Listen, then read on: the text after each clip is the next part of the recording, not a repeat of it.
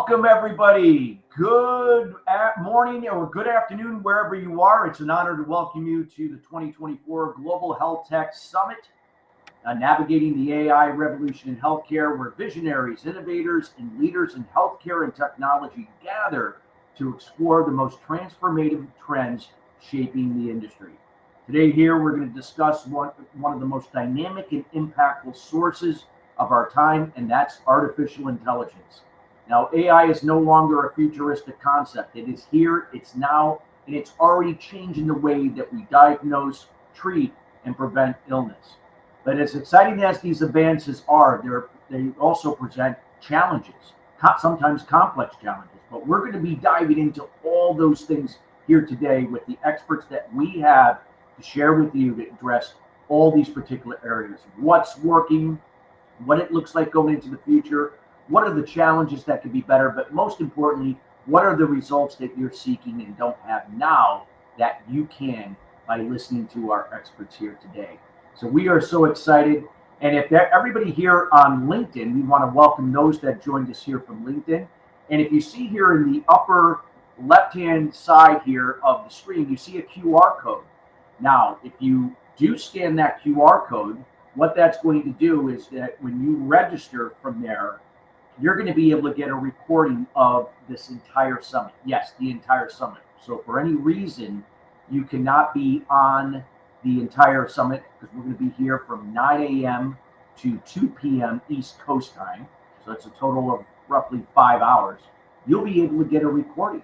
So make sure to take advantage of that here.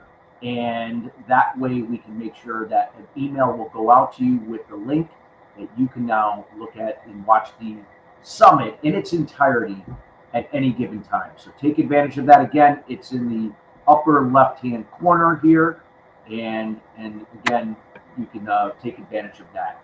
So I noticed that we got some people coming in. Got some people from Viable Synergy. I see here. Got some people that said they're great to be here. Excited to be here. We have someone from the Healthcare Navigation Project. Welcome. Well, we are excited for all of you already that being here, and we want to make sure that you take advantage of today. The only way that you're going to get the most out of today's session is not only hearing what the experts are sharing, but also your questions, because your questions matter. Not only is it going to help you, but it's going to help those that are on here that can really relate and understand to your question. We will make sure that we're going to address those questions. And yes, the live chat being used for the summit, yes, there is a live chat, absolutely. So we will be answering questions in real time, and then of course after each subject matter expert shares, they'll be able to answer questions. Can you please post a link to register for the recording? It is in the upper left-hand corner, everybody. You see me right now. Upper left-hand corner, there's a QR code. That is where that you want to take take out your phone, grab the link, register, and you're going to get a recording of this entire summit. Hopefully everybody got that. And we are going to get started here shortly. We see, alrighty, we already got some viewers already scanning the QR code. Love it. Great. Take advantage of that. We also have a link also here as well. In the chat, you can do that as well. But again, the QR code is probably the best here. Take advantage of that. So again, everybody, get ready, get excited.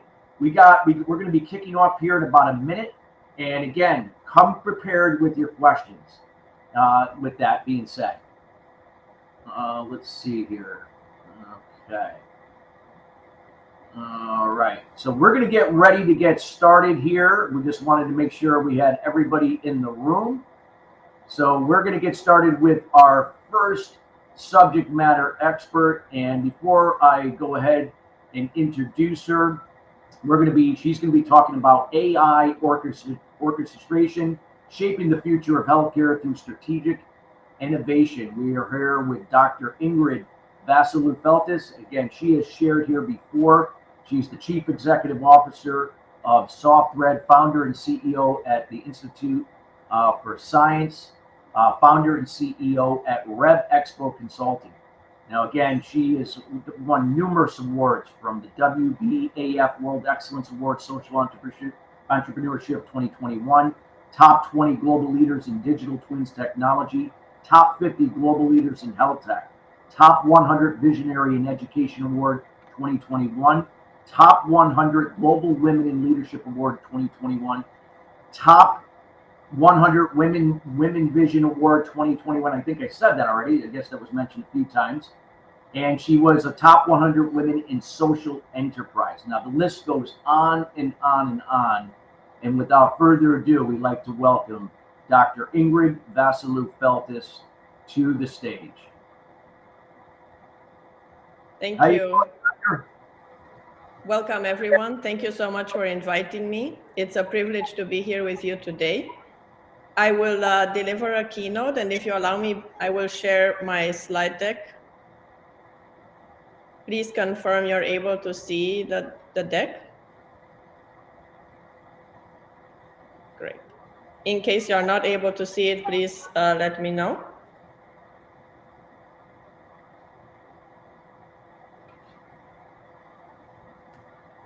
So today, it is a privilege to talk to you about the future of care in healthcare. Specifically, we will focus on AI orchestration, and I will highlight that AI can be an enabler of healthcare transformation. Please allow me to share a brief keynote overview. In the first section, I will highlight how we can balance AI innovation and business priorities in healthcare. In the second section, I will focus on the importance of AI orchestration, specifically how AI has to be integrated, harmonized, and orchestrated with all our efforts with blockchain, digital twins, multi-omics, multi-cloud computing, or quantum computing in order to optimize healthcare delivery and accelerate precision medicine. In the third section, we will highlight how we can challenge ourselves to master the challenges of AI orchestration. All of us know it is very difficult, of course, to integrate all these technologies, but I will share a few of the best practices that allow us to overcome these barriers and challenges. So in the first section, as I mentioned, we will focus on how to balance AI innovation and business priorities in healthcare. Here are a few strategies that are usually very helpful when we think about balancing innovation in healthcare. The most important one to mention is that the board and C-suites have to change their mindsets and the leadership style. All the previous leadership styles that we were accustomed to are not adaptable easily to deep tech innovation and deep tech orchestration. So all leaders currently in healthcare must reflect on what they can do to upgrade themselves, reskill themselves, and literally change the DNA of their leadership style. Additionally, novel risk management is also an imperative in this era. Traditional risk-aversive leadership style, risk-aversive management is not conducive to a deep tech innovation ecosystem. That does not mean we need to be taking risk unnecessarily, but I will highlight how we can appropriately manage risk in this type of environment. Additionally, we must also rethink and recalibrate our management styles. Once again, deep tech demands novel management styles. I would also like to emphasize that the traditional KPIs and OKRs that we've been using in healthcare in any type of other IT projects are not easily translatable to not only AI, but also all other technologies that I mentioned. So we must not only develop novel customized KPIs and OKRs for AI, but also novel customized KPIs and OKRs for all these converging, emerging, and frontier technologies. As you'll hear me mention several times throughout this keynote, we also must focus our attention on hybrid augmented workflows. That's the biggest challenge that teams encounter now. If you work in a silo, it is easier sometimes to manage your project But when you have to integrate now multiple teams that have developed a variety of AI products or blockchain products or digital twin solutions, that's when it can get complicated, and someone must be in charge of orchestrating all those hybrid augmented workflows in order to be successful. Otherwise, we will have 10 beautiful projects that could have succeeded that all will fail due to a lack of orchestration. Last but not least, we must think about building AI-powered ecosystems. That's why AI can act as an enabler if we deploy it responsibly, and it cannot act in a vacuum. Otherwise, we're gonna all not only not achieve our projects, but also not demonstrate the ROI that is so essential in order to continue all AI projects. So again, it starts at the boardroom. We must also recalibrate risk management, the way we measure, the way we change our workflows, and then to think broader how to build ecosystems. So what do I mean when I say that we need to change our mindset and the leadership style? Last year, I introduced the new term multidextrous leadership style. And what I mean by that is that it's essential for leaders to harmonize not only their professional skills, their experience, but also know enough about deep tech, about cybersecurity, about digital ethics, about the novel management styles that exist, about the novel immersive team building methods that allow them to at least choose the team that can handle that, and that allow them to lead the team in this kind of deep tech ecosystem. Additionally, the leadership style that is conducive to this deep tech era in healthcare requires an exponential mindset, an abundance mindset, a continuous improvement mindset. Deep tech projects, and particularly AI-powered projects, are moving so fast that you almost cannot ever say you're done. It's a continuous improvement project, and teams must have that mindset from the boardroom to the employee level. And of course, human centricity, because we are in healthcare, it's an imperative to make sure that whatever projects we have that deploy AI or any other emerging or frontier technologies are keeping the patients, families, employees in mind. I referenced novel risk management tools. So what does that mean? As we said, we do not want to take unnecessary risk, but we cannot also be completely risk averse. Otherwise, we're not going to be able to innovate, and healthcare will stay behind other industries. So recalibrating the risk, reconfiguring the risk, enhancing risk tolerance are essential strategies that allow us to navigate this type of high-risk environment.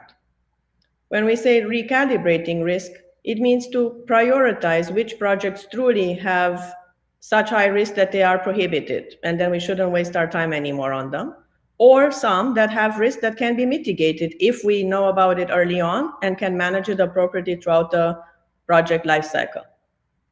Enhancing risk tolerance is part of the leadership mindset I mentioned, as well as training that's required for management and employee level to understand what is appropriate risk versus hazardous risk. And then, of course, the typical risk mitigation strategies that we used to have do not work for AI or deep tech. So it's really important to have customized AI risk mitigation strategies, particularly with generative AI, adaptive AI, cognitive AI, digital twins that require an adaptive dynamic approach. I also referenced novel management styles. So just a brief overview of what I mean by those novel management styles. We have great management styles that have been used for decades, but they need to be adjusted to the deep tech environment. Agile has been used for years. Well, now we need ultra agile to be able to tolerate and adjust to this rapid development that we see with large language models and other multi-purpose platforms. We need to have a deep tech systems thinking. Our design thinking now has to encompass all these converging technologies. The traditional Japanese styles, Gemba, Kaizen, Lean Six Sigma, all of them can be customized and optimized to meet this deep tech environment. I also mentioned the need to have metrics that meet not only AI-specific projects, but also these converging projects where we have AI with many other technologies combined. And when we think about metrics, we need to think about how to not only measure our technology success, but also how can these metrics harmonize with the financial metrics, operational metrics, so that the C-suite can feel confident that whatever we're doing in our IT project does not harm the enterprise dashboard. So we don't want to be highly successful in an AI project and destroy the financial and operational metrics. One of the passions I have is to emphasize the importance of hybrid augmented workflows, not only for the success of an IT project, but also for a success of the digital ethics component and the cyber ethics and cybersecurity elements. Having good hybrid augmented workflows that have cybersecurity ethics embedded into each layer will allow you to succeed not only with your IT project where you deploy AI, but will allow you to also not pay penalties later on or have your project shut down. So spending enough time with the team early on, thinking about how does your AI project, how do these converging technologies change the current workflows at every single employee level, within every single employee job description, will allow you to mitigate some of those risks and will allow the teams that have to now deploy AI or any other emerging technology to still be able to do well on all their other operational performance metrics. As we know, we can have a variety of engagements between human and technology. I only listed a few here. In healthcare, we will always have a human somewhere in the loop. If the human is before, after, in, on top, out of the loop, but there will be some human involved. We will have humans perhaps have different roles, have new roles that now have the technology that enables them, but they'll still be somewhere for the near future in healthcare. So it is up to us to develop hybrid augmented workflows that empower the humans to function at a either faster, better, or easier level that allows them to have a better quality of life. And now I would like to move on to the second section, where we'll focus specifically on this AI orchestration in healthcare and why it's so important. I would like to invite our audience to share how many pure AI projects they see. What we usually see now is AI combined with many other technologies, sometimes 1, 2, 3, 4, or other platforms, systems, tools, or other technologies, like I mentioned, even blockchain, digital twin, multi-cloud computing, and so forth. So most hospitals now are struggling how to optimize their traditional legacy systems with AI. And that can be any of the ones that you see mentioned. Very common, of course, most hospitals and C-suites now are trying to optimize their EHRs, are trying to optimize their telehealth platforms or their patient engagement platforms, but also on the analytics business platform side, we see quite a lot of optimization, particularly for all the population health platforms, revenue cycle management, and any other systems that are ERP-centric. Similarly, I do see a strong movement, particularly in the entrepreneurship ecosystem. All the health tech environment is signaling that AI is a strong enabler, a strong catalyst for other technologies that have been around for a while and now are experiencing a renaissance due to the novel AI adoption. Blockchain is one of those, digital twins, nanotechnology. It used to be more than 10 years ago that we thought nanotechnology will have the same adoption like we see AI now. It's experiencing a renaissance due to the scientific advancements and the AI advancements that we've noticed. And similarly, wearables, sensors, a lot of hospitals are trying to integrate the massive amount of data gathered by wearables and sensors with the EHR type of data. Robotics, genomics, panomics, multi-omics platforms, we're seeing more and more interest and adoption for those. And then, of course, some of the frontier technologies. There are several countries who have already pushed fairly strong on 5G adoption, and we're having much more academic centers and labs already working on 6G. Several countries are already trying to deploy 6G in small pilots. As you heard me speak before, I am a strong believer in combining the power of AI capabilities with edge computing, multi-cloud computing, and particularly for healthcare orchestration, federated learning can be an amazing, not only tool, but safeguard that allows us to not only protect IP rights, privacy, security. So I think we'll see much more adoption of federated learning due to the advanced AI capabilities that have been made available right now. As some of you know, 2025 was declared the year of quantum by the United Nations. So we can also expect a surge of increased deep tech adoption due to that designation. We have also seen increased publications that are showing success in quantum computation, quantum simulation in several pilots. So I think all of those developments are going to further accelerate adoption, and we cannot have many platforms functioning without AI. So I think quantum will be an enabler of AI, the same way AI is an enabler of all the other deep technologies. Last but not least, I wanted to highlight the fact that we see several academic centers and an increase in startups that are trying to optimize what Neuralink tried to do. So brain-computer interfaces optimized by AI, specifically cognitive AI and adaptive AI, are rising. Of course, they're still in small pilots, highly regulated, of course, with IRB approval. Clinical trials are going on, but tremendous opportunities there for AI to help with the BCI adoption. So what are some of the AI orchestration domains that we need to pay attention to? Well, of course, technology is an essential feature. We cannot do it without. However, we must also very carefully think about the policies and procedures. Numerous times C-suites realized that they did not adjust all their policies and procedures. They just quickly developed an AI policy or a procedure, and then they realized that those are not harmonized with all other policies and procedures. So teams are not able to function appropriately or are violating inadvertently some other policy or procedure because no one spent the time to harmonize them and orchestrate them. Additionally, governance models. Once we deploy AI in combination with any of the technologies or legacy systems I mentioned, you must change your governance model.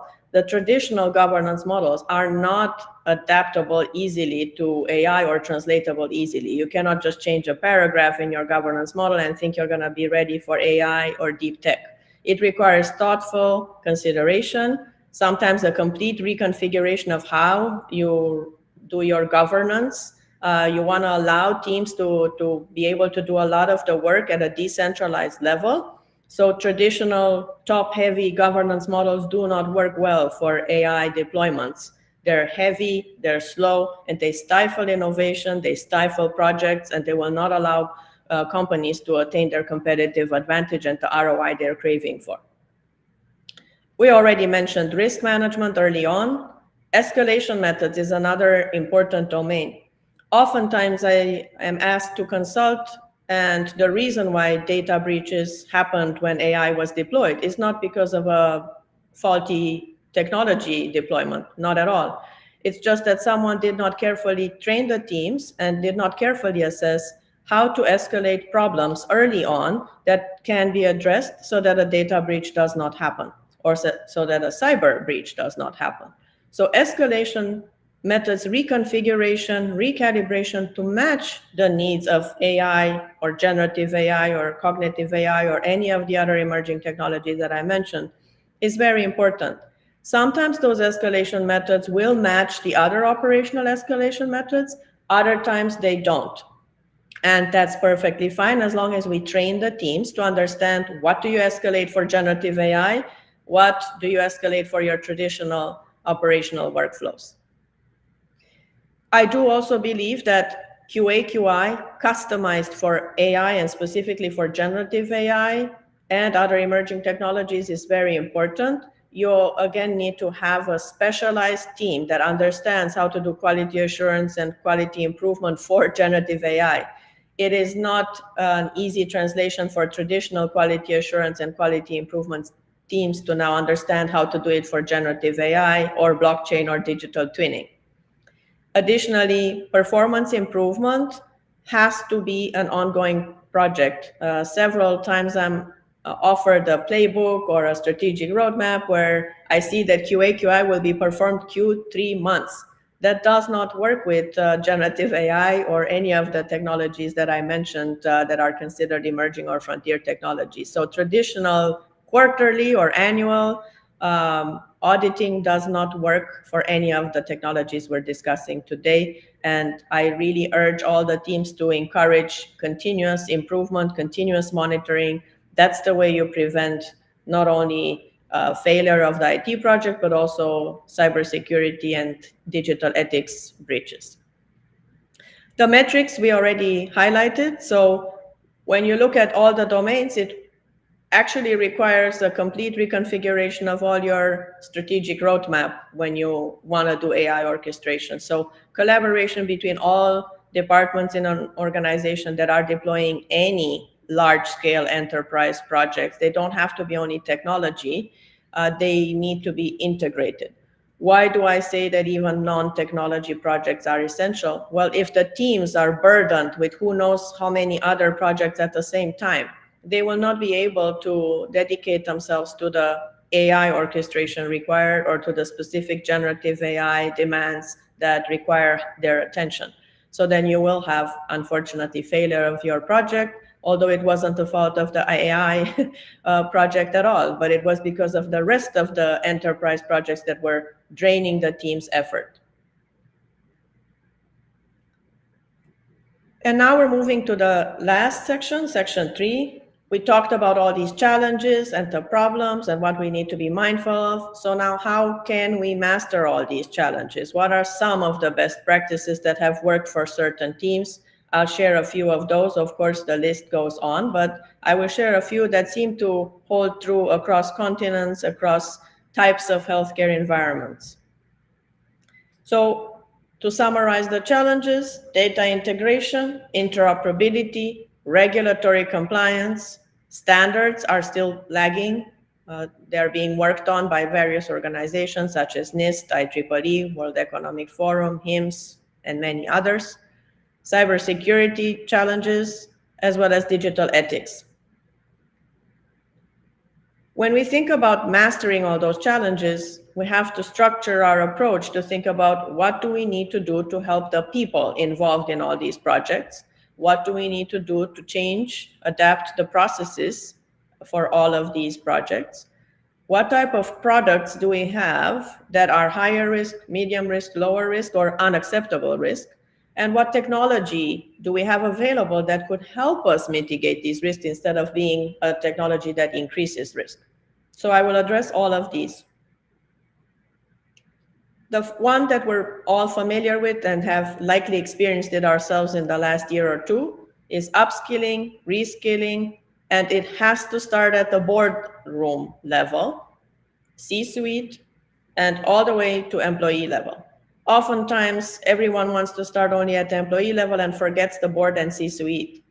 You cannot make a good decision about what governance model you want or what budget you need if you don't even understand how generative AI works. And I strongly recommend starting with the boardroom in terms of upskilling and reskilling, because otherwise all the other decisions might run the risk of not being appropriate. We already referenced the hybrid augmented intelligence workflows before, so spend enough time on these. They take sometimes up to 2 months to retrain the teams to understand which workflows will be affected. Sometimes after the AI project is deployed, these need to be reconfigured again because what they thought in the design phase that will be affected actually turns out not to be, or vice versa, that new workflows that they thought would not be impacted at all are actually impacted. So a continuous assessment of the workflows and adjusting them is very important. I also noticed with many organizations that they forget to adjust their RACI matrices. When you deploy AI, particularly generative AI or any of the other emerging technologies I mentioned, you must usually reconfigure your RACI. very rarely I've seen that your RACI matrix can stay intact when you deploy generative AI or blockchain or digital twins or a multi-cloud computing environment.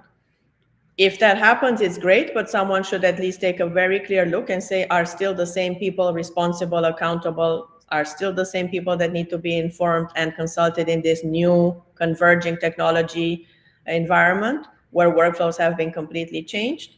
If so, great. And it usually has to be correlated with the governance model. Budgeting, I don't think I have to mention this, but just a reminder to all of us that dynamic budgeting is essential. Traditional budgeting methods that we used to use do not work for AI or deep tech.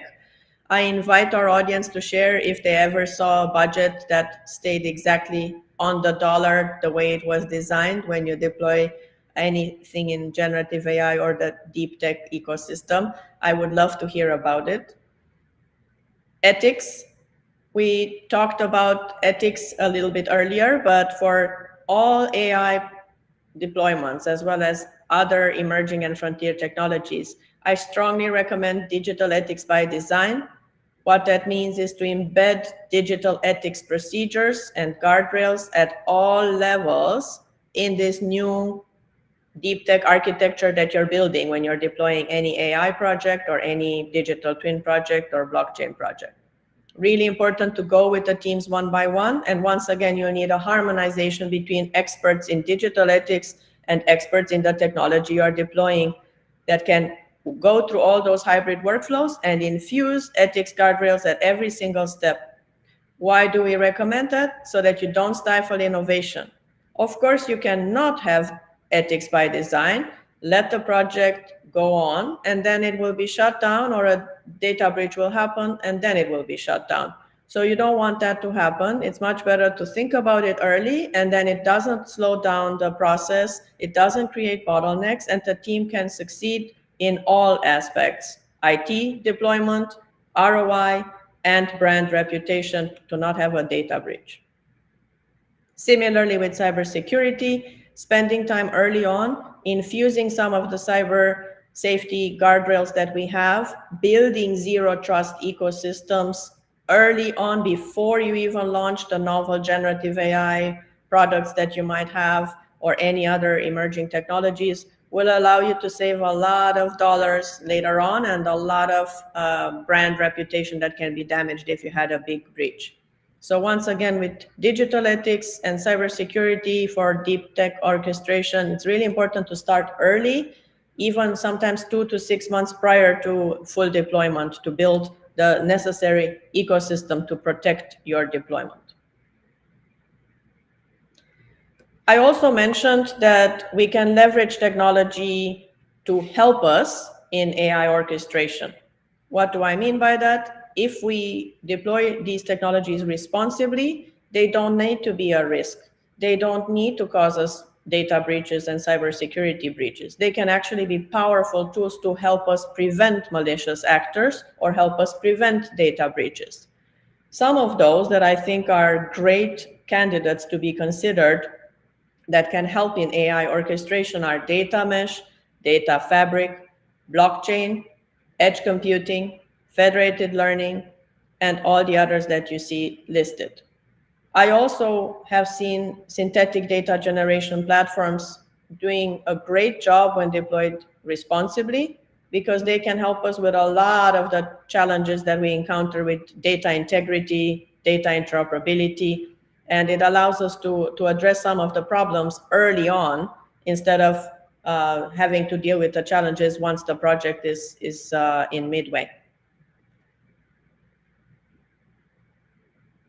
And now I would like to open up for some questions. If we have any questions from our audience, I'm happy to entertain those. Okay, Dr. Ingrid, thank you so much for presenting. Any questions that anybody has for Dr. Ingrid? I know somebody had said great session. They emphasized how many systems hospitals and healthcare providers use. The biggest challenge that somebody had found was that providers work in silos and never see or care to see the whole picture. Hopefully AI can motivate them to see the whole picture. Not a question, but somebody that shared a comment to what you've shared, Dr. Ingrid. I don't know if you want to expand on that.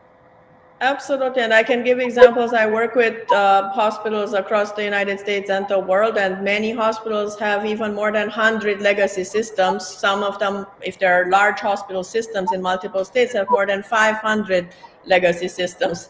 And so interoperability has a whole new dimension for them, and they are struggling with the kinds of things we talked today. Even if they want to deploy AI, making sure that AI then is compatible with those 500 systems that they're paying for, that they spend sometimes years training for, is a challenging aspect. And yes, I think that's why we'll see much more multi-purpose platforms being pushed, because they from the beginning have the converging technology architecture that allows the teams to have a seamless experience instead of constantly worrying about integrating, adapting, customizing, and trying to build new APIs to make it work. So I concur with the comment that we had. All right, thank you. Any other questions that anybody may have that would like to share for Dr. Ingrid before we move forward? Let's see here. Great. I just see one. I don't know if you want yes, to yes, David, about the voice of the customer. Yes. I agree that many times when I look at governance charters or change management projects, patients are often forgotten. And I think it's really important to ask patients also, when we deploy all these novel tools, what would help them. That's why I mentioned human centricity at the beginning. It sounds like a no-brainer, but it's often forgotten to involve the patients as well, because they are the recipients of all these tools.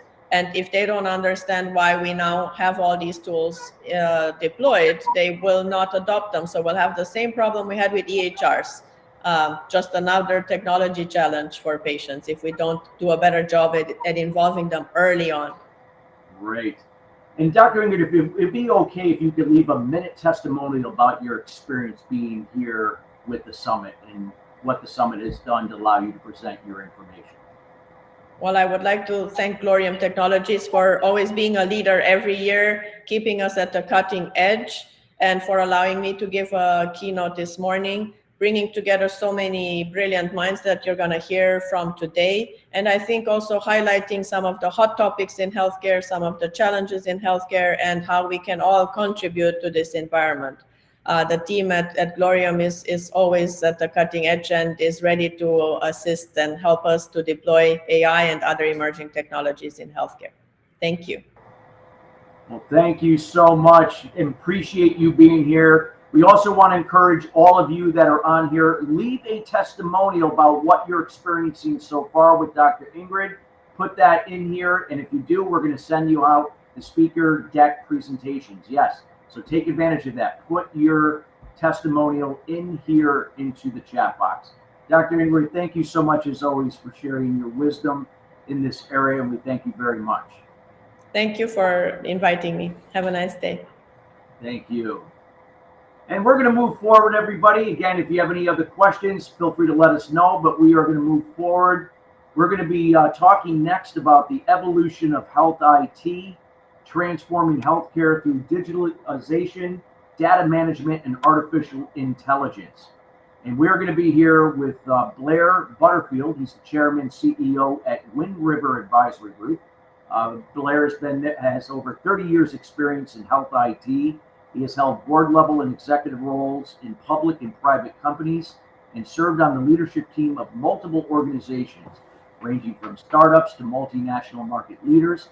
He has held senior roles in general management, new market and business development, government initiatives, strategic marketing, and product strategy.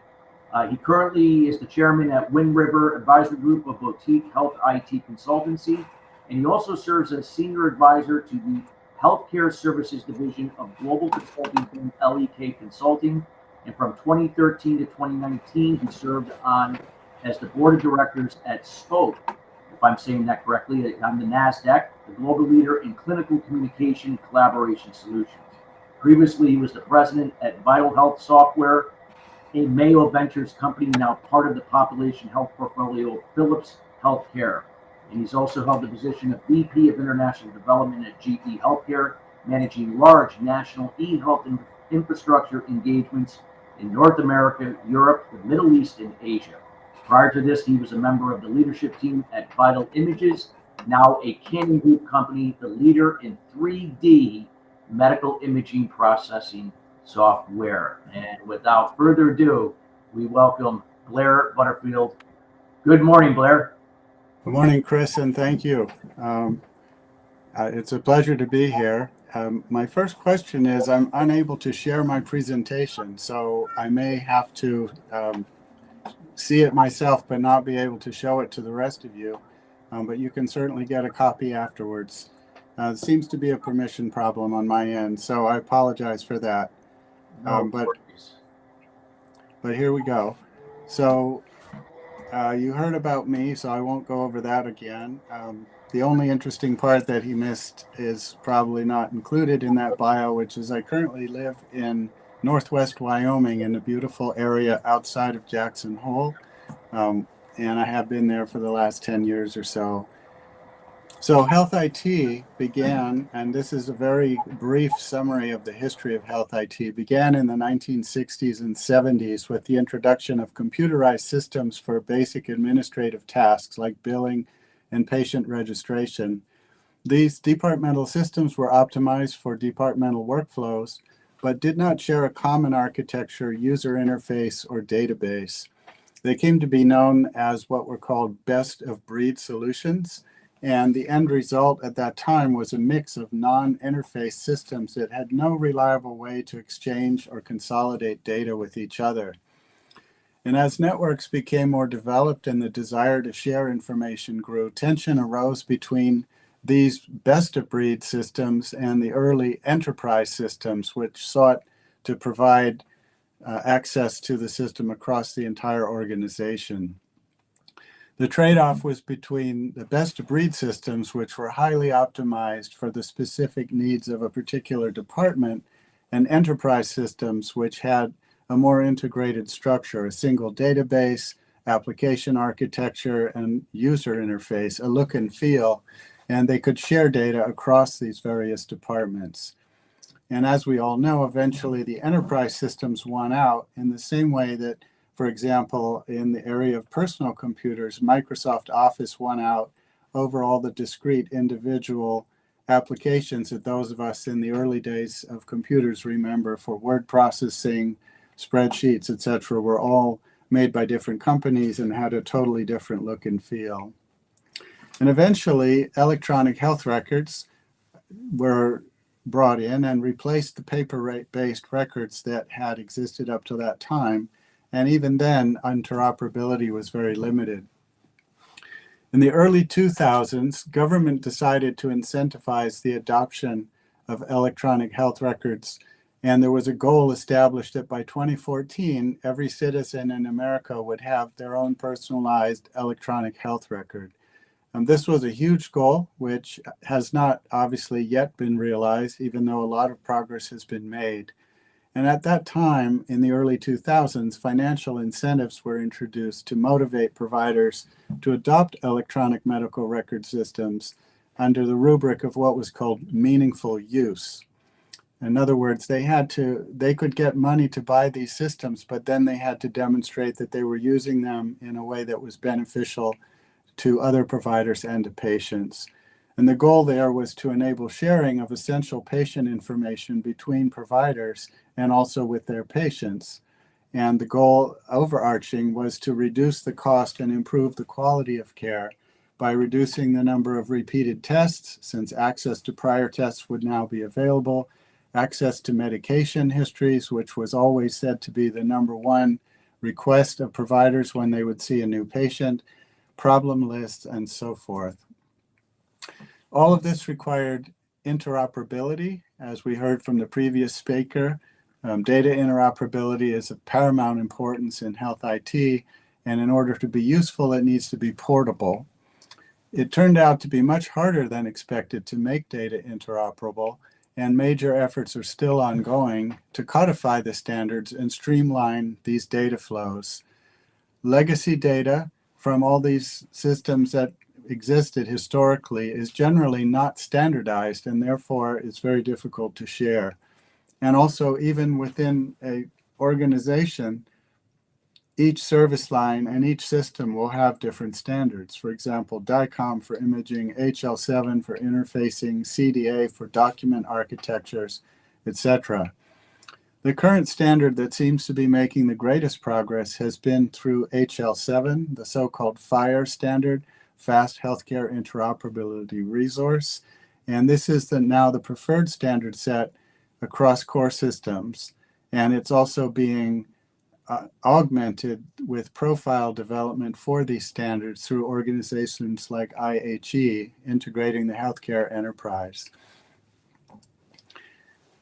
Another thing that occurred in the early 2000s was sort of a long-term roadmap for electronic medical records and how they might evolve over time. And some of those goals envisioned capabilities that were far from being available at that time. Initially, electronic medical records were viewed as just dumb collectors of information. Then they became more automated as documenters of information. Then there was the introduction of basic clinical decision support, which we'll talk about more later. And then at that mode, they became sort of a helper to the provider. Then there became what they called the colleague step would be the next step, and this would provide workflow support where they would actually assist the provider in streamlining the workflow and leaving them free for further interaction with patients. And then the final step would be where the EHR would become as if a mentor, where they would actually guide the provider in delivering the care to the patient. So then we've come now to the current generation of health IT technology, which is incorporating artificial intelligence. And there are three main types of artificial intelligence that we're seeing today being deployed and developed. The first is machine learning, ML, and machine learning trains AI models to find patterns and make predictions with statistical models. Precision medicine models are trained on specific diseases in order to help predict what treatments may succeed based on the patient's attributes and treatment context. Then we have NLP, or natural language processing, which uses speech recognition, text analysis, and translation to understand human speech and create and classify clinical reports and published research. This technology can also transcribe provider-patient interactions in real time, expediting clinical documentation. And then, of course, we have Gen AI, generative artificial intelligence, which utilizes deep learning algorithms to analyze unstructured data and create new content, including text, audio, code, etc. This Gen AI also automates operational work, such as insurance, prior authorizations, and summarizing hospital discharge instructions, potentially unlocking what McKinsey has referred to as a $1 trillion improvement potential present in the healthcare industry. I'm sorry you can't see the screen, but many of you will likely be familiar with the Gartner hype cycle, which talks about the progress of newly introduced technologies over the course of time. First of all, it shows kind of a sine wave curve, if you will. It's slightly flattened on the right side, and there'll be an initial innovation trigger, which leads to what they call the peak of inflated expectations, where this is basically the greatest thing since sliced bread. It can solve any problem that has ever existed. And of course, that usually results in, after some time, a realization that those expectations were overhyped, and then it becomes what they call the trough of disillusionment. However, by persistence and continued innovation and development of the technology, they reach what's called the slope of enlightenment, which then results in a plateau of productivity further down the road, which is about half the height of the initial peak of inflated expectations. I'm not saying this is true of every single technology, but it's a general pattern that they've been analyzing for some time. So the next chart here showed the hype cycle of the top 50 emerging digital health trends. And of these, there are about 4 which are at various stages on this hype cycle curve, including AI in drug design, AI in diagnostics, AI in medical decision making or clinical decision support, and AI-based prosthetics, which are, of course, tailored highly to the individual patient. So now focusing in on a few of the specific areas in which AI is being used in healthcare. The first is diagnostics, and one area in which it's being used and has been used for some time is medical imaging analysis. So AI-powered algorithms can rapidly analyze medical images such as X-rays, MRIs, and CTs, and improve accuracy in detecting conditions like cancer, fractures, and neurological disorders. Second area in diagnostics would be early disease detection. AI systems can identify subtle patterns in diagnostic data, enabling early detection of diseases such as Alzheimer's, cardiovascular issues, and diabetic retinopathy. And the third area of diagnostics would be automated workflow efficiency. AI reduces the burden on healthcare professionals by automating routine image interpretation tasks, allowing clinicians to focus on the complex cases and making overall workflow more efficient. This reminds me of a comment I heard from a customer many years ago when I was involved with radiologic imaging systems and with so-called PACS systems, and the ability to document the findings from a study. And a highly experienced department head came to me one day and said, "All I really want you to add to this system is a normal button." He said, "If I just push the normal button, it will fill out all of the fields on the form that are required to state that there's nothing wrong in this study. It's normal," rather than have to click field by field by field and enter that in. I thought that was a brilliant comment. Next area would be AI in predictive analytics. So again, in here, there are 3 categories. One would be disease risk prediction. AI models analyze patient data from the electronic medical record, including potentially genetics, lifestyle, and medical history, to predict the likelihood of developing conditions like diabetes, cardiovascular diseases, and cancer. The second area would be in operations in hospital resource management. Predictive analytics will help and does help forecast patient admission rates and their associated resource needs, optimizing staff allocation, bed management, and various supply chains. And then the third area would be treatment outcome forecasting, where AI can evaluate patient-specific factors to predict the effectiveness of treatments on that patient, enabling personalized care plans and reducing trial and error approaches in therapy. The next area of health IT in which artificial intelligence is now being used is natural language processing, or NLP. And this enables the doctor or other provider to populate the system with voice inputs instead of typing and clicking. It's therefore minimally intrusive to clinical workflows, for example, in the electronic medical record. Rather than having the doctor looking at the screen instead of the patient, they can actually just speak in their natural voice, and the system will capture and document what the doctor is saying. So it's able to transcribe in real time. It can populate workflows based on simple prompts. And current generations also allow the system to synthesize and translate the trusted provider's voice into dozens of languages for non-English speakers. So for example, you can send a text to a patient saying, "We need you to call our office. We have some updated information for you."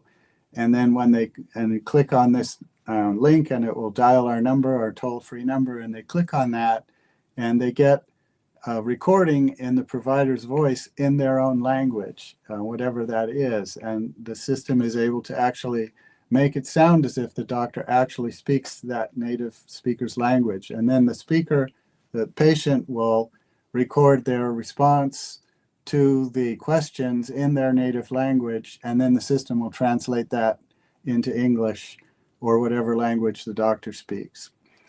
So this is an interesting area. Of course, this has some associated trust and privacy issues that need to be addressed. And there's going to be, as we'll see later, a lot of work in this area of regulatory and legal as we move forward with the introduction of artificial intelligence. The next area that we'll look at briefly is personalized medicine. And this is something we're hearing more and more about. AI can improve diagnostic accuracy, predict disease progression, and identify optimal therapies for patients. This kind of approach is most prevalent today in advanced diagnostics, genomics, and drug development, where it enables the tailoring of treatments based on individual patient data. So bespoke treatments, if you will. Companies and research organizations are also leveraging AI to design precision therapies, analyze genomic data, and predict patient responses to specific medications. In this area, it's still evolving due to various challenges such as, again, data privacy, regulatory compliance, and integration into existing clinical workflows. This is obviously a key barrier for many new technologies, is it has to fit into the workflows with which the providers are already familiar, with minimal disruption and minimal retraining as well. So now we come to focus a little bit on a couple of key risks that have been identified in the introduction of artificial intelligence into health IT. And one is this area of clinical decision support, or the acronym, of course, here is CDS. So AI-driven systems do provide evidence-based recommendations. They can flag drug interactions and optimize medication dosages. And all of these and more are intended to enhance patient safety and reduce medical errors. However, there are thorny issues introduced through this process around medical malpractice liability. Current law provides for a provider to be the final decision maker and to be liable for any claims of malpractice.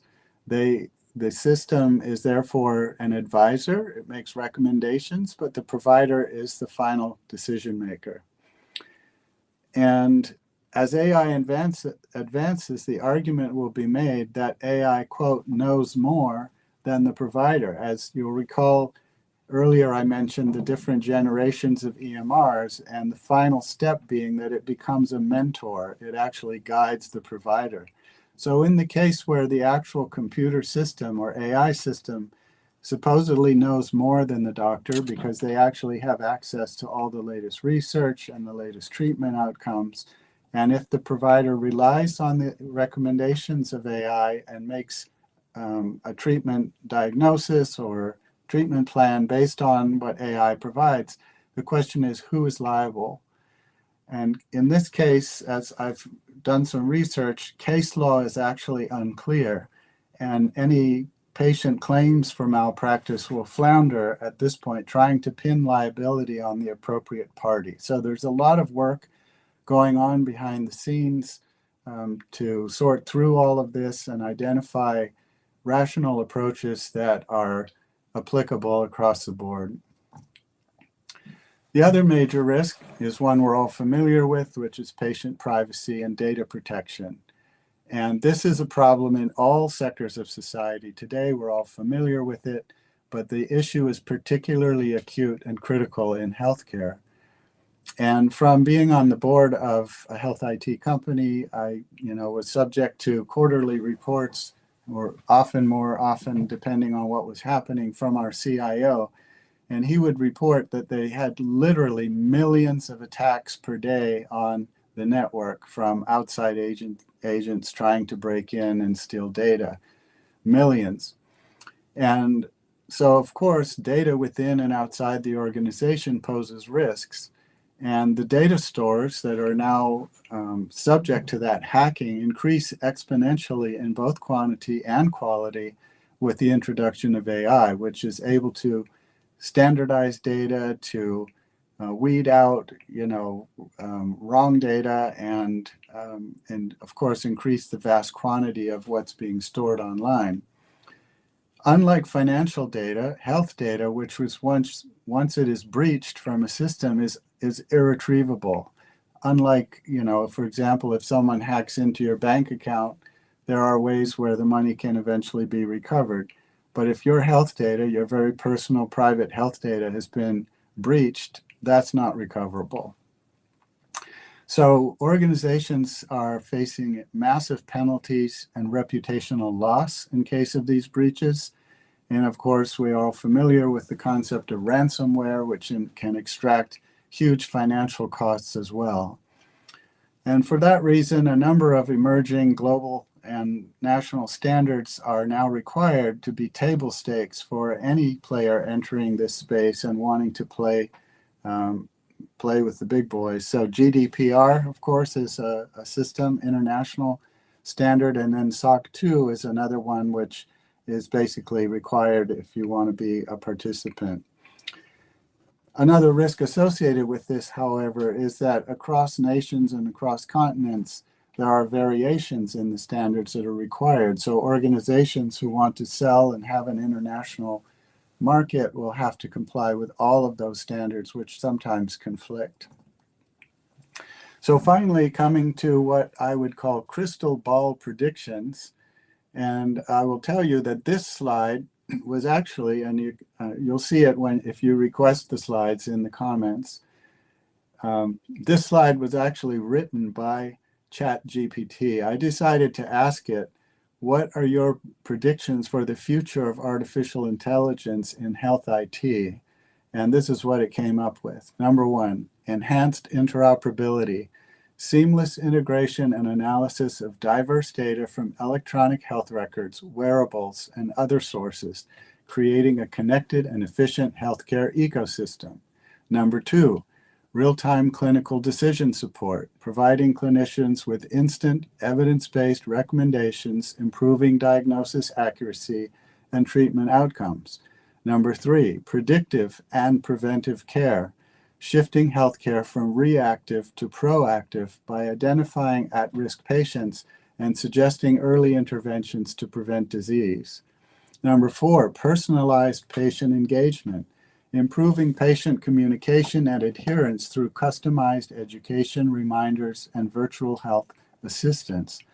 And number five, ethical and secure data utilization, privacy-preserving AI, which is a new one for me. I wasn't familiar with that, but privacy-preserving AI will allow secure and ethical use of sensitive health data, fostering trust and expanding AI applications.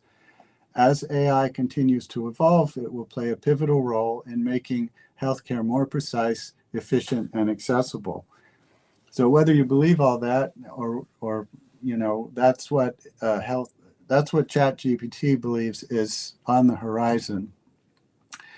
And I'll just close with a final thing I added yesterday. I was scanning the newspapers and I saw in the New York Times there was an article with the headline, AI chatbots defeat doctors at diagnosing illness. So this goes back to what I said a few minutes ago about clinical decision support. And the subhead was, a small study found that ChatGPT outdid human physicians when assessing medical case histories, even when those doctors were using a chatbot. So there were three groups that they compared. One was doctors who were just going based on their clinical training and learning, but they didn't have access to ChatGPT. There was another group where they had their clinical training and so forth, but they were also using ChatGPT and sort of overruling it in cases to determine what was the right assessment. And then the third participant was ChatGPT on its own. And apparently, and according to this study, ChatGPT outperformed the other two groups all by itself. So that's what I have for you today, and I'd be more than happy to answer any questions that you may have. Okay. Well, before we take some questions for Blair, again, if anybody would like a copy of Blair's slides, again, make sure to put the testimonial in here your personal testimonial. That way we'll make sure that we get you out that speaker deck. Again, you have to put your testimonial in. It can be very brief in terms of what you experienced here with Blair and also with Dr. Ingrid. Put that into the chat box here. That would be great. And we'll make sure that we get a copy of those slides. Any questions for Blair? Blair, I know I saw somebody say earlier, it wasn't a question, but they said persistence and resilience are absolutely key for innovators as we break new barriers. I would side with that as well. I mean, we have to be resilient. There's always going to be challenges, but we have to see the challenges as opportunities to grow. So I just know if there was something you wanted to expand on that statement. Yeah, I mean, the famous quote that 90% of success is showing up, right? So you have to just be there, and you have to keep focusing on the goal that you have and adjusting your strategy as you go along. Those of us who've lived through organizations that had multiple startup technologies are familiar with this. Not everything will pass the test, but the learnings that come from the experience will fertilize the succeeding efforts, and again, over time and persistence, we'll get there. And I think it's the same with artificial intelligence. We're still early days. It's still in some ways the Wild West. I actually live in the Wild West, so I'm familiar with that. But persistence is the key, and patience, I would say. Okay, great. Well, I see a lot of great feedback for your talk. Outstanding presentation. Somebody's even looking for a job in HealthTech, so I don't know. They might reach out to you and maybe see if you might be able to make a connection. While we're waiting maybe for a question or two, would you mind leaving a 1-minute testimonial for your experience here on the Glorium Technologies platform? Yeah, Glorium Technologies is really a pacemaker, I see, in understanding and presenting the latest developments in new technologies, not just in healthcare, but in other fields as well. But in my case, the ability to share decades of experience in health IT with a very well-informed and diverse group of participants, and understanding that people come year after year to these summits in order to gain access to the latest information. And it's always a pleasure. The group is just wonderful to work with. They have, tremendous resources available. They have a tremendous track record in providing solutions for their customers, and providing these educational sessions as well is another benefit that they provide, which keeps people highly informed and up to date with the latest developments. So I can't say enough about how fortunate and privileged I feel to be invited to participate in these. All right, thank you so much. And we do have a question. If you can answer one question for us, Blair. We have somebody says, can you please elaborate more on legal risk of diagnosis, treatment, decision support? Well, you'll see on the slides, if you get a copy of that, there's some footnotes there with links to the sources that I consulted. I am not an attorney, so I can't go deep into the weeds on that, but those links identify what at least was known at the time that I put this together. And it's a pretty thorny, complicated area, because medical malpractice liability, it has insurance implications and so forth as well. And so the ability to determine who's at fault in the case of a misdiagnosis or a failed treatment plan is going to become an issue as these systems become more mature and more capable. There's going to be more and more of a case that could be made that the doctor, they tried to do no harm, as the Hippocratic Oath requires, but at the end, they listen to the AI system. And if you can't listen to it, what use is it, right? In other words, if it continues to evolve, and they say that when you graduate from medical school, after 8 years, the knowledge that you gained is obsolete or has been superseded by new information. And so no doctor can keep pace with all of the studies and research that's coming out after they graduate from medical school. They're busy doing other things. And so AI, of course, is keeping pace with all of that. And so it has a case to be made that AI knows more than the doctor. So who's liable? I guess that's the fundamental question. Thank you so much. Appreciate it. We got a lot of praise for you here. A lot of thank you, sir. I think a lot of people here are going to be reaching out to you here on LinkedIn. So, Blair, thank you so much for taking the time out of your morning to be here with us today. Thank you, Chris. It's a pleasure to be here. Okay, everybody, we are going to move forward on to our next speaker.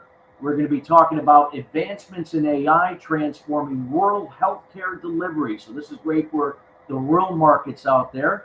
So we're going to understand the role of AI in rural healthcare, enhancing clinical decision-making, improving operational efficiencies, overcoming implementation challenges, and what the future outlook is in this area. We're going to be with our subject matter expert here, Michael Archuleta. He's the Chief Information Officer at Mount St. Raphael Hospitals and Clinics. And a little bit of brief background about him. He's a highly respected leader in the field of health information technology and serves as Chief Information Officer, again, at Mount St. Raphael Hospital in Trinidad, Colorado. He's widely recognized for his innovative and visionary leadership skills and has been honored with several awards and recognitions, including being named a top hospital and health system CIO to know and receiving the HealthTech 100 Award, which recognizes the most influential Hispanics in technology industry.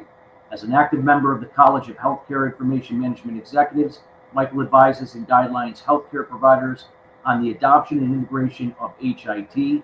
He is also a technology and cybersecurity advisor and board member of several startups, leveraging his expertise to foster growth of new healthcare technologies. Additionally, Michael is a renowned speaker on HIT topics, sharing his insights and knowledge with healthcare professionals across the industry. He recently was appointed by the governor of Colorado to serve as commissioner on the Colorado eHealth Commission, where he provides expert guidance on advancing health information technology in the state. Now, under Michael's leadership, Mount St. Raphael Hospital has become one of the leading hospitals in Colorado for leveraging advanced technology to enhance the patient and provider experience. Now, I could keep going on and on. There's a lot of stuff here about Michael, and again, I encourage you to check him out on LinkedIn. And without further ado, we welcome Michael Archuleta to the platform.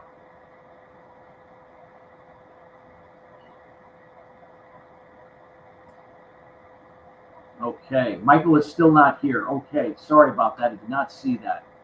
Okay, sorry. If we want, we can bring Blair back. Sure, I was unaware that Michael was not here yet. Sorry, I gave a long introduction there. Any questions that anybody has? Okay. All right. So we're going to see if we can get our next speaker up. All right. So before we start, I'm going to introduce the next speaker. We're going to do a quick little change here, everybody. So we're going to be talking about now, instead of what I just mentioned, building an AI-driven digital health startup, health strategies for founders. So we're going to be welcoming Sally Ann Frank to the stage. And before I do, let me give a little bit of background about her. She has 25 years of experience in high-tech business development, sales, and marketing. She is passionate about helping health and life science companies and startups use Microsoft technology to provide better, more cost-effective care. As the WW lead for health and life sciences at Microsoft for startups, she works directly with founders, VCs, N12, and others in the industry to partner with Microsoft and accelerate the development and growth.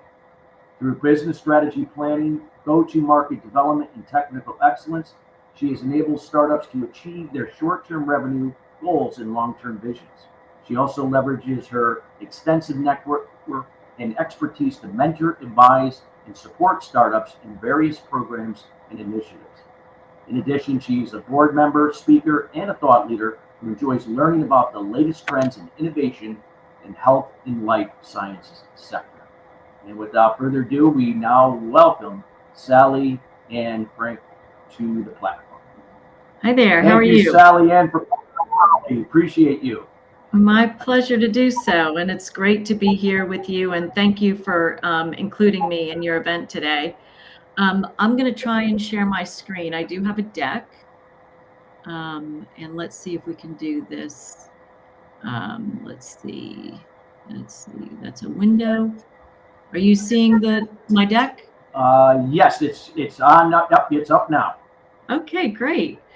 Well, thanks again for having me. I am going to spend a bit of time talking about building an AI startup, specifically in health and life sciences.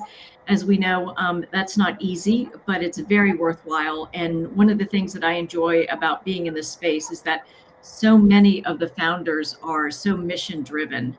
So let's dive in. So here are the main topics I'm going to cover today. We're going to talk about some industry trends, specifically in AI for health and life sciences. And I know we've talked a lot about that on the previous session, so I'm going to make that part brief.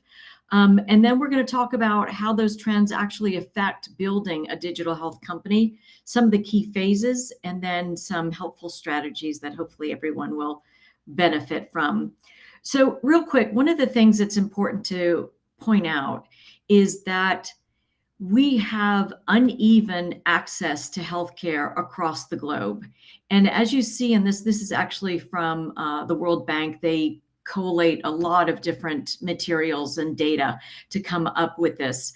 So what you see here is the ones in blue are the ones that have really good access to healthcare, and the ones that are light or light green do not. And what's interesting here is that it doesn't really tell the whole story, in that even in the US, where we're really bright blue, we have areas and pockets where there isn't access to quality care. And so my point in sharing this with you is that AI and technology in general is one of the ways that we can fill the gaps in access to quality care. So if you are a startup founder in health and life sciences, this is something you've lived with for the last few years. We saw an incredible increase in funding for health and life sciences companies during the pandemic, because everyone was coming up with interesting ways to diagnose COVID or come up with ways to do better telehealth and expand that. And so what's happened is those highs have now dropped a bit, and the gap is actually taken up by straight AI tooling and generative AI companies outside of health and life sciences. So it's really interesting to see kind of this pathway that shows what was hot during the pandemic, and now healthcare and life sciences still hot for BC, but not nearly as much. This is something, as I mentioned before, the investments have decreased, but this is something that I think is really also very telling as to the top markets gaining momentum. This is from CB Insights, and as you see in the slides, I'm making sure that you know where all this information comes from so that you can do more insight and research if you care to do so. So these are some of the key areas that we're seeing increases in momentum, in funding. And some of this is an outcry and an outcome of what we learned in the pandemic. Certainly when we're thinking about chronic disease, when we're thinking about mental health, all of those things are direct results of what we experienced during the pandemic, and where the pandemic actually identified areas that needed more support, more investment, and more technology to solve and improve access. So this is not healthcare specific, but I wanted to share it. This is from a new IDC report that actually was funded in part by Microsoft. So one of the things I want to point out here is that it does show kind of the global aspects of these key areas and where the investments are made in digital health companies. But it says things like employee productivity. So clearly that's, your providers, your clinicians, your staff, your medical device folks, your medical affairs people, and customer engagement. While they talk about customer engagement here, I really think it's more about patient engagement. But it's interesting to see where the traction is being felt and where there may be opportunities. And actually, all this research is designed to help you narrow in on where your work will fit into the greater ecosystem and where there are gaps that you might be able to fill. So let's talk now about the key phases of a digital health startup, specifically one that is focused on using AI. Now, keep in mind, all of this is excerpt from and adapted from my recent book that came out in March. Not really a plug, but like I said, the idea here is to give you information. And if you see something that's of meaning to you or that you want to dive deeper in, you can go to those sources. So these are the 4 stages. There are multiple models out there that talk about the stages. This is the one that I resonate with because I came up with it. But you can see that we're going from the very first, having an idea, all the way to being able to grow and scale. And we'll talk a little bit about each of these areas. So in the ideate stage, you're trying to figure out what problem you're solving. And this is really important, obviously, but probably one of the most important things is to do the research to make sure that you are building a solution to solve a problem that people will pay you to solve. So one of the things I see a lot are these really interesting startups with interesting solutions. And I ask, well, who have you talked to that said this is a problem? Who have you talked to that can give you empirical evidence that this is a gap in a workflow or in a patient journey?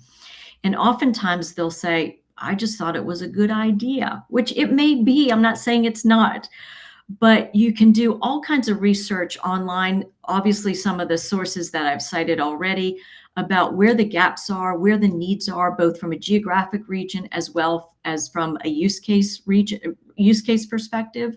But you want to do the research to make sure that you are solving a problem that needs to be solved. I cannot stress that enough. Mock-ups. This is really important early on. So you have an idea, but you're not going to go out and build the technology just because you have this idea. What you want to do is start getting feedback from people that I call proxy customers. These are people that could be future stakeholders and are designed to give you feedback because they believe in your mission. So let's say you're working on diabetes management for those with multiple chronic conditions. They have diabetes and let's say they have COPD. Well, there are clinicians, there are organizations that are eager to help solve this problem. You need to find them, and LinkedIn is a great tool. So you find endocrinologists, you find respiratory therapists, you find other people who are interested in this area, and you make connections by saying, hey, I have this idea, would like to show you my mock-up of what I think I'm going to build and get your input. It's amazing how quickly people will come and help you because they see it as a problem too. And that goes back to, are you solving a problem that people are willing to pay you to solve? I will also say, and Microsoft for Startups has a partnership with them, but you don't need to be in our partnership to use it. The American Medical Association has a thing called the Physician Innovation Network. And that organization is a way to tap into physicians who want to innovate and want to hear from innovators that are eager to solve problems. So AMA PIN, look that up. It's another great way to get directly to clinicians and physicians who may be interested in the problem that you're trying to solve. So now moving into build. So this is where you've gotten your idea, you've got a few proxy customers who will hopefully later become your early adopters and early customers that are kind of already bought into going down this journey with you. And so now you need to think about, well, how am I going to build this in a way that is beneficial for me as an owner, but more importantly for the patients and for the users? And so now you start thinking about, what technology am I going to use? Do I need to get outside funding or can I bootstrap? What do I need to do to actually build the company? Am I going to start with just a few other people and try and bootstrap this? Or am I going to be doing this in a way where I'm going to go out to early stage VCs and ask for funding? All of that is really important to start thinking about and making conscious decisions. Don't just fall into this trap of going, well, I'm going to pick this technology because I know it. Well, it may not be the best choice. And of course, all of this comes down to having an understanding of where your solution is going to intersect with the regulations that are in the geographies that you're going to pursue. So, for example, in the US, we all know about HIPAA. In Europe, it's GDPR. It may be that your solution only has to protect patient data, which is great. You need to know that as you start to build. Now, I'm not saying you need to be a regulatory specialist, because that is not what I'm suggesting at all. But you should be able, with the help of a ChatGPT or Copilot, to basically understand those that are going to intersect with the product that you're going to build, but more importantly, where you need to go for help. And so I strongly urge you not to overlook the regulatory impact of what you're building until you have a product. It's terribly painful to go back and go, okay, we've got to fix this, we've got to fix that, because none of this meets the regulatory guidelines. Now, clinical validation is something different. We'll get to that in a minute. But again, be aware of those regulations that you're going to get in front of. Know and pick technology that suits what you're building, even if it's not your top choice of what you know, but you know it's going to be better in the long run. That's the direction to go. Start thinking about, do I want to get outside funding? Do I want to get, and this is really important, there are non-dilutive forms of funding.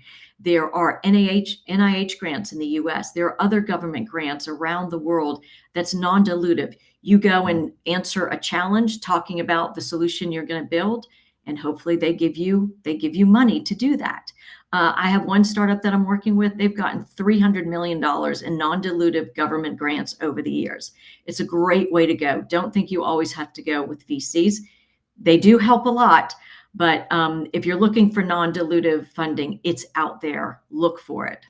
And then finally, start thinking about your company, how you want to build it, who you want to bring on board, either as full employees or fractionals or even co-founders with you, and who are the people and other advisors that you're going to bring on early in your journey. So now let's talk about launch. So one of the things that we think about in launch is this like massive opportunity where you like put it out on social media and you're doing all this great stuff and trying to get lots of traction. That's great, but that usually doesn't draw people to you immediately. So go back to your proxy customers and ask them, hey, we now have an MVP, or maybe even a little bit beyond. We'd love to do a proof of concept with you, a POC. And a POC is, as I said, a proof of concept, which means you are testing out the veracity of the solution, making sure it does and works exactly as you intended and as your proxy customers expect. So POC, once you have, and I would strongly suggest that POCs are free or as close to free as possible.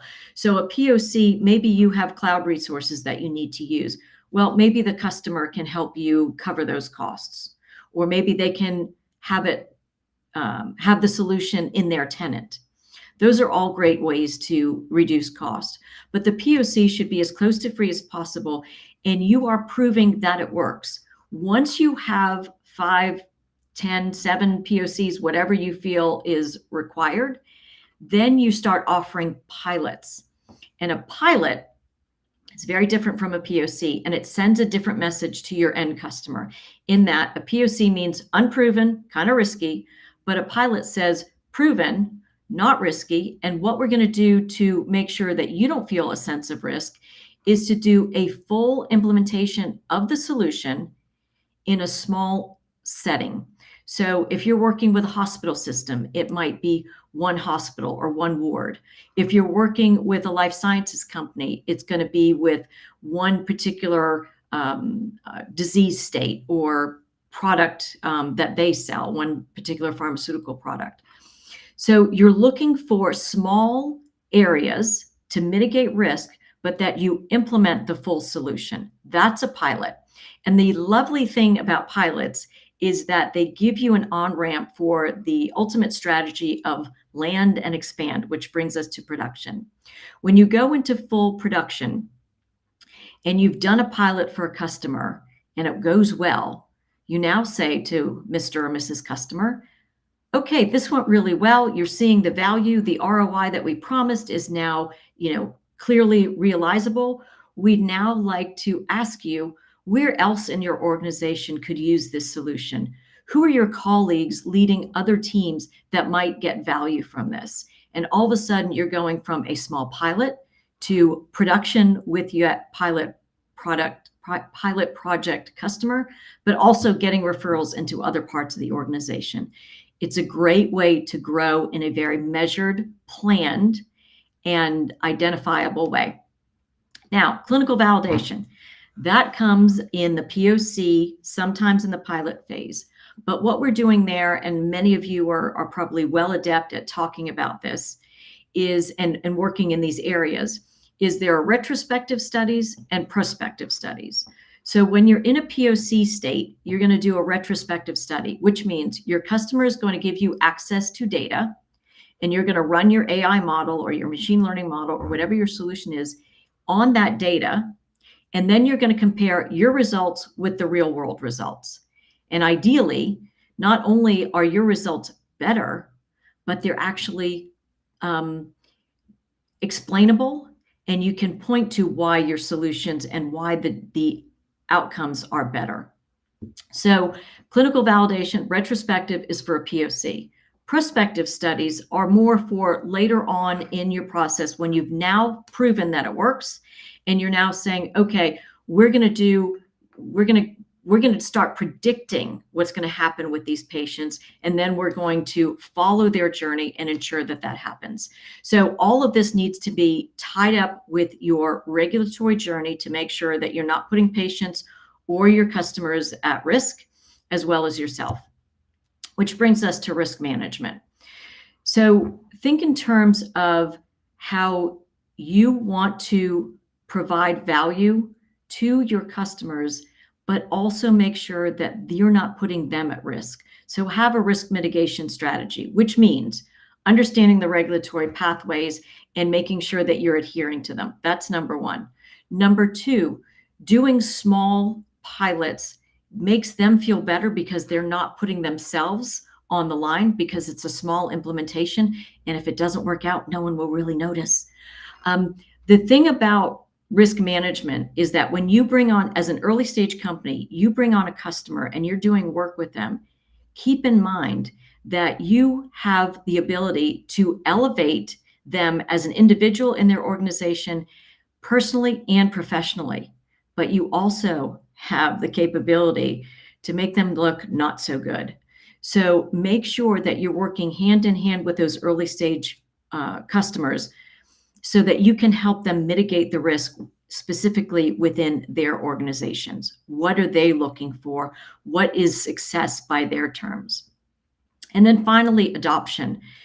This is really important. I have seen, as I'm sure many of you understand, the idea of these point solutions that exist outside the normal EMR or other systems that your customers are working. What you want to do is try to ensure that there's adoption by interweaving your solution into existing systems and workflows. I'll give you a really good example. So I was talking with a CIO of a very large health system, and he told me that they have about 3,000 systems that the clinicians are supposed to use, 3,000. Which is mind-boggling. He said, realistically, about 25 of them get used. And even more realistically, only about 10 or 15 get used on a daily basis. He said, get that 25 down to 5, and you've got a deal. This is the market that we're dealing with, folks. These people are so overwhelmed with different ways to get data, different ways to apply what they're learning, that if you can plug into the EMR, if you can plug into an existing workflow, whether it's staffing, training, whatever it may be, and then reduce steps, now you're ensuring adoption in a way that you wouldn't otherwise. So keep that in mind. And then finally, we're at grow. So at this point, we're still keeping our eye on regulation, still making sure that we're following. But at this point, you probably should have a regulatory fractional leader on your team, because you don't need them all the time, or you have decided to engage with a legal organization or some other organization that can help you maintain your regulatory status to make sure that you are always ahead of them, knowing what's coming down the pike and can adapt appropriately, and also make sure that you're not putting your company, your customers, or patients at risk. Innovation. This is so hard. But the idea here is that while you're growing, while you're spinning this plate about, getting more sales and closing more deals, you've also got to keep innovating. You've got to spin this innovation plate as well. Because you think about it, 2 years ago, if we would have talked about generative AI pre-authorization letters, people would have said, huh? But yet that is now becoming something that we're adopting. So making sure that you don't become obsolete because you stand still is key. Customer satisfaction. Obviously, you want to do what's in the best interest of your customer, but you also want to be able to capture that in a systematic way. So there are things like you want to make sure that you do customer satisfaction surveys, maybe once a quarter, that you do customer stories, that you capture ROI when you've deployed a solution and 3 months down the road, the customer is coming back to you because you stay in touch with them and saying, this is exactly what we wanted to accomplish. This is the results that we're getting, and it's as good or better than we thought. Then this is a time for a video, a customer story, documenting that ROI so that you can then share it with future customers. And then scalability. Make sure that your organization, your technology, your sales team, your engineering team, they all have to scale up almost simultaneously as you continue to grow. So again, if you want to grow, your CEO should not be doing the sales. Your CEO should not be doing all the engineering work. You've got to put the team in place and the technology in place to make sure that the organization can grow in a measured fashion. Now, we've all seen massive contractions in the industry recently, whether it's Babylon Health, whether it's Olive AI. And unmitigated growth is not good. It seems really good and it feels good at the time, I have to say. But the idea is that you want measurable, moderated, manageable growth and scalability so that you don't lose control of your organization.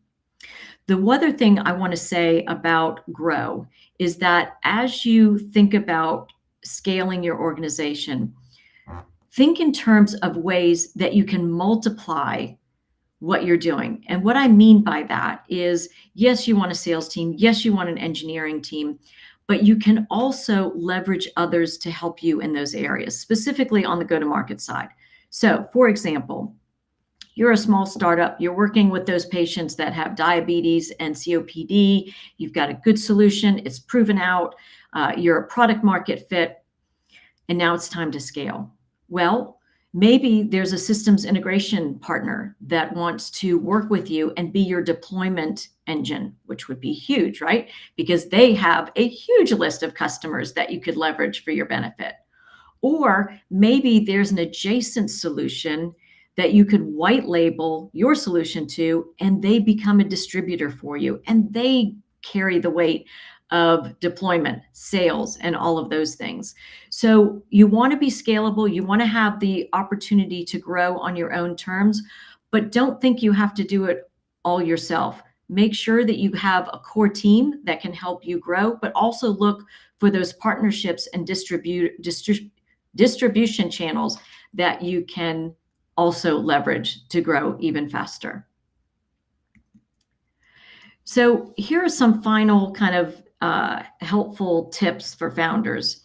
I talked about the proxy customers. I cannot stress this enough. It is a godsend when you are trying to really get to the point where you're moving from ideate to build to launch, they become so incredibly important. I will say that one of the startups that I've worked with before, they were building a computer vision solution for retail, and they weren't getting any traction. They went out to dinner at night with a bunch of their friends who happened to be radiology in residents, and they were telling their tales of woe. And the radiologists were like, well, wait a minute, maybe that's technology that we could use. And they've now built this unicorn company on computer vision for radiology because they had a conversation with their friends over dinner who became their proxy customers and their early adopters. So you never know how these things are gonna go. Align the product, regulatory, and go-to-market roadmaps. I think I've already shared that enough. Hire the regulatory expert or firm at the right time. So that's going to be early on when you are starting to build, to find those people. And I will say, you know, we even have a list at Microsoft of Microsoft for Startups, of a list of legal firms that have agreed to do friendly startup rates. So there's that. And then vet all hires, especially the fractional ones.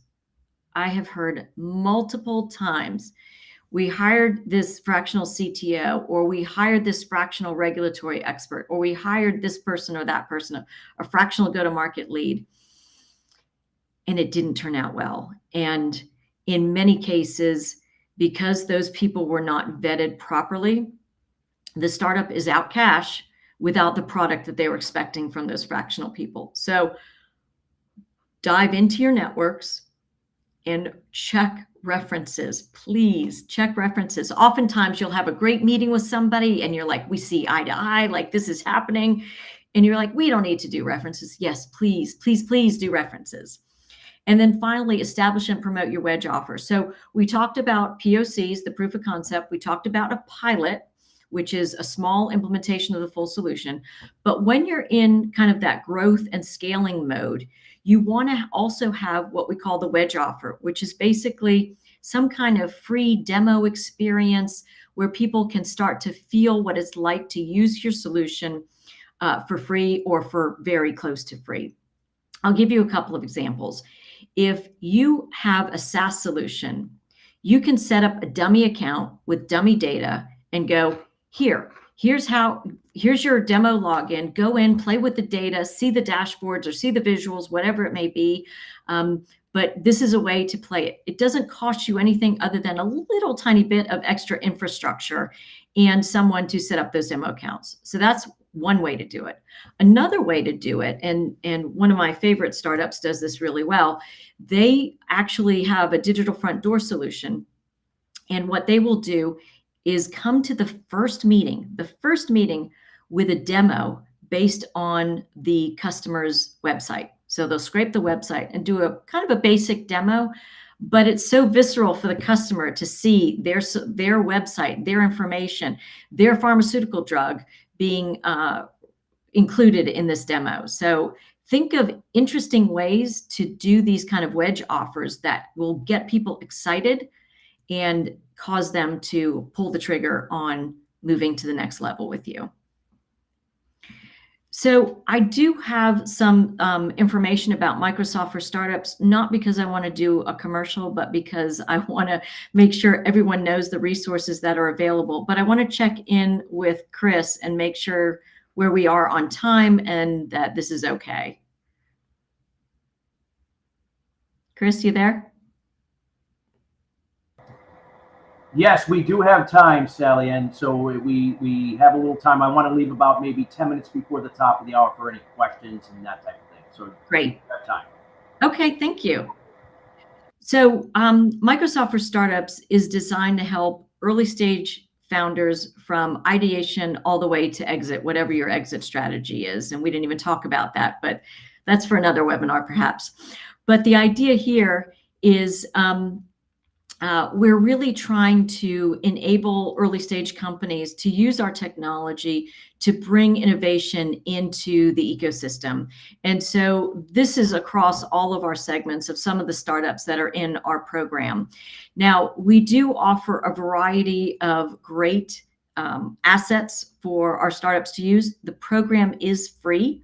We offer cloud credits, which everyone would expect.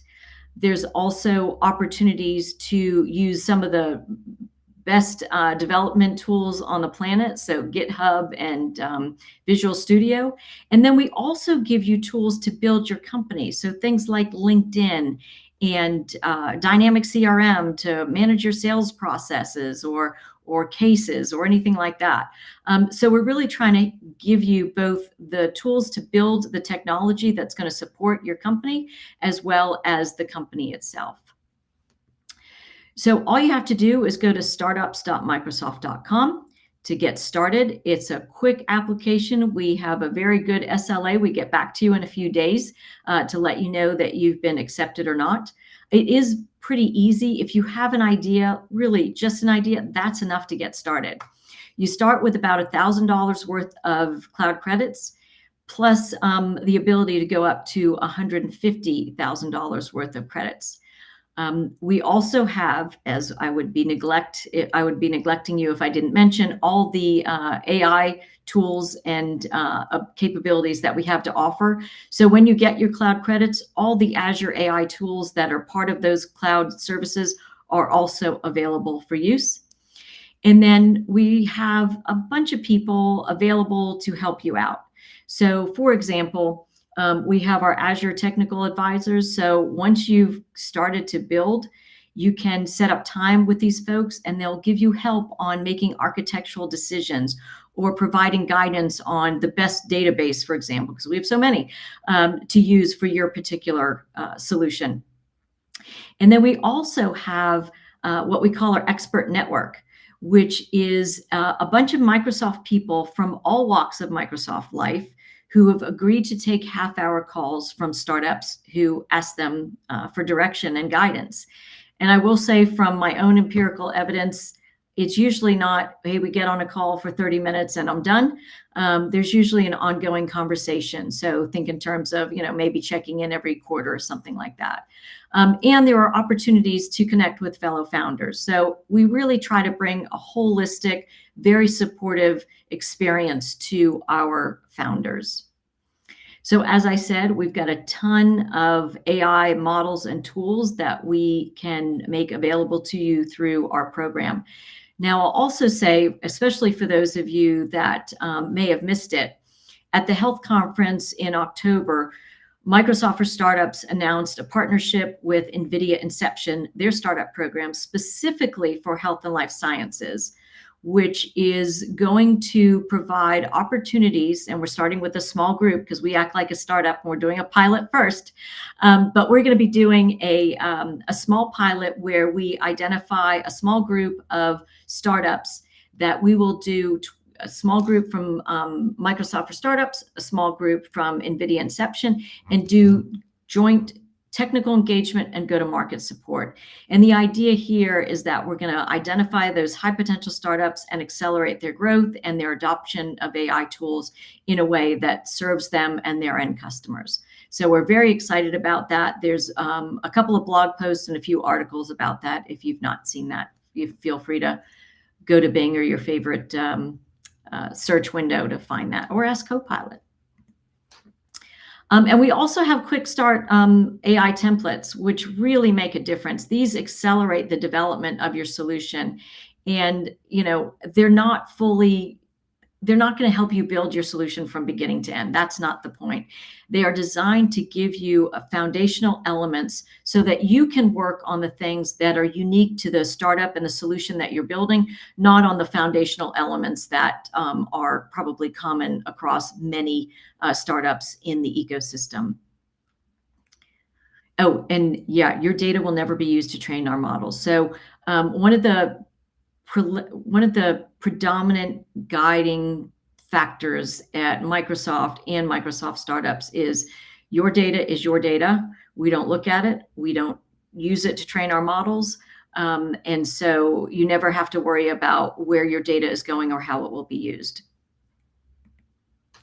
And then finally, I did mention the expert network. These is a couple of screenshots that show kind of how you get in it once you're in the portal for Microsoft for Startups to receive your one-on-one mentorship opportunities. And keep in mind, you've got go-to-market people, you've got technical people, you've got business development people, you've got industry experts, all kinds of folks. And that's it. So I want to thank you for your attention today. There's the startups.microsoft.com to log on, as well as if you want to connect with me on LinkedIn, I would love that. I often, as you would imagine, post not just about the startups in our program, but trends in the industry and other opportunities to connect. So thanks for the time, everybody.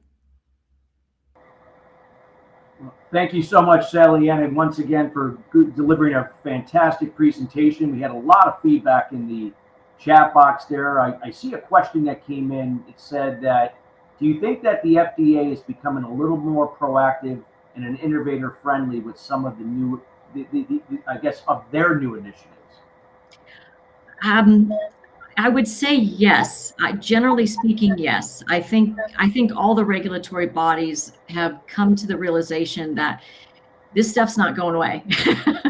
And as we look at the trend globally, in fact, of people aging and the lack of incoming clinicians, and the fact that we're going to be short millions of clinicians as we go forward, the technology is going to be the answer to that. And so if we're going to avert a healthcare crisis, we all have to work together to develop, apply, and use technology that's going to help us accelerate care in an ethical, high quality, globally ethical way. Awesome, great. And I know we just had a couple comments. They weren't actually questions. And I see something here. Somebody said, you might have said something earlier. It said something viewing it as building a solution rather than just product changes, the approach when developing a health tech startup. Yeah, I mean, you are building a product and you are going to sell it, but going at it from the perspective of these are the people, this is the problem, and I'm trying to solve it for them. And, in healthcare, it's often I'm trying to solve it for myself as well. But the idea here is that you always want to have your end customer in mind when you're building your solution, when you're thinking about the go-to-market strategy, when you're thinking about the user interface, and you're thinking about how to integrate your solution into an existing workflow, or to, like I said, to delete some of those erroneous tasks. All right. Let's see. I'm going to look for some other potential questions here. Okay. And again, we encourage everyone to send in questions. We have time before the next session. Again, while we're doing that, again, upper left-hand corner is the QR code. Make sure to capture that with the link, register so you can get Sally and slide deck, and including anybody else prior to that with Blair and Dr. Ingrid. Let's see here. Can we put the startups.microsoft.com in the chat window? I don't see chat for me. I don't know where to type it. I see the chat as it comes in, but I don't see where to type. See where to type. Okay. Maybe, yeah, I can't do that either. Okay. You and I only have the internal chat. Okay. Which maybe somebody else. Well, startups.microsoft.com. So there you go. Pretty easy. Okay, great. So anybody that has any other questions, I would probably, just to get things going, if I know that patient experience is going to be, obviously more important as we move forward. I've spoken quite a bit into that area at other types of healthcare conferences, based on the specialty area. Where do you see now what you shared with AI? Again, it's not going to do everything to create that experience, but it's going to maybe allow people to now focus on the areas they can get better at, so they're not spending more time. If you could expand on that, I think that would be wonderful. Yeah, I think what we're looking at for the next few years is AI being applied to healthcare and life sciences based on risk. And so if you are doing AI to improve health team collaboration or pre-authorization or, workflows, administrative tasks, I mean, that's where we're seeing a lot of uptick right now, because It's lower risk. It addresses the shortage problem and the burnout problem of our practitioners. And it's something that people can definitely see, okay, if I don't have to spend 15 minutes transcribing notes every night for every patient, then all of a sudden I've got more free time and I'm not as burned out. So I think it's going to be driven by risk. The other thing that's really important that goes along with the driven by risk is the explainability and the ability to look at how a finding by AI came to that conclusion. So when you use ChatGPT or Copilot, it will tell you, here's my answer, and it gives you all the citations. That type of experience, I think, is going to continue. And I think it's going to be part of everything we do, especially when we're doing AI in healthcare. You need to be able to track back to where that finding and where that outcome came from. And so I think it's important to make sure that you're driven by risk, that you understand those risks. And when you're building your solution, you have the opportunity to ameliorate some of this risk with your customers by showing them how everything works. The explainability part is important.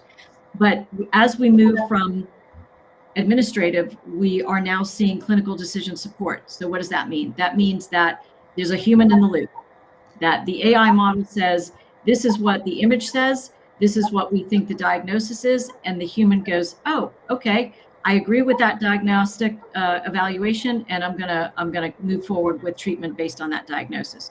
Always a human in the loop. Now, the next thing that comes, obviously, is autonomous. And there is one of the startups that I work with actually has an autonomous diabetic retinopathy diagnostic tool, autonomous. Now that's super cool, and it's one of the first ones I've seen. But at the same time, going back to the risk analogy, either you have it or you don't. Like it's taking a picture of your eye, so the risk is still low. But if it identifies it as positive, then obviously you would go to the doctor. You're at the doctor already. But the idea here is that that's the future. But I think those are going to be longer steps, I think. Well, thank you for that thorough answer. I think it really aligned well with what I was looking for, and I appreciate that. I hope everyone got value from that, what Sally Ann shared. Sally, there was another question earlier. I don't know if it was a question, but it alluded to a question. Somebody said, can I join that network? This was earlier when you first started, as a clinician who wishes to get into that network from the UK. I'm not sure. Which network? Yeah.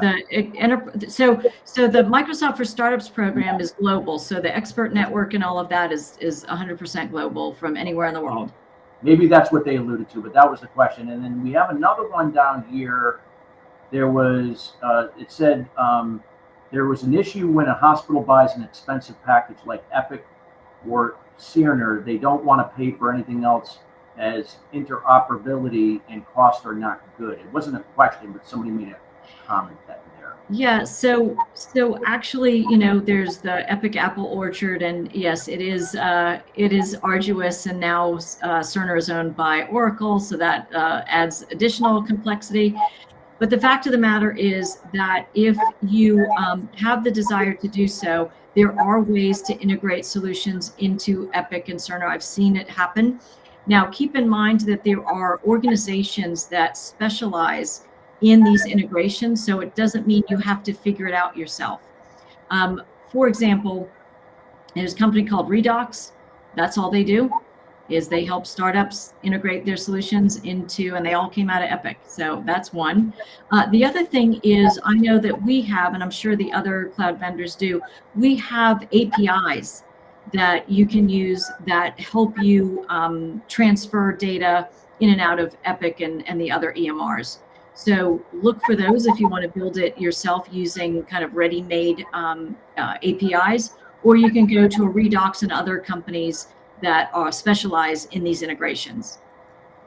Okay, great. Let's see if we got anything else. Anybody have any questions, additional questions for Sally Ann? Just some great information. Again, if you want these slides again, I would like you to go to the QR code that is up in the upper left-hand corner. That way, when you can now grab that, we will make sure to get your those slides, and then also leave your comments here, because this also helps us to help on future summits that we put on, including webinars that we do that are going to cater to exactly what you're looking for. Here's something here. I don't know if it's somebody was just adding on to something here. It said something, we're building AI that transforms the supply chain of surgical devices in hospitals. It just looks like somebody was just making a comment what they're doing. Yeah. This is important to note that Microsoft for Startups does not invest for equity. That's M12.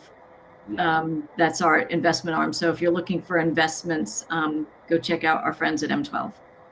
Okay, great. And let's see, somebody made a comment here, before you can even get to that stage, you need to convince early believers. Oh. I don't know what that's referring to.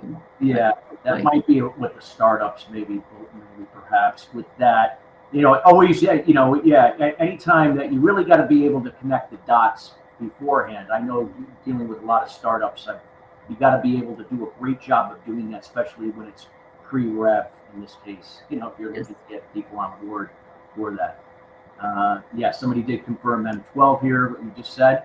All right, any other questions that anybody has? We got time, everybody.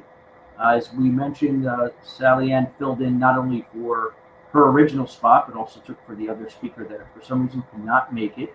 But we got time, so take advantage of this. This is an opportunity now to get your answers or your questions answered, and you're helping out your peers and colleagues that are on here as well, because they might be looking for the same information. So while we see if we have anything else that comes in, Sally, anything else that you maybe might share that could maybe trigger a question? Yeah. No, you caught me off guard there. That's okay. No worries. No worries. Well, I'm just trying to see. I don't see anything else in the chat box here. And I mean, I want to leave it. I know we're going to break here at the top of the hour.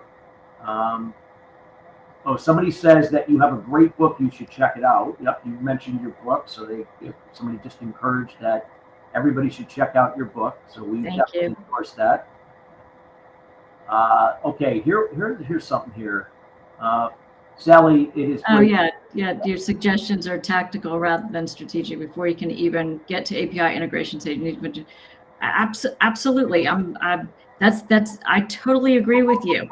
That's why those proxy customers early stage are so incredibly important, because they will also provide you information and guidance when you're looking at how would this best integrate with the workflows that you're already doing, or how would you like to see this show up in Epic or Cerner or Charm or whatever, Athena Health, whatever EMR you're using. So I totally agree with you, and those early believers are so important, and I actually like that term. It's different than what I've been using, but I like it. Yeah, great. Thank you for sharing that. We're not sure who the person was, but that was definitely great information. Yep. Any other insights, audience, here on LinkedIn or YouTube, wherever you're coming from, here where you're viewing this? Again, this is a great opportunity. You have Sally Ann at your fingertips here to address any questions. Let's see, good info. What are your top 3 priorities you will suggest to an organization embarking on the journey of transformation? So I assume when you say the organization, you're talking about the end customer, or are you talking about the startup? I'm not sure. Let's see if who's he referring to? Maybe he or she. Maybe Jaffrey, if you could let us know, if you could clarify what type of organization. You can hear us? Or I don't see anything yet. So the question was, what is your top 3 priorities you will suggest to the organization embarking on the journey of transformation? If we could provide some more clarity on the type of organization, what is that? Yeah, because I think it's different for startups as it is for enterprises, and it's do both. Do both. There you go. Simplify. There, somebody Yeah, said. sure. There you go.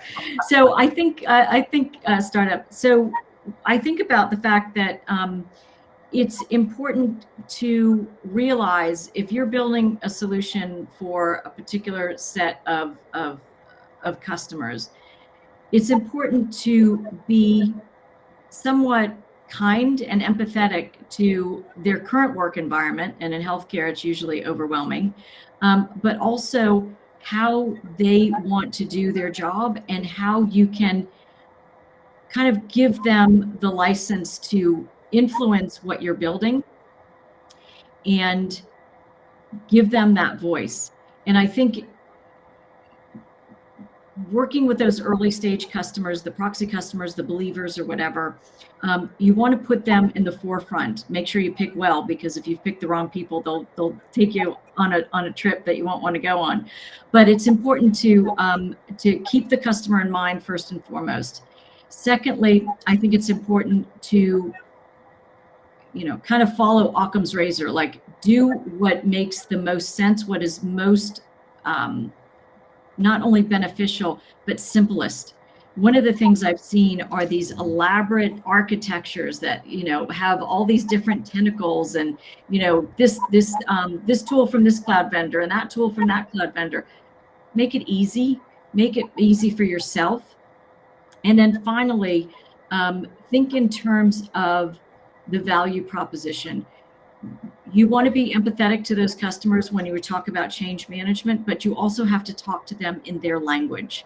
And so if you're a technical founder and you go speak to a clinician or a life science executive who's been in the lab all these years, and you start talking bits and bytes, it's not going to work. So make sure that you are talking your customer's language. Those are a few anyway. And if we have about a minute or so, but if you could squeeze in one more, Sally Ann, what is your opinion on the potential for the regulatory environments of Europe and the U.S. to reach common agreement standards to streamline regulatory compliance for innovators? Whew. I'm not sure I want to even touch that, frankly. I think there are growing. So right now I see it's kind of parallel, and I do see little like bits and bytes coming together where there will be probably some crossover. But keep in mind, there are places in the world that FDA approval works for them, even though they're not in the US. So that's number one. But the other thing to keep in mind is that as we continue to globalize, both from a startup perspective, from an industry perspective, I mean, Cleveland Clinic's in the UK, Mayo Clinic's in the UK, as we continue to see the globalization of our ecosystem, those things are probably going to come together. But the final thing I'll say on this is that on the European side, for example, and in other places in the Middle East, the healthcare systems are largely government organizations, whereas in the US, it's all fractured and splintered. And so it's not just getting the US and Europe or Middle East and Asia together and South America. It's like, how do we get just the US together, right, on different things as well? So I think we'll see little pieces of that in the coming years, but it's going to be a long haul. Great. And I'll squeeze one more in if you can. How does one start off for free in terms of building a module in AI or exploring Microsoft startups? Microsoft for Startups is free. So just sign up and you'll get access to all the cloud tools you need for AI. Awesome. Well, I hope everyone got some great value from Sally Ann. Sally Ann, thank you so much again for always being here, sharing your valuable insights. And again, we encourage you to reach out to Sally Ann on LinkedIn. And again, any comments, again, make sure you put them in the chat box here so everyone can see. Go to the QR code, register so you can download the recording and also get the slides as well. Great. Thanks, well, Chris. everybody, you're welcome. Thank you for Thanks, being everybody. here. And we're just going to take a brief here, about a 9-minute break. We're going to come back here at 11:10 East Coast time as we'll be coming back with another subject matter expert to share their insights into this valuable topic that we are talking about today. So we'll see everybody here in about 8 minutes.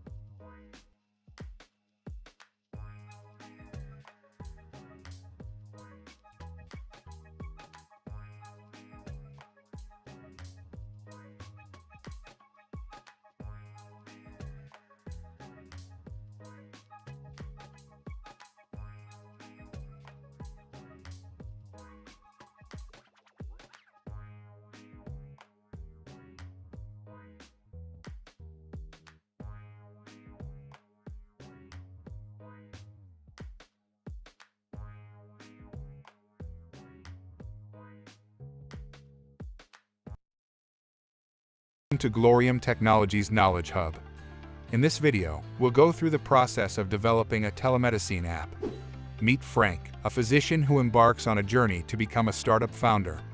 After recognizing the challenges his patients face when they visit his clinic, like distance and time constraints, he identifies the need to provide remote primary consultations. With this vision in mind, Frank sets out to develop his own telemedicine solution. Frank understands that he needs a skilled product development team. Building an app in-house is a costly option for a startup, so he chooses to contact a trusted outsourcing company with a proven track record in healthcare technology. What's more, outsourcing development enables a focused approach on business processes. After researching options for telemedicine software development, Frank chooses Glorium Technologies, a company with a strong reputation for healthcare software development. Their expertise and competitive pricing become the key factors in his decision. Frank gets in touch with Glorium Technologies, and after a discussion of the project's requirements, gets a detailed roadmap. The plan for Frank's project consists of 5 main phases: product discovery, design, development, quality assurance, and release. During the product discovery stage, Frank and the development team delve deep into understanding the market needs and target audience. They conduct thorough research to identify similar telemedicine apps and analyze competitors' strengths and weaknesses. This stage helps them refine the app's concept and define its core features and functionalities. Then the development team focuses on designing an intuitive and user-friendly interface for the app. They create wireframes and prototypes to visualize the app's flow and interactions, ensuring a seamless user experience. Frank actively collaborates with the team, providing valuable insights to shape the app's design and ensure it aligns with his vision. When the UX/UI design finalized, the development team begins the development process. They use the latest technologies and best practices to build a scalable, secure, and efficient telemedicine app. Frank regularly communicates with a team to track the progress, offer feedback, and address any challenges that arise during development. The quality assurance stage is crucial to ensure the app's functionality, performance, and security. The Glorium team rigorously tests the app, identifying and resolving any bugs or issues. Frank participates in testing and validation, ensuring that the app meets the highest standards and delivers a seamless user experience. It's time for the release stage. The development team prepares for the app's launch on app stores, ensuring all necessary documentation and marketing materials are ready. Frank and the team collaborate on an effective marketing strategy to promote the app's launch and attract users. And there you have it. Frank's journey in developing a telemedicine app with the help of a skilled development team has brought his vision to life. The app becomes a powerful tool in transforming the healthcare industry, leaving a positive impact on countless lives. If you can dream it, you can achieve it. Be like Frank. Build your own digital healthcare product. And if you need help from a trusted, dedicated development team, why don't we get in touch? Visit us at gloriumtech.com. Okay, everybody, welcome back from our break. Hope everyone has absorbed a lot of this great information that we've been receiving. And we are going to be moving forward onto the next speaker here. And so what we're going to be talking about next is we're going to be talking about revolutionizing primary care, the impact of AI-driven virtual physician assistants. So we're going to explore the role of AI in revolutionizing primary care, behind the scenes developing the virtual physician assistant, how AI is conducting pre-visit interviews and improving documentation, and then we'll discuss real-world benefits, case studies on actual AI's diagnostic capabilities, and what the future looks like going forward in this particular area. So we're going to be listening to Jeffrey Rutledge. He's the co-founder and chief medical officer at HealthTech. Jeffrey is an MD, PhD, a highly experienced physician, entrepreneur, and digital health expert who has dedicated over 30 years to the healthcare industry. He is the co-founder and currently serves as the chief medical officer at HealthTech, a platform that delivers high-quality healthcare through mobile devices worldwide. Now, Jeffrey earned his MD from McGill University in Canada and is a PhD in medical computer science from Stanford University. He has taught medicine at Harvard, Stanford, and UCSD medical schools and conducted NIH-funded research at Stanford and Harvard. In addition to his academic career, Jeffrey has held various leadership positions in the healthcare industry, including head of consumer health, website at Healthian/WebMD, VP business development at WebMD, EVP product development and chief medical officer at Epocrits, and CMIO at San Mateo Medical Center. Jeff's experience in digital health has made him a respected thought leader in the industry, and he remains dedicated to improving healthcare access and outcomes through technology. And we welcome Jeffrey Rutledge, if he is here. Is Jeffrey here? Yes, he is. Hi, Dr. Jeffrey. Good to see you. Well, good morning, Chris. Thanks for that summary of my career also. I'm looking forward today to talking about how AI is actually having an impact and how it's actually already in place in virtual primary care. Great. And feel free to share your slides at your convenience. Let me turn on my slide presentation here. And I guess we should put that in presentation mode. Is that showing now for everyone? Let's see. Yes, it is. You are all set. Okay, wonderful. Well, good morning all, and thanks so much for joining us today. I'm delighted today to share my experience in how we've developed and applied AI in healthcare. I'm going to describe how actual in-place applications of large language models are having an impact on the delivery of primary care, and give some specific examples of how that is working today, and put that in the context of what will happen as we see in the future applications of AI in care, in particular my focus on primary care. I want to take a step back though and mention how large language models are seeing wide applicability in healthcare already, and there's some very obvious and straightforward applications of the capabilities of these models. So we're seeing them being applied to improve billing and claims and processes for writing letters and going back and forth with prior authorizations. We're seeing some really interesting applications where the large language models are able to review and summarize medical records, although there's some challenges there with large sets of data and the fact that the models sometimes fill in the gaps and make things up. So that requires some further study and evaluation. I wanted to mention, though, that already we're seeing an impact of large language models on clinical decision support. I'm astonished at how many people now are going to Dr. ChatGPT first before they see the doctor. And it used to be you had a headache and you went to WebMD and you found out you had brain cancer. But now people are putting their symptoms into GPT and getting a surprisingly effective description or discussion of the considerations for their symptoms.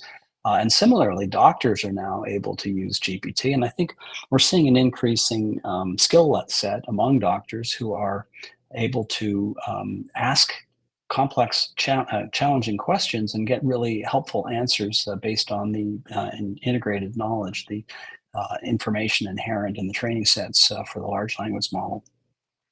We're seeing now already in place a widespread adoption of the ambient listening technologies, allowing the AI to document the clinical encounter. And although the formal studies of this are really still in the works, the early reports of the applications of ambient listening are very encouraging. Doctors finding that it is saving them time and fundamentally altering the way they interact with their patients in the office. In the past, too often, doctors spending more time looking at the screen and documenting rather than talking with their patients directly. And I'm pleased to say that ambient technology does appear to offer advantages for doctors in the practice setting. I would point out, though, that the ambient listening doesn't in any way change the healthcare that's delivered. It makes it more efficient. It allows the doctor to focus on the patient more, but it doesn't directly interact with or engage in the decision support for the encounter. It certainly doesn't change the questions that the doctor asks the patient during the interview. I'm going to describe now work that we've done in the creation of a virtual physician assistant. The idea that prior to the doctor's visit, it's possible to have the AI engage the patient directly. And one of the emerging behaviors of the large language models is the ability to mimic the behavior of a physician doing a diagnostic interview. And it's possible, and I'll show you how we've actually implemented a large language model to conduct a dynamic interactive interview with the patient much as a doctor would, to create an assessment of the history.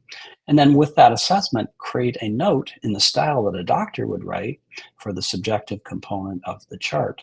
And this can all be done prior to the interview, prior to the visit with the doctor, and give the doctor a leg up, both on all of the routine questions that might have been asked, and also by writing a draft of the clinical note for the doctor. It saves the doctor's time.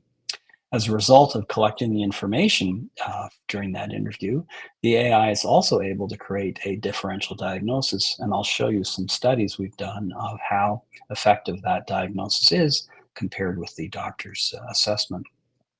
Finally, I would comment that I would look forward in the future to the ability of the AI to give guidance regarding the appropriate line of testing or treatment given a uncertain diagnosis for a patient.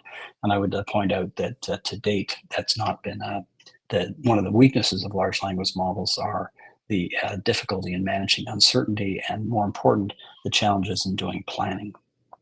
So taking a step back, the application of great interest to me and my company actually is that of primary care. In case you are fully aware, primary care is incredibly important, and it's not given enough attention in the States, certainly. The primary care doctors in relatively short supply, and they're unevenly distributed. So an awful lot of people have poor access to primary care.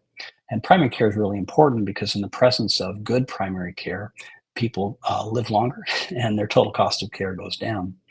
The interesting thing about virtual primary care is that the digital platform for delivering primary care makes it much easier to integrate digital health tools, including AI, for helping the doctor guide their care. And I'm going to show examples of how that is. But before that, I wanted to, what is the basis for us to say that large language models might be useful? How do we know that they would be effective? And the reality is various studies have demonstrated repeatedly that large language models are very good at answering health questions and generating differential diagnoses from any set of patient characteristics. And what we'll show here also is that large language models are pretty good at taking a patient history and know what questions to ask. As the large language models get better and better, I think we're going to see more and more automation of routine medical tasks in the delivery of healthcare. And as I mentioned before, virtual primary care is well suited to realize these benefits. I wanted to quickly mention studies. This one I did actually, looking at how well the current generation of GPT is able to create informational answers to common questions that people ask. On HealthTech, we allow people to ask questions, health questions, and we have doctors who volunteer their time to give answers. We actually have nearly 100,000 doctors have given something like 3 million answers to questions. So we have a large bank of questions that were asked by consumers and answered by doctors. And so it was natural for us to say, well, let's compare the answers the doctors gave to questions that were actually asked with the answers that ChatGPT would give. So I gave a large panel of doctors the evaluation to compare in a blinded fashion doctors' answers with GPT answers, and discovered that, or documented again, that GPT is actually, by the evaluation of other doctors, creates better answers. They're less commonly incomplete, and they're more commonly rated as great, and they're no more commonly considered to be containing any false or misleading information compared to the answers given by other doctors. Looking at how large language models are able to do differential diagnosis, a number of studies have been published already, which show that GPT-4 in particular is able to make better assessments of the differential diagnosis from cases that were previously published. This article in New England Journal Medicine AI showed that GPT got 58% versus the medical journal readers, who on average got only 36% correct. And similarly, DeepMind showing the ability of large language models to assess a pattern of symptoms or features in a given case and come up with potential diagnoses for those scenarios. There was another more interesting and practical set of studies of clinical vignettes previously published in the evaluation of previous symptom checkers. One of the side effects of the previous evaluation of these more common clinical scenarios was that the measured performance of doctors was available. So we're able to compare how GPT-4 did against these cases. And again, what we're seeing is that GPT-4 is able to assess the top diagnosis 100% of the time in the top 3 the correct diagnosis was found in the top three 100% of the time for GPT-4. If you look at the very first diagnosis, how often did GPT-4 get it right? It got it right more often than the doctors by 95 to 72%. So this is just an example of how, for common clinical scenarios, GPT-4's performance is really quite stunning. I personally recently published a set of more complex cases where we looked at how good is GPT-4 at figuring out what might be the problem in some of the most complicated and difficult and incomplete case scenarios. These are studies of, this is a study of cases that were put together to be difficult. These are real world cases devised, there were something like 36 of them, created a number of years ago for the purpose of evaluating how good doctors and automated diagnostic systems were, because the cases were really, really challenging. What you see here is the relative rate of diagnostic accuracy, the ability of a large language model to get the right answer in the list of possibilities. And the very best doctors, coupled with, at the time, the best tools for diagnosis, were only able to get or find that the correct answer was on their differential list 52% of the time, whereas GPT-4, otherwise unaided on the same cases, got it right 61% of the time. This was particularly useful in that these cases had not previously been published and so could not have been used in the training set for any of the large language model data. And so again, this shows is the ability of the large language models to perceive patterns in incomplete data and think more completely about all the possible explanations. This gives me great faith in the ability of large language models to assess. If you can give them the data, the information, the symptoms, and so on, they're able to figure out the right diagnosis. Of course, that doesn't mean that they can ask the right questions to collect the information in the first place. And that's something we set about doing in a variety of initial tests of real world cases. I was very surprised to see how well GPT-4 was able to mimic the behavior of a primary care doctor in asking questions. And so as an example of the system, we call it Doctor.ai. This is actually live on HealthTech today. If you make an appointment in our primary care clinic, you can optionally engage in an interview before seeing the doctor, and the AI will ask questions. And so here's, for example, the scenario, the context that the AI was given. In this specific example, the context was a 69-year-old male with a history of hypertension treated with lisinopril, who says, "I'm having trouble sleeping through the night. I'm getting up too many times." And here's just a couple of the questions that GPT asks. In addition to engaging the patient dynamically and in an engaging fashion, it says, explains itself, what it's trying to do. Let's gather some information. The first questions it asks is addressing the issue of characterizing the main complaint, which is exactly what a doctor would do. But then the next question it asked is, have you noticed any changes in your urinary habits, such as a weak or slow urinary stream, difficulty starting or stopping urination? What this question reveals is how the AI is looking at the potential causes of the patient's primary complaint, in this case, having trouble sleeping at night, and asking the question that addresses one of the potential underlying differential diagnoses that would explain the patient's symptoms. So this is showing insight in terms of how it asks questions. I don't have time to show the entire set of questions that were asked, but it's really quite informative to see how the language model is able to ask a series of relevant questions, much as a doctor would. After completing that history taking, it writes a note. So here's an actual note. Again, probably don't have time to read the whole thing here, but the AI creates a well-constructed, concise summary of the answers that a patient gave and presents this to the doctor. What we do as this virtual physician assistant is doing the work of collecting the history before the patient sees the doctor.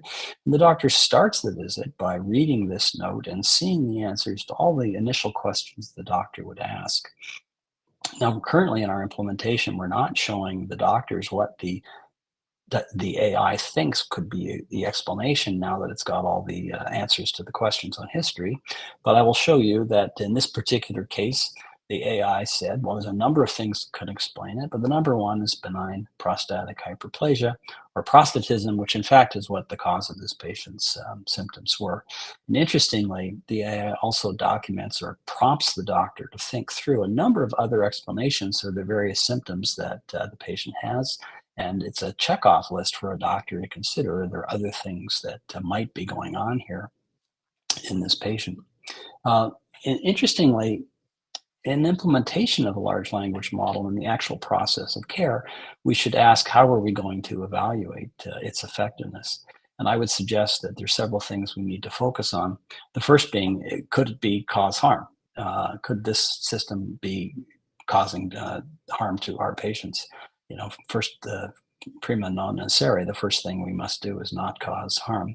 And in this case, I would suggest that by having a system that only collects information and does not make conclusions or even offer suggested treatment options, it's essentially not possible for it to be causing harm. At worst, it could do would be to provide information that's not helpful in advance of the visit. Of course, we need to measure, are the patients willing to engage? And I can confirm that not everyone does, but there are patients who are very happy to engage and support the process, improving their care by spending some time talking with the AI before actually meeting the doctor. Next question we could ask is, does it make accurate assessments? I'm going to show some data about the accuracy of the assessments being made based on the data. And then other steps, which I must admit, we've not yet achieved the measurement yet. Does it improve doctors' diagnostic accuracy? I certainly hope it does. Will the doctors find it helpful? I can report the doctors are using it and finding the informal feedback I'm getting from doctors is that they're finding the summaries helpful and that it does give them more time to spend diving deeper into issues with their patients. And we have not measured it, but I believe it certainly saves doctors time. And I certainly hope that improves outcomes. We've not yet got a method in place to measure that impact. Let me just show you some data about what actually happens when we deploy AI and then look at how the doctors use it and what the doctors are saying after the visits. What I'm showing here is that on this is the first set of about 50 cases more than that, 100 cases, where the doctors have, in many of the cases, just a single diagnosis, but you can see in the black lines that oftentimes there are 2, 3, 4, even up to 7 diagnoses for a single case after seen by the doctor. By contrast, the gray lines show how many diagnoses were on the differential list. So these are not diagnoses that the AI is saying the patient has, but rather how many diagnoses were on the list of things for the doctor to consider. And much of the time, for most of the patients, the AI puts 10 different diagnoses on the list. But sometimes the cases are so straightforward that the AI thinks really only a couple of opportunities. What I did then was I said, well, let's look at whether or not the diagnosis the doctor put on the chart was found on the list of differential diagnoses created by the AI after the interview. And what we see here is that if you look at the first diagnosis, the first ICD-10 diagnosis that the doctor put on the chart, we see that it was found on the list of AI diagnoses 87.9, 88% of the time, which really I found very intriguing. If you look at the second diagnosis the doctor put on the chart, that was also found most of the time. Although there were a smaller number of cases, 80% of the time when the doctor put a second diagnosis, that second diagnosis was also on the differential. And then for the third through the seventh, a lower fraction of them. Interestingly, of course, the doctor has more access to additional information and is able to extend the interview with the patient. So the doctor ultimately has more information than the AI did in creating the differential. But I think these data show that the AI is actually doing a pretty good job at asking the right questions because it's able to infer the correct answers to the patient. So in summary, I would suggest that we should all agree that primary care is incredibly important. And I would say our experience at HealthTech is that virtual primary care is also an effective way of delivering primary care for most people most of the time. I think we've demonstrated that large language models are pretty good at answering questions and generating diagnoses. And finally, I believe this is the first time it's been demonstrated that large language models are good at dynamically assessing a patient's symptom complex by taking a patient history, asking the right questions. It writes a clinical note. It's able to construct a differential diagnosis that the doctors seem to think is valid most of the time. And I think we're going to see, as large language models get better, we're going to see more automation, more implementation of large language models for routine medical tasks. And of course, when care is delivered on a digital platform, it's much more straightforward to integrate the use of the AI in the process of care. Finally, somebody asked, so what is the future going to look like? I mean, what I'm showing here is what's possible today with the largest of the foundation models, in this case, looking at GPT-4. I would submit that we have shown so far that the large language models are not yet adept at planning, making decisions under uncertainty regarding whether or not to test or treat presumptively as we move forward. I think that limitation of language models is going to be overcome, and I anticipate in the relatively near future large language model driven AI systems that are actually able to give doctors guidance related to alternative test or treatment paths. I see a future where doctors are able to benefit from the AI's ability to provide a comprehensive set of things the doctor needs to think about and alternative test and treatment strategies for the patient moving forward. It's incredibly important for doctors not to narrow their focus too early on the initial diagnosis and keep the broad mind open as they make sure they don't miss the diagnosis. The process and problems, challenges associated with misdiagnoses is one of the interesting challenges in healthcare. And I see the large language model driven AI systems as being a substantial improvement on that over time. Having rushed through that, I hope that wasn't too fast. I think there's a little bit of time if people have specific questions that wanted to address, I could take them now.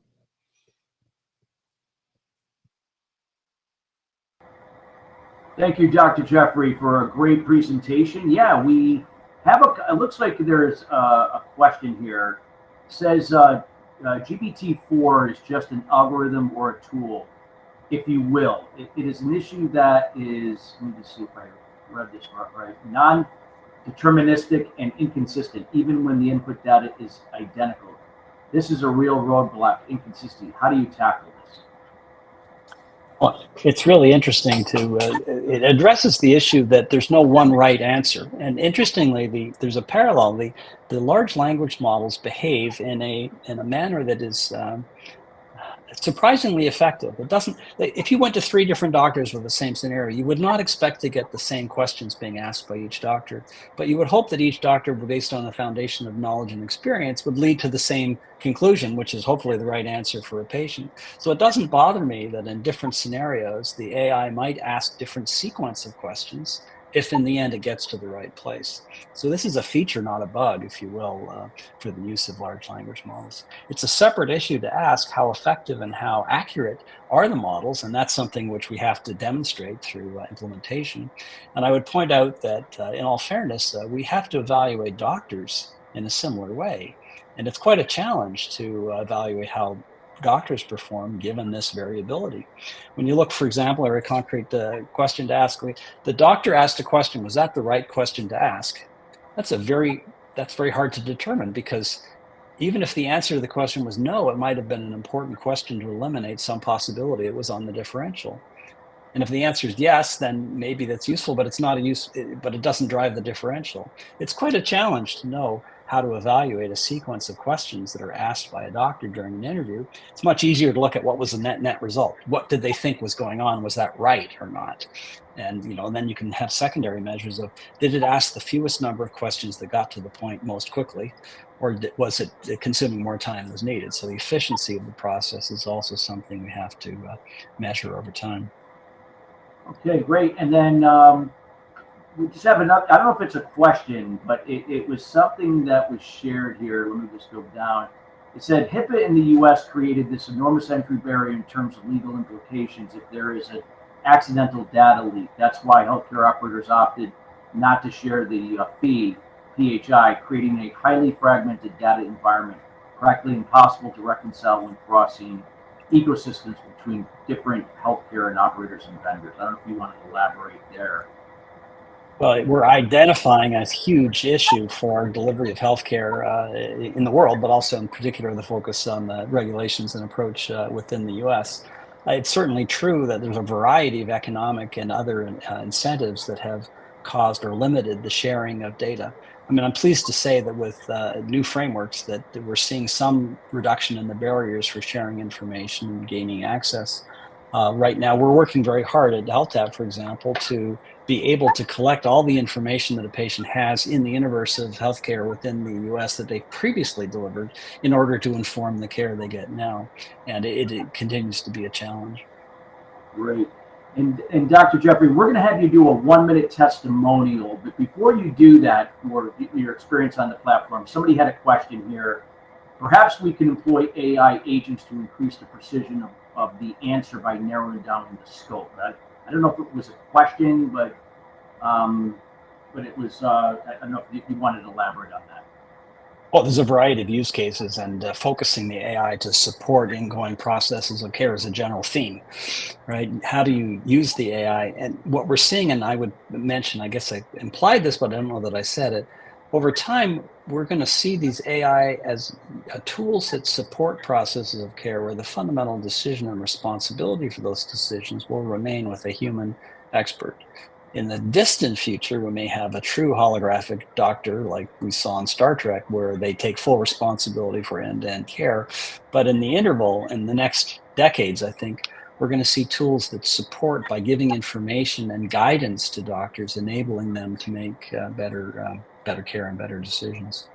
All right, we have one more question before you do the testimony. Somebody says, how to balance between human touch and AI technology. One of the PCP I was talking the other day was sharing with me that his long-term patients have been with him or her for over 10 years plus, are not that receptive of the technology. They still want human touch. The doctor is in limbo.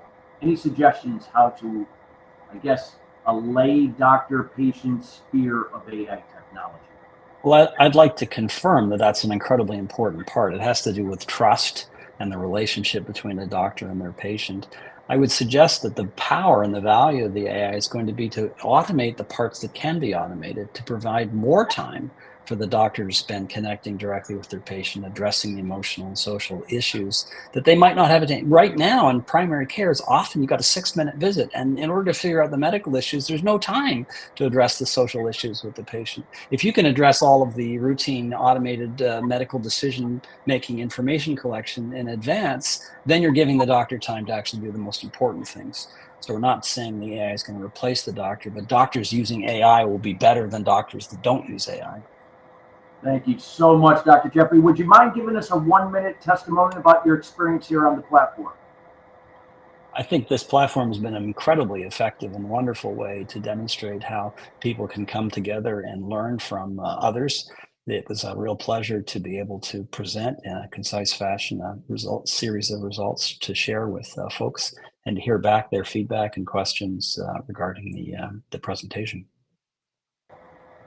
Thank you so much, Dr. Jeffrey. Appreciate your time and your sharing today, and hope everyone gets even more value as they go through your slides here later today. Wonderful. Thank you so much for inviting me. Thank you. All right, everybody, we are going to move forward. We're going to be moving on to the next speaker. We're going to be talking about how generative AI is and will revolutionize healthcare.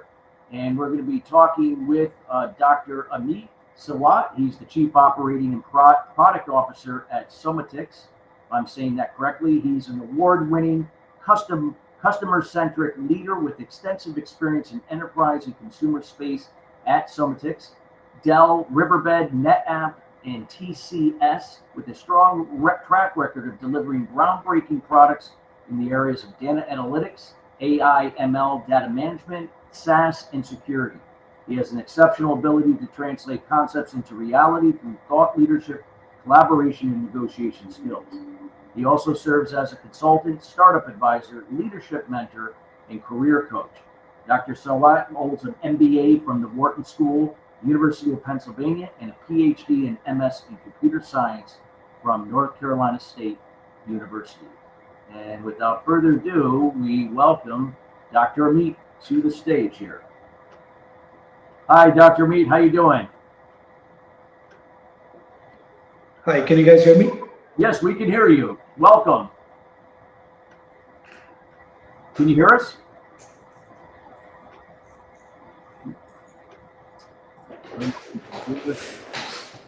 Okay, he can't hear me. Can everybody else hear me? Okay. Okay, Dr. Amit, it might be on your side. We're not sure why. Okay, you can hear me okay? Yes, we can hear you. Yes. Okay, for some reason I'm not able to hear you, Christopher. Okay. Well, you could go ahead and do the slides.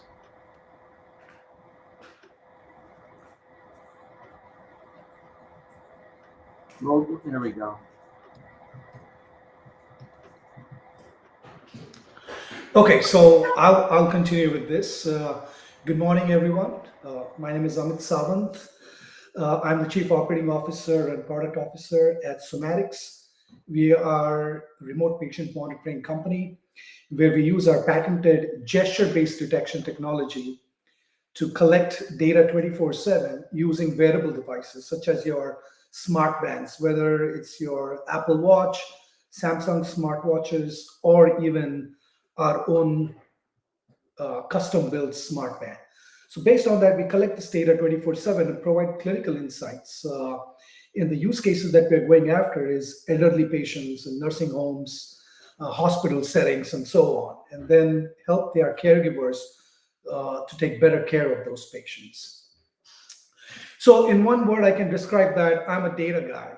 So I'm a data nerd, a data enthusiast. So I love anything and everything about data. And my career has been around focusing on different dimensions of data. How do you visualize data? How do you store data? How do you protect data? How do you secure data? So my topic for today is how generative AI is and will revolutionize healthcare. So here's the outline of my presentation today. So we'll talk a little bit about how AI has evolved. What are the drivers? What are the motivations behind generative AI? The different use cases of Gen AI in healthcare. How Gen AI is revolutionizing today and will in the future revolutionize healthcare. And then I'll finally conclude with some of my final thoughts and what am I excited about going forward.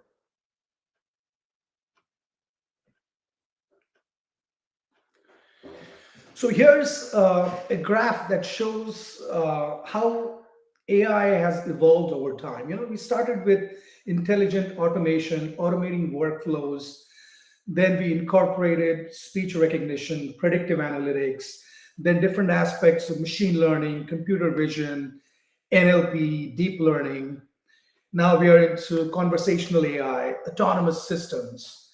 Now we are focusing on Gen AI, which is sort of, you can consider that as a subset of AI. And this has great potential in terms of how it can impact society today and in the future. And some of the factors that have really enabled all of these things to happen in such a short span of time is the evolution of the internet, the cloud, the 5G, the Wi-Fi, Internet of Things, SaaS. All of these things have really helped the escalation, the acceleration that we have seen. Now, here's another way of how we can slice that and chart that out, right? As to how technology truly has grown and accelerated over a period of time.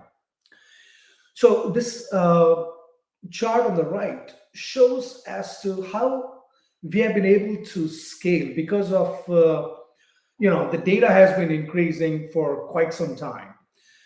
Now the compute has really caught up with as how do you manage that data? How do you process that data? And companies like NVIDIA, Microsoft, Micron Technology, all of these have really helped be an enabler and accelerator for that, right? So now AI is now simply just a matter of scale as to how do you scale. And I know most of you will be excited about today's Q3 announcement from NVIDIA. I know I'm looking forward to it. I'm not trying to pitch NVIDIA or anything, but it's just a great time to see as to how this scale is really impacting the applications that AI can have, not only now, but in the next 5 to 10 years. So what are the drivers of Gen AI in healthcare? Now, here's a quote from Satya that I really like from a couple of years ago. So AI is technology's most important priority, and healthcare is its most important or urgent application. That truly is the case today. So what are the drivers, or what's the motivation behind Gen AI in healthcare? In the US, healthcare is inefficient. We know that. We spend about stats show that we spend about 18% of GDP on healthcare, and that's highest across any of the countries in the world. So another data point here is that each person generates 270 gigabytes of healthcare data in a year. And this data is spread across different platforms, EHRs, EMRs, in different systems.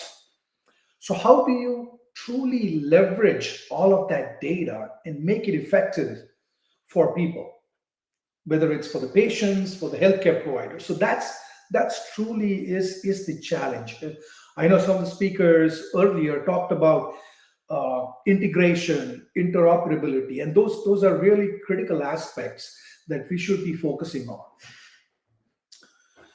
Also, the traditional data analysis methods haven't kept up pace with the healthcare data that has been grown. But I think we are trying to catch up, as I showed in the previous chart, with the GPUs and all of these things in terms of the hardware, the infrastructure, the data storage, the data management piece. And now we are at a point where we can handle those use cases.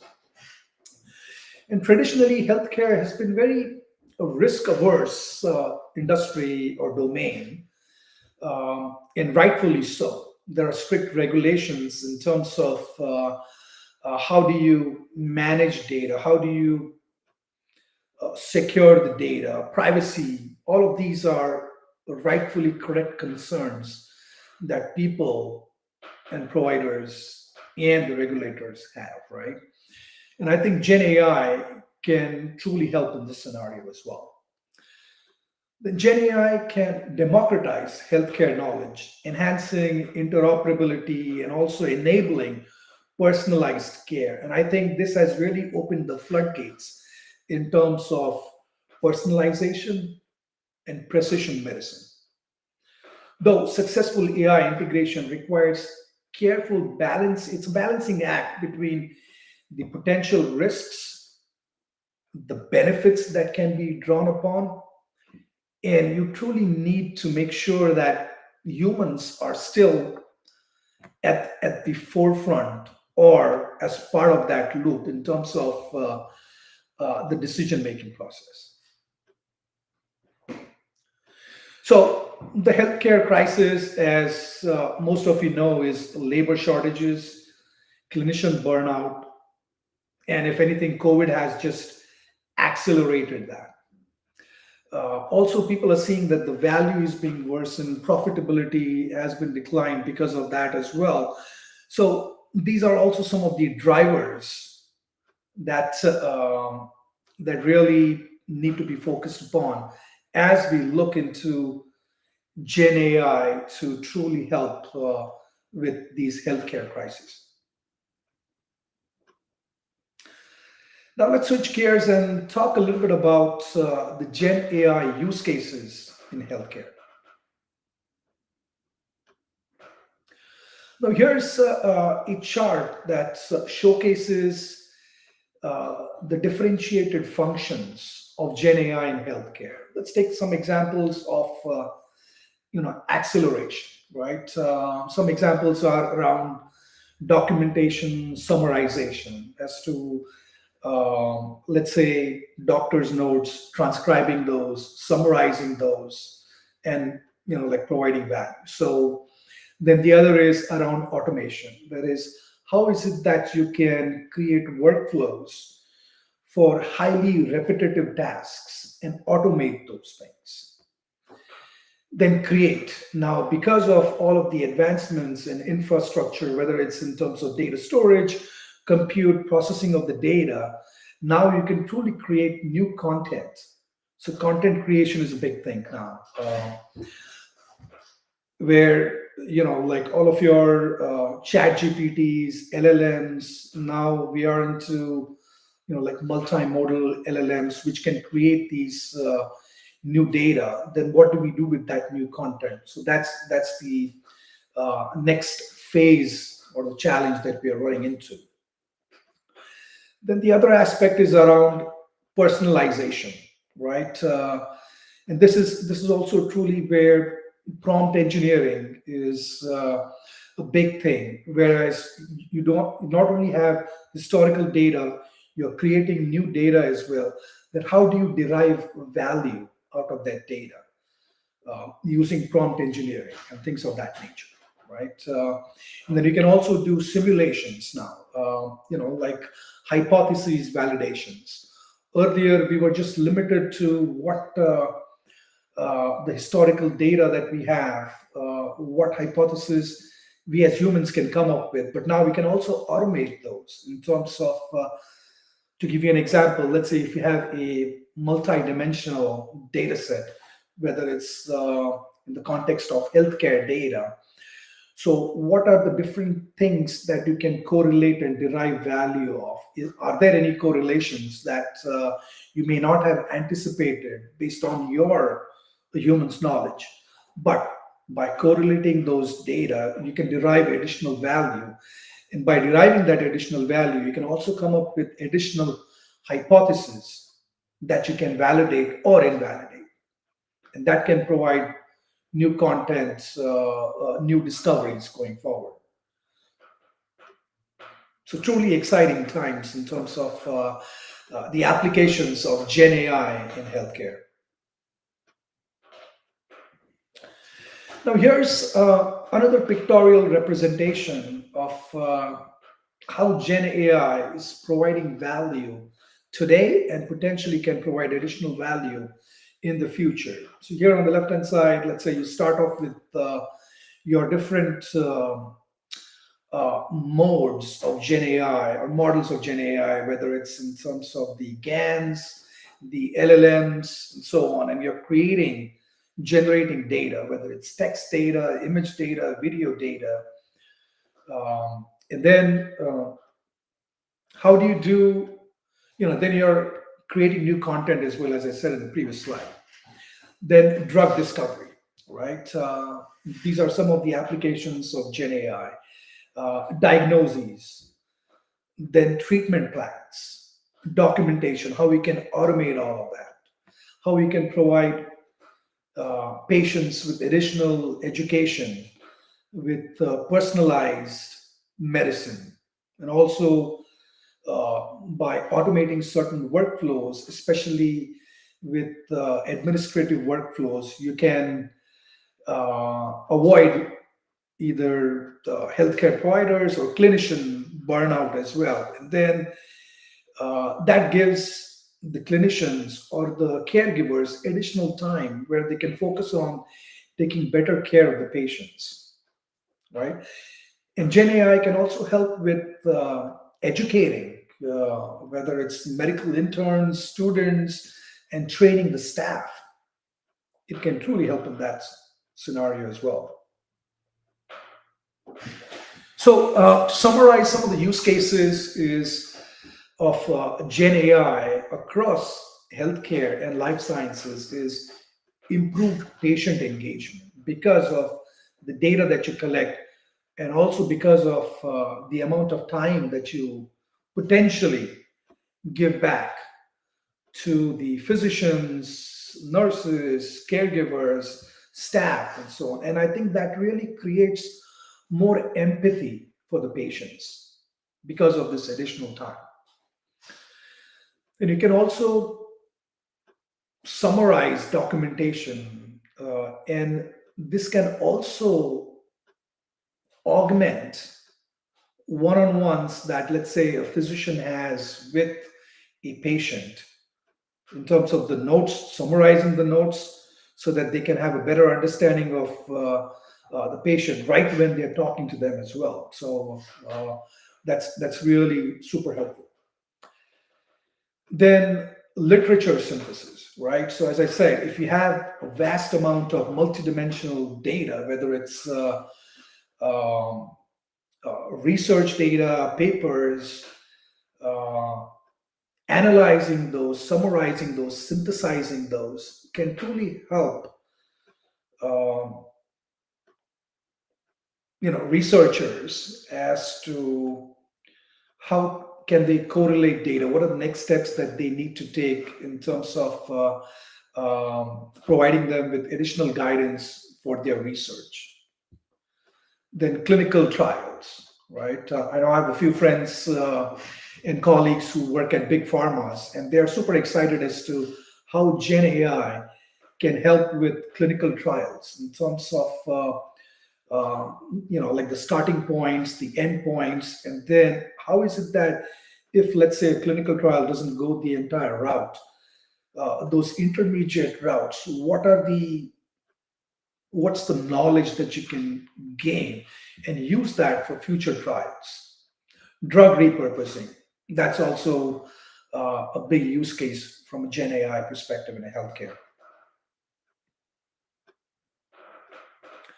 So Gen AI is revolutionizing healthcare today. So it's not a question of what or why, but now we are truly focusing into the how aspect of it. So we talked about some of the examples in the earlier slides, but traditional AI in healthcare, some examples of this are detecting abnormalities that can be more accurate than humans. That is image analysis, synthesizing and identifying those abnormalities, irregularities. The first use case was like the usage of the autonomous AI diagnostic tool for diabetic retinopathy detection in 2018.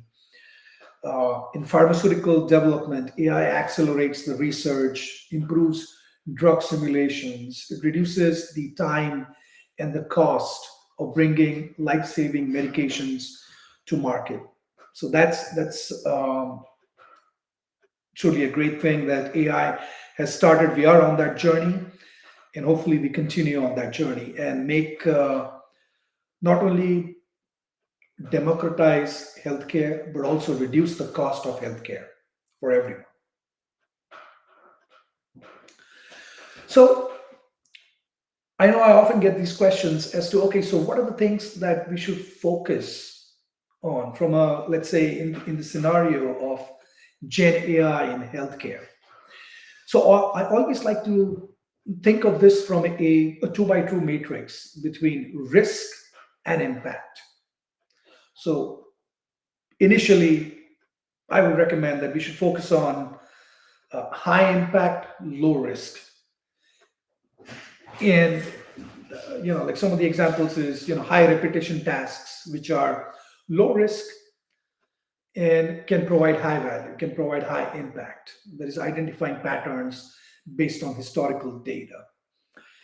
And then this, like once we do this, we can build trust in AI capabilities, and then we can deploy them at a larger scale. And then we can start transitioning into, high impact, high risk areas.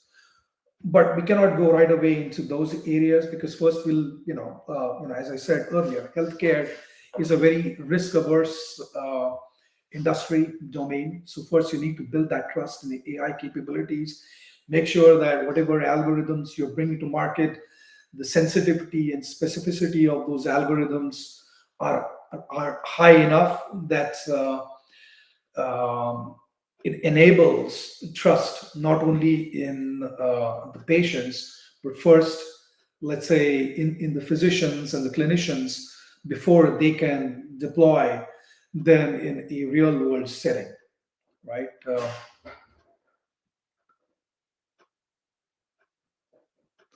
So now, how Gen AI will revolutionize? We talked about how it is doing today. So I like to think of this in terms of three phases. Like a crawl, a walk, a run, right? So to give you some examples, crawl is like using Gen AI or traditional AI for internal productivity, using private GPTs. Then the walk phase could potentially be prior authorization, summarization of clinical documentation. Then the run phase could be as to like drug discovery, usage of clinical decision support system in your environments. Now, as I said earlier, I work for a company, a health tech startup called Somatix, where we are into remote patient monitoring. So we use wearable devices such as smart pens. So we are under the umbrella of a clinical decision support system where we collect all of this data, provide clinical insights, but still at the end, the human is at the epicenter in terms of the decision making. That we provide a whole lot of data to the clinicians, to the physicians, or the caregivers before they can do anything with that data in terms of taking better care of their patients. So, try to think of what phase you are in. It could vary depending upon the industry, the domain that you are in, what your risk appetite is. You could, potentially be in a crawl, walk, or a run phase, right? So my takeaway for you is to think through as to what are the challenges that you run into at your company or at your environment that you're part of, what the risk appetite is, and how we can potentially keep moving along in the right direction, going from crawl, walk to run phase, right? So Gen AI can definitely improve healthcare delivery. Some of the examples here are on this slide.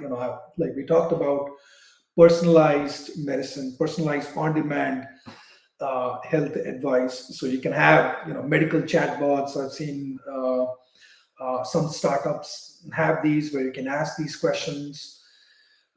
Then precision care from busy doctors. So like it could be a combination of a medical chatbot, a diagnostic tool, where you have, let's say, the summarization of all of the doctor notes from the past, like the interactions or the changes in the medical history, the medicines that the patient has been taken, so that you can have these more productive one-on-one sessions with the patients. Then the next one is around tailored treatment and health plans. So based on the data that you have, you can recommend personalized not only treatment plans but also health plans that take into account a patient's unique genetic makeup and also their health history, their lifestyle, and all of these things can be incorporated, because now you have data that you have collected from different sources, whether it's from your EHR, EMR, or from your clinical decision support system setup, let's say, and then brought it into one location where now you're providing that data as input in terms of providing these personalized plans for your patients. Image analysis and early detection of diseases, we have already talked about earlier. I think that's critical. We need to continue on that. We need to keep on improving our algorithms. As I said, keep on improving the sensitivity and specificity of these algorithms so that you have a really low number of false positives, right? Then it also can focus into accelerating drug development, right? Drug discovery and development is some of the prime use cases of Gen AI in healthcare, where you can swiftly screen the compounds, predict drug interactions, you can optimize your clinical trials, and that also enables you to enhance your drug formulations. So that's super critical. So now finally, I would like to conclude with a few thoughts. So, like what are the potential risks, right? Yeah, Gen AI promises to be a very transformative technology, but you really need to make sure that there are checks and balances to make sure that the ROI is in there in terms of addressing the risks, putting those guardrails and the value that it is providing, right? Accuracy risks. I know we have seen examples. I know some of the speakers talked about unrealistic outputs or hallucinations that could lead to incorrect medical diagnoses and, in turn, incorrect treatments. Bias concerns. AI is depending on the data that you're providing, right? So if the data that you're providing is biased and doesn't incorporate all of the things, whether it's bias towards a certain race, a certain genetic makeup, or so on, then the output is going to be biased as well. So you truly need to make sure that you address those transparency issues. AI operates like a black box, right? So it is very difficult to verify or explain the algorithm. So you need to see as to how is it that you can incorporate transparency into that process. Privacy concerns, right? Data concerns, data being collected from multiple sources. How do you address the privacy and the IP challenges, right? So Gen AI really excels in high repetitive, low risk tasks, but we need to start focusing on high risk tasks, high impact tasks as well, as I talked about the 2x2 matrix. The current impact, we talked about improving diagnostics, drug development, clinical trials.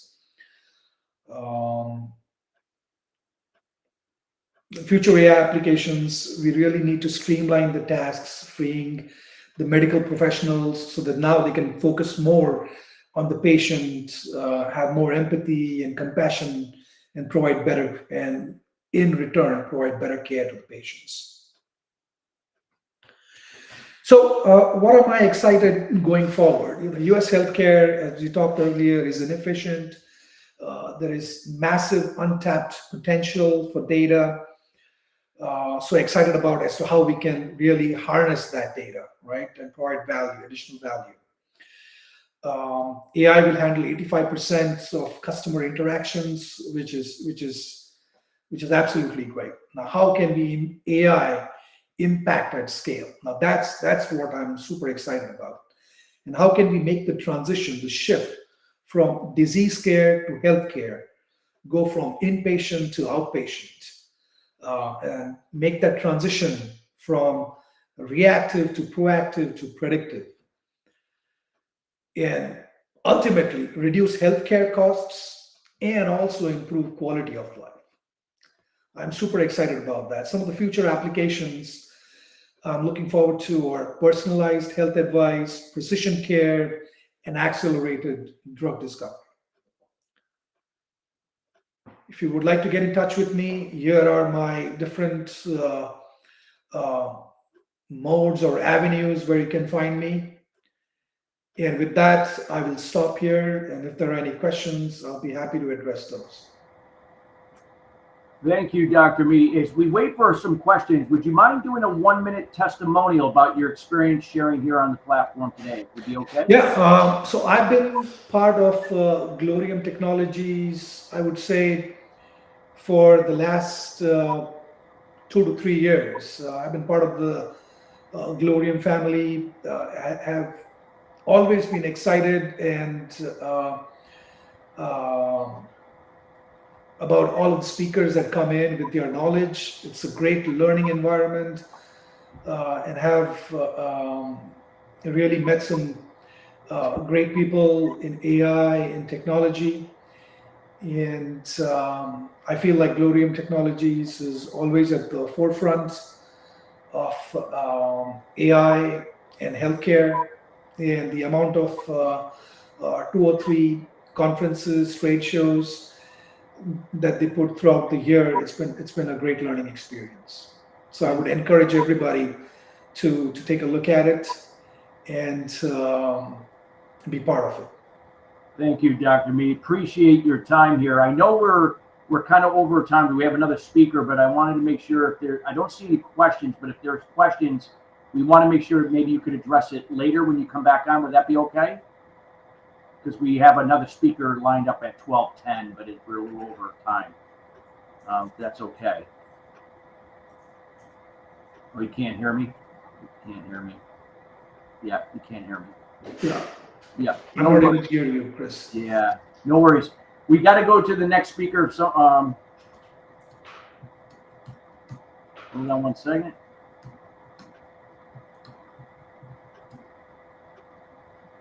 All right. So we're going to go to the next speaker. I know if okay, there we go. All right, everybody. Thank you. I hope you received much value from Dr. Mead. We highly encourage you to submit some questions later. He'll be coming back. And again, so we can address some questions. We want to make sure we're on track for our next speaker. And we're going to be talking about here personalized healthcare, how AI is finally bringing value-based care within reach. We're going to be listening to Dr. Christopher DeBernard, Chief Medical Officer at Lotic.ai, and a little bit about Christopher. He's a board-certified psychiatrist who brings a wealth of healthcare experience and lifetime commitment to accessible, equitable, personal-centered care. Dr. DeBernard completed a combined residency in internal medicine and psychiatry, and he is also a chemical engineer with IT and natural gas consulting experience. With such diverse and wide-ranging expertise, he is uniquely positioned to support Lotic as it creates the well-being ecosystem of the future. Most recently, Dr. DeBernard designed community-wide behavioral health projects for the Heartland Whole Health Institute. And at Whole Health Institute, Dr. DeBernard led and executed the behavioral health integration strategy for the organization, including the creation of stakeholder alignment, development of the behavioral health policy agenda, driving awareness of technology-enabled opportunities to support access and equity, as well as aiding in the development of the behavioral health curriculum at Alice L. Walton School of Medicine.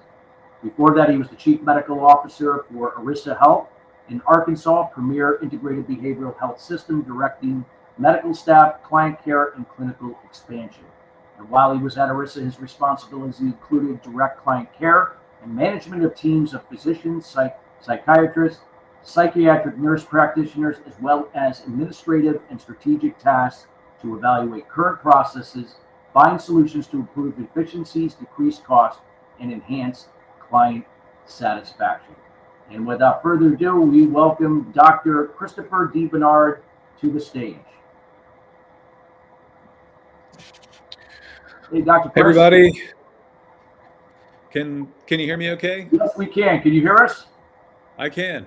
Yes. Chris, thanks for that warm introduction. I really appreciate it. And let me share my screen and I'll get going.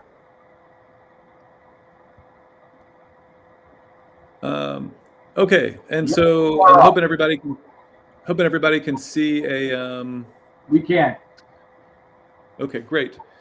And so let's see. So today I'm here to cover this agenda. It should take me about 20 minutes, and we'll talk about kind of how AI can and should fit into value-based primary care and just value-based medical care. Again, Chris, you gave a great introduction for me. Essentially, I'm based in Fayetteville, Arkansas. I've been a part of Lotic since September of 2023, and I have this non-traditional background of an engineering career, and then coming in and being an internist and a psychiatrist.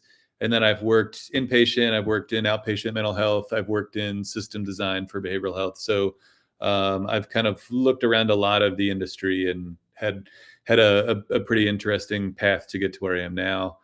And so I'll talk about value-based care. Essentially, the kind of current base model of care is fee-for-service, and this is, as a doctor, I see a patient, I do a task, and I get paid for it. The more that I do and see, the more I get paid, and that's great for me. I can build a career on that, but it hasn't always been the best for the patient. And so the value-based care model came into being, where we said, let's focus on the outcomes. Let's focus on preventing disease. And we needed a new payment model for that, and that requires some financial risk sharing. And this was a different way to approach it. And so value-based care has been done well in several different settings. Medicare has been one of the leaders in payment strategies. There's this comprehensive care for joint replacement model that has saved money and maintained consistent quality.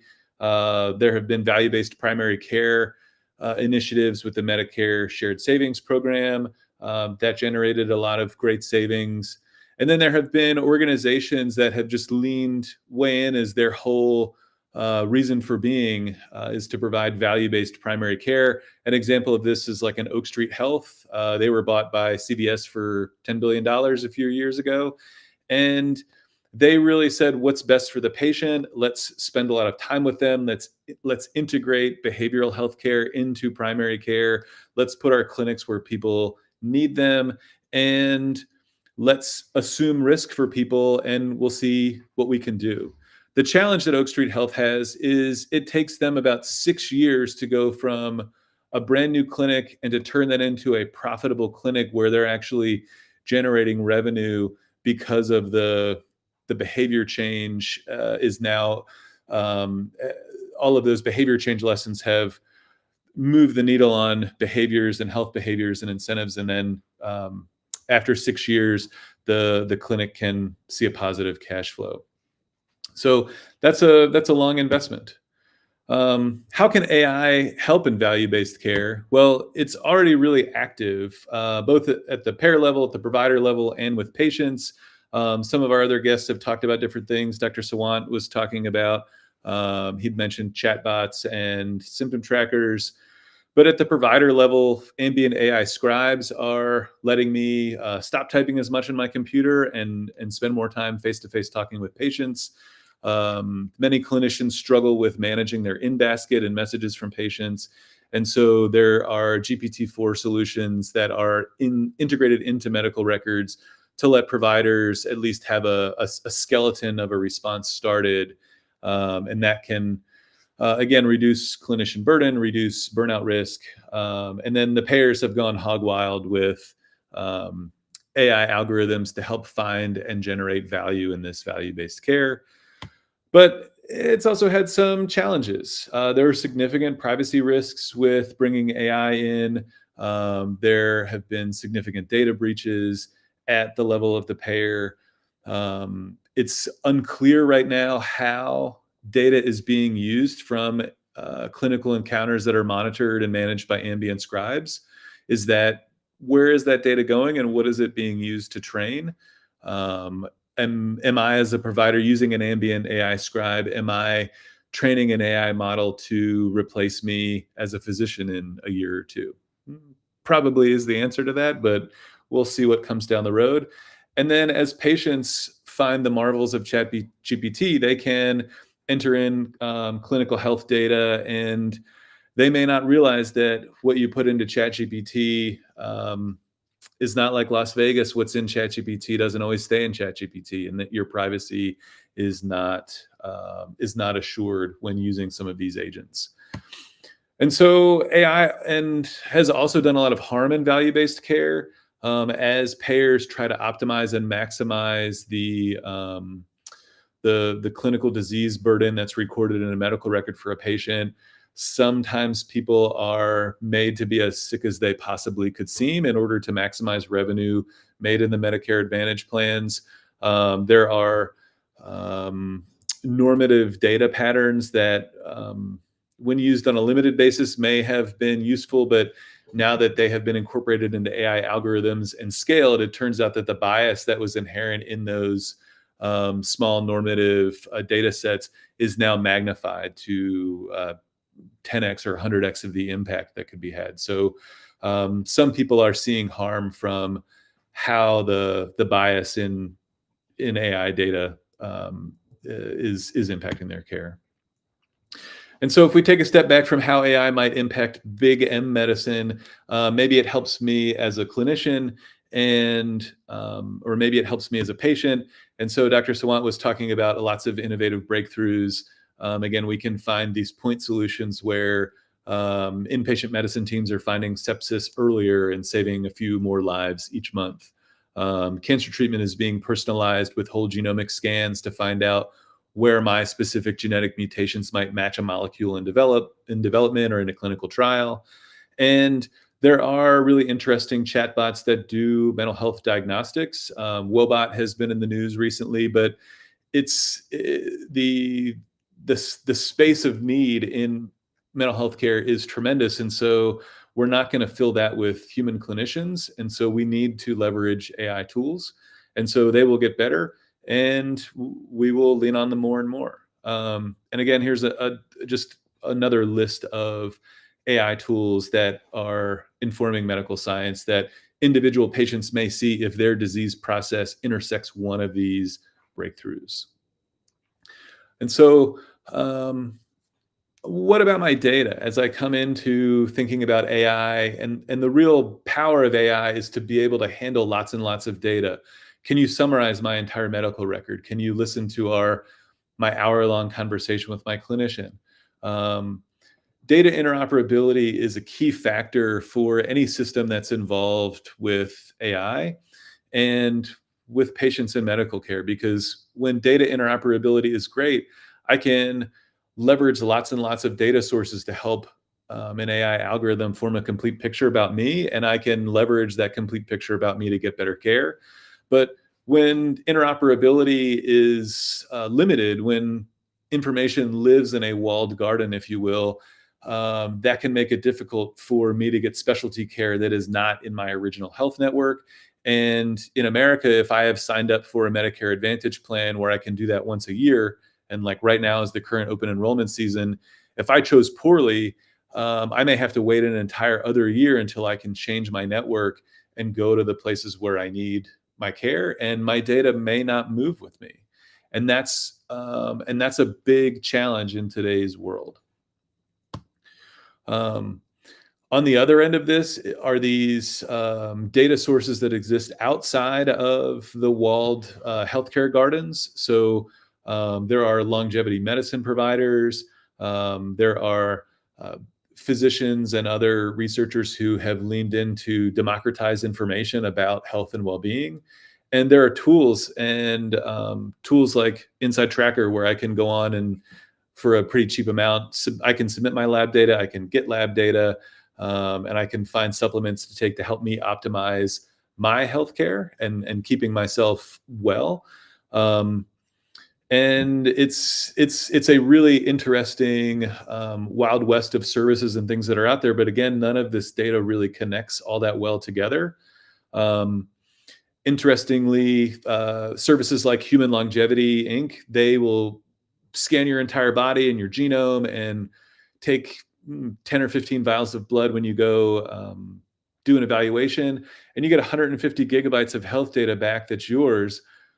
But what am I going to do with that? How do I, as a consumer, make sense of this? Am I going to read through a binder of data? Am I going to, how is my clinician going to do that? And so I'm going to need eventually some kind of AI that summarizes all that so that somebody else can use it, because nobody wants more raw data.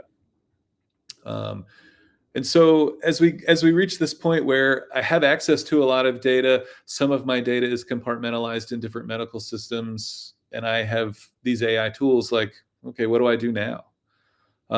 For providers, it's death by point solutions. As we integrate each specific AI tool that does this neat thing, there are just too many different tools that are in my workflow that may make it actually harder to interact with a patient in the right way. And as a patient, I now have to worry about this conversation we're having. That's actually data. Where does that go? Is it safe? Can I trust this organization? And then a lot of healthcare still relies, unfortunately, on the actual clinical encounter. So technology lets me do stuff 24/7, but I can only really get a prescription or get a procedure ordered inside of a clinical encounter. And so how do we leverage those to be better? And I think the classical clinical encounter needs a redesign, because essentially in today's practice of medicine and value-based care and fee-for-service care, these are agendaless meetings. Patients come for a wellness exam and they don't know why they're there. It was just scheduled for them. Or as a psychiatrist, sometimes the issues that people come in for are so private that they'll tell the staff they're here for reason A, and when they get into the office and close the door, they tell me about reason B. And so so many times I wish I could go back in time from the end of a visit and say, if I had known that this is really what you were going to ask at the end, I would have run the visit differently, because this is a different path of information. And so I think the real golden moment for AI is actually outside of the exam room, and it's in the rest of my life. Because if I meet with my doctor for 60 minutes in a month, I still have 719 other hours in that month where I'm out living my life. And that's a great space and place and way to use AI to interact and engage with me and help. And I can report symptoms, I can share my concerns, I can ask questions. And then AI, one of the greatest strengths is it can summarize all of those minutes and hours of data, and it can create a concise report to give to my clinician. And so once the doctor knows what's wrong with me and can give me a solution, that's great. But then why am I going to put it into play? And so the true thing that's going to unlock how healthcare works from here on out is the delivery of personalized medical care. And personalized medical care is not just exquisitely accurate surgeries and precision medicine, cancer genomic reports. It's a slog through behavior change. And because even if I go to Mass General and I get the best care at Harvard, and I learn that I have diabetes and I have to take, medicines here and there, that's still a lot of behavior change that I need to enact, because now I have diabetes, or now I have high blood pressure, or now I have to change my diet completely because my cholesterol is very high. And so at the end of the day, I'm going to fail at treatment if I personally don't understand my why, and my care team is going to just totally miss on their recommendations if they don't understand what motivates me. And so I think AI that operates for me to design, to understand me as a person and my personal care, that is really going to be the future of how AI supports me in medicine. And it's going to be able to, in the future, we'll be able to interact with AI at home. We'll get nudges. We'll have behavior change mechanisms at play that will leverage my why and leverage what the care team wants, and that will move me forward on my care journey. And so this personalized agent in my pocket is the future, and that's going to be what we need. And so as I move to talk about Lotic for a second, the organization that I work with, we are centered on we're built on a privacy-first platform, and we believe that humans should have agency over their data and over their digital selves. And we think that consumers function best when they're informed, and because informed consumers make better decisions, and that lets every interaction in the clinical space behave more rationally. And so again, Lotic was founded with the idea that we want to help people understand themselves better so they can make better decisions and give people control of their data. And we're a solution to help people understand themselves. And with the data that we leverage, we interact with people they talk out loud to us, and we take that data and we look at that as personal context data to say, what can I measure around me with my wearables? What is around me in my environmental and social and cultural space? It matters if I'm in the middle of Jackson, Mississippi at a hotel resort, or if I'm in inner city Baltimore.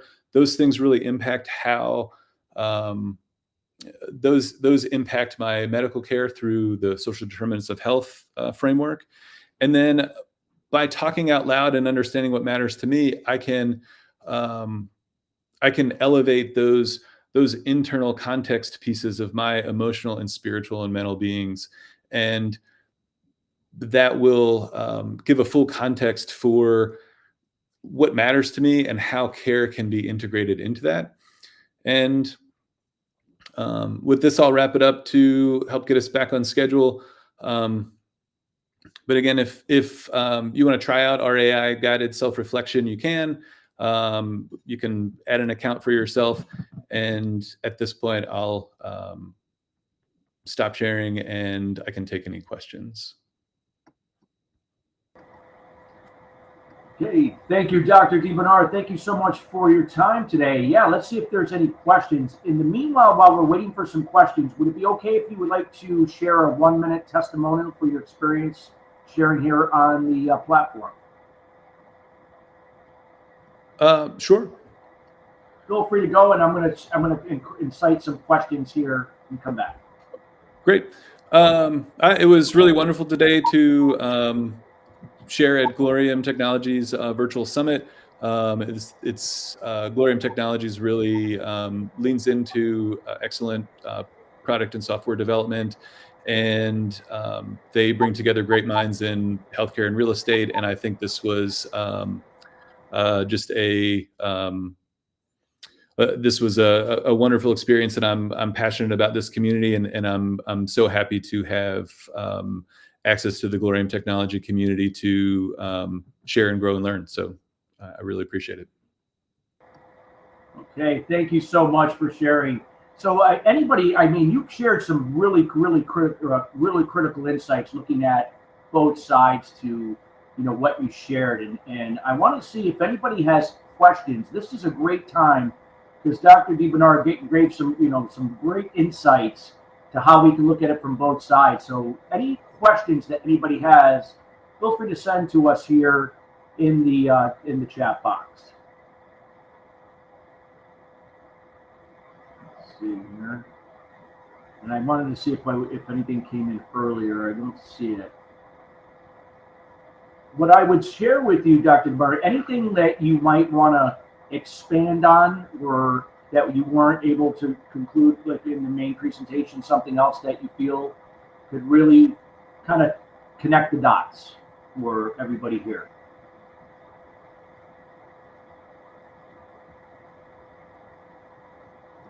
Again, I would just say that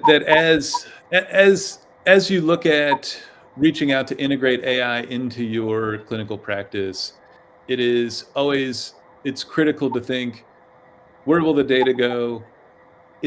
What is the privacy and security for the data? How can I explain this to my patient? And will this tool really impact the clinical care? And how does it help you understand a patient's why, and how does it get them to adhere better? Because those are that's at the end of the day where the rubber meets the road. It's about finding a way to maximize adherence with care and help make lives better.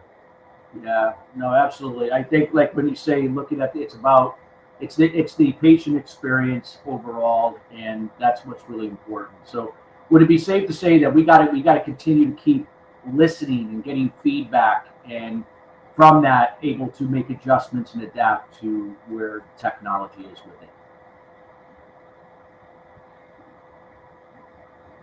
Okay. Let me see if I don't see anything else. Let me see. We got a lot of thank yous, very informative.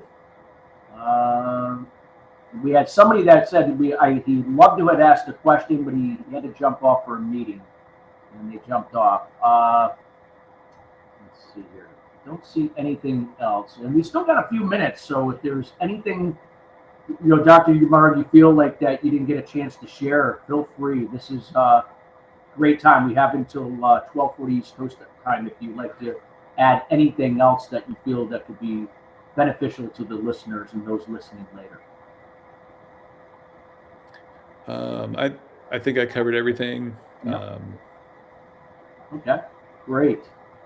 All right. Well, if anybody has, again, this is a golden opportunity to ask a question. Anybody that is listening, would they like to ask a question? Here in LinkedIn, YouTube. Okay. All right. Well, I'm not seeing anything. Oh, here we go. Dr. DeBernard, how can AI-supported self-reflection transform the scalability of personalized care while addressing the practical challenges of implementing value-based care models? Great question. Self-reflection is key to understand what motivates me as a patient. And because if I don't know my why, or I don't know what's important to me, I may not care what my doctor really wants me to do. Like diabetes care. I guess let's look at GLP-1 agonists or GLP-1 receptor agonists for weight loss. Those are incredibly powerful medications. Companies have made gajillions of dollars off of them. They've revolutionized diabetes care. They've revolutionized kidney care, and there are just more and more indications for them coming each day. But the challenge with the use of a GLP-1 agonist as an actual patient is that about half of patients stop them within the first 2 months. And the reason is using those medications requires a significant behavior change in how you eat and in what you eat and when you eat.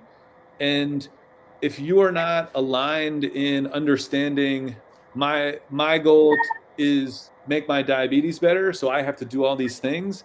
If I don't know that I need to change my diet, if I don't really want to change my diet because I live in New Orleans and I love to eat all of the food and the food's part of my culture, that's a big recipe for failure. And for value-based care, those are just going to be wasted $1,000 prescriptions until I just abandon the treatment completely.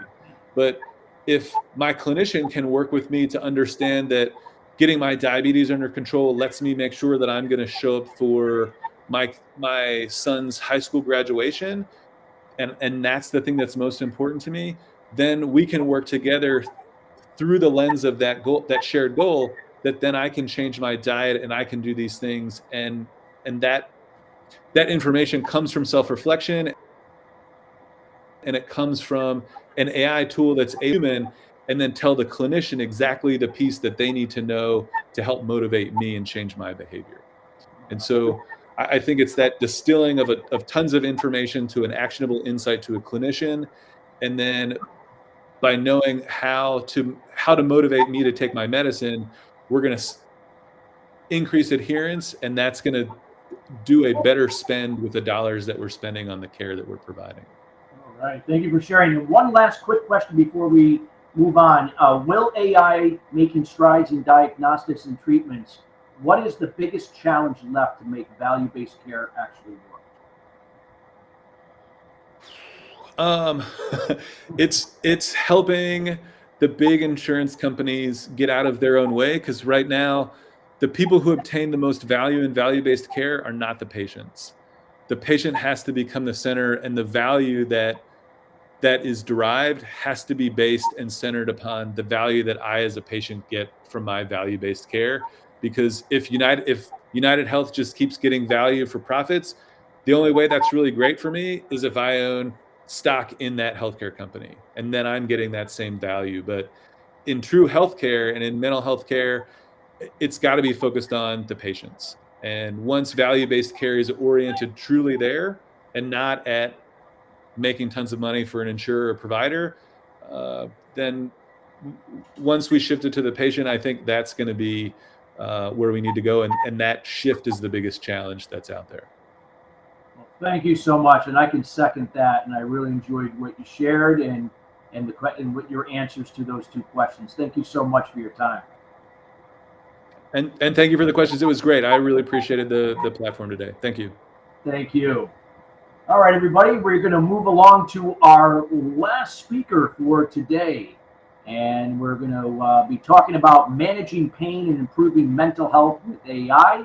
And before we move in, we're going to be talking to Ramin Naimi, Chief Technology Officer at Lucid Lane Incorporated. A little bit about Ramin. He's a visionary technology leader with over 30 years of experience in steering software engineering teams across AI, ML, SaaS, and cloud technologies. As the CTO of Lucid Lane, he has been instrumental in developing AI-guided healthcare solutions, significantly improving patient care for over 8,000 individuals.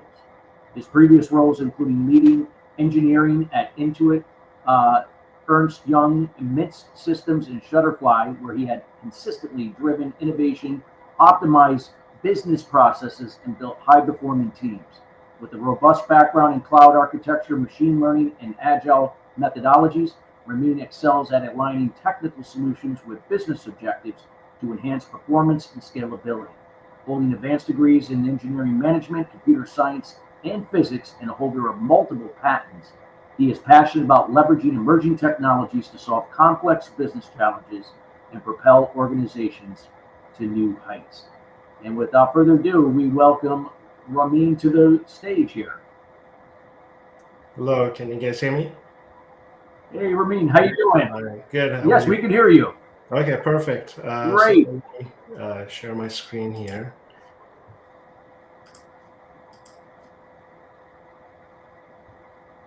All right. Can you guys see this? Yes, we can. You're all set. We can see it. Cool. All right. Well, thanks for inviting me. I'm glad to be here. My name is Ramin Naimi. I'm the former CTO of Lucid Lane, which was a health tech company. We focused on helping people deal with managing their pain and reducing the dependency on pain medications with the help of technology. So I'm excited to be here today to talk about how artificial intelligence is transforming pain management specifically. I have extensive experience in technology in many verticals such as e-commerce, fintech, network management, and others. And for the past 5 years, I've been working in health tech sectors, and it's been very rewarding. It's really heartwarming to see, when you touch people's lives and the effect that it has immediately. Pain management specifically is a very critical issue in healthcare that affects millions of people globally. Chronic pain management itself impacts a large number of people in the US, as we can see. Traditional methods of pain treatment often fall short. They rely heavily on opioids or some kind of generalized treatment plans that don't work for everyone. But with the advancements of AI and machine learning, we have an opportunity to revolutionize how we approach pain management. So today I'll talk about the challenges of managing pain, how AI can help in both in short term and long term, and we'll talk about some ethical considerations as we need to keep that in mind as we move forward. I'm sure you've all heard about the opioids crisis. To say the least, it has further complicated pain management, making it crucial to find alternative solutions other than just prescribing opioids. So, and I really believe that AI could be one of those solutions.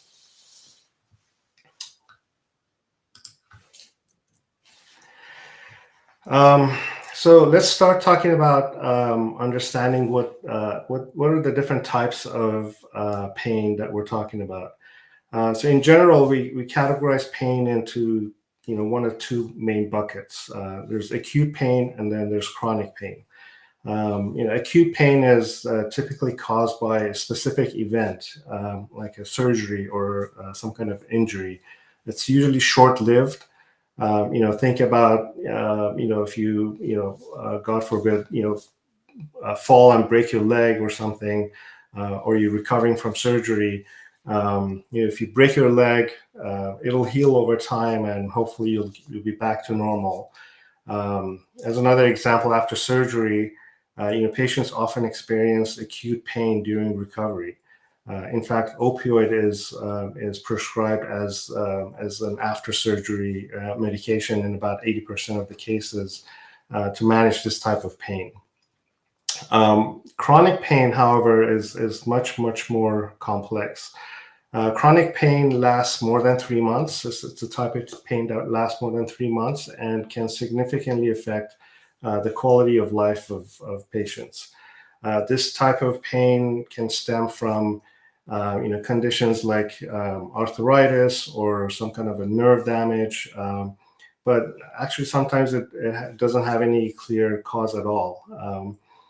And that's the challenge of it. Chronic pain doesn't just affect the body, it can also change behavior and lead to emotional distress. To give you an idea of how widespread this issue is, about 52 million people in the US experience chronic pain. Again, unfortunately, opioids is often prescribed as a solution for chronic pain as well. But as we know, opioid comes with their own set of risks, including addiction and withdrawals. Chronic pain sufferers often deal with anxiety and depression. The emotional toll is significant. Pain becomes more than just a physical issue; it becomes a psychological one. So it becomes really a vicious cycle. So no matter how you categorize it, whether it's chronic pain or acute pain, pain has a significant economic impact as well. In the U.S., some people have estimated that it costs about $635 billion annually due to lost productivity and medical expenses to treat the pain.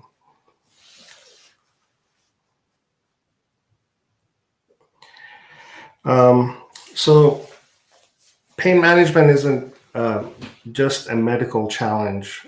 It's a highly individualized problem because everybody's body reacts differently to both pain and medication.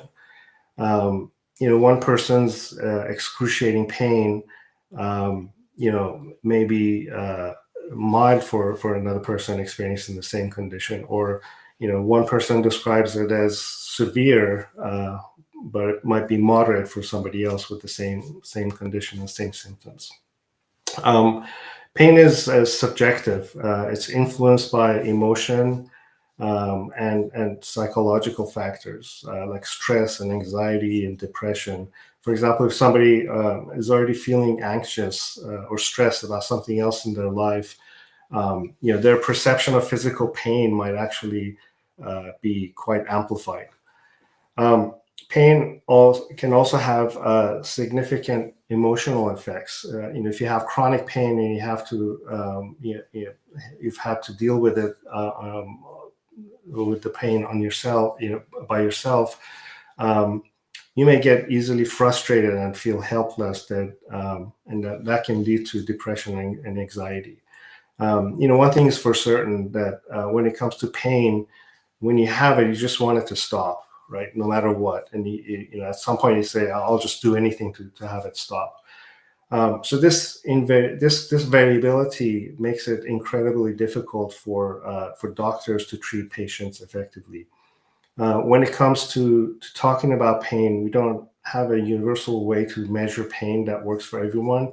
Sure, pain scales exist, like there's a visual analog scale or numeric rating scale, but they rely solely on self-reporting from patients who may either underreport or exaggerate their symptoms due to various factors like cultural expectations or fear of being labeled. And in fact, children and elderly patients may struggle to describe their pain levels and levels of discomfort accurately. For instance, an elderly patient may downplay their symptoms due to generalization of, they want to come across as being tough because that's how they grew up. And I think AI can help standardize these assessments by analyzing physiological data such as like heart rate variability, facial expressions, activity levels, and many other things, rather than just relying solely on subjective reports.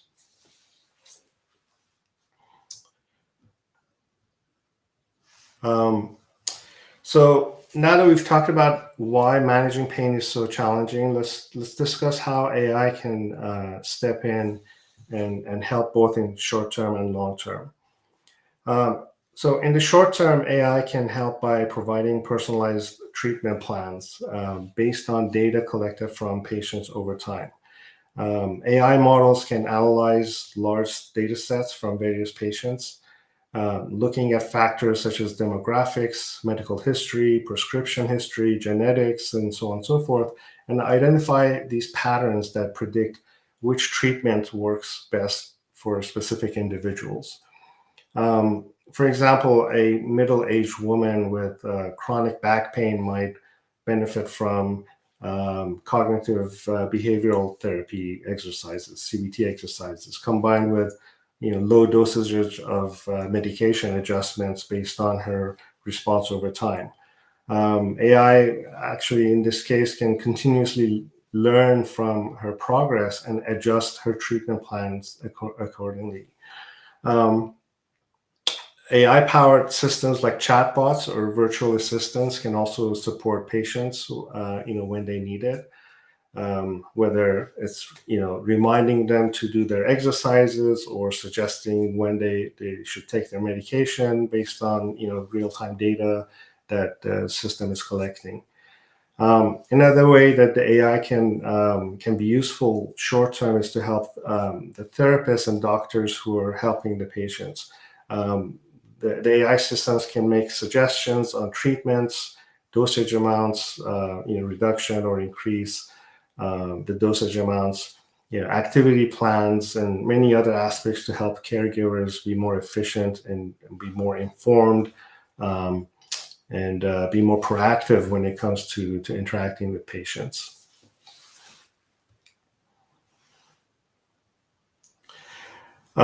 So let's look at a specific use case. At Lucid Lane, we combine virtual assistants with telehealth experience to enhance patient care.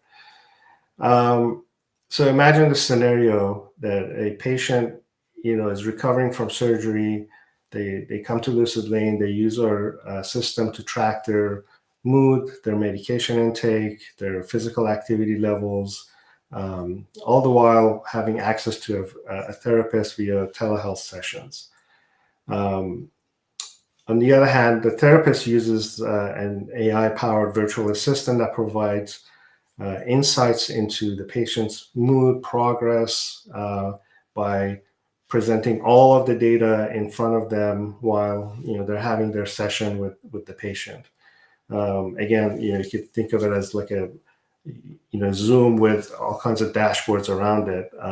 It's all integrated into one system. So this, the dashboard information might include demographics as well as historical prescriptions, changes to dosages, past session summaries, what they talked about with the therapist, and what the treatment plan was that they decided on, so on and so forth. Could include, historical mood and mental state of the patient as they reported it in their app as part of the system. The insight is sort of enhanced by analyzing the patient's facial expressions or voice changes in real time. The system could detect signs of worsening symptoms before they become elevated and kind of serious by analyzing these subtle changes in tone or behavioral patterns. AI systems could then suggest adjusting patients' treatments plans, and driven by the changes in frequency of therapy sessions, or suggest personalized exercises for when the patient becomes or experiences these symptoms. And then at the end of their telehealth sessions, the system would summarize the topics discussed and suggestions that were given, record them automatically in the EHR systems. And then, all of this is to basically reduce the administrative overhead that the therapists today typically have to endure.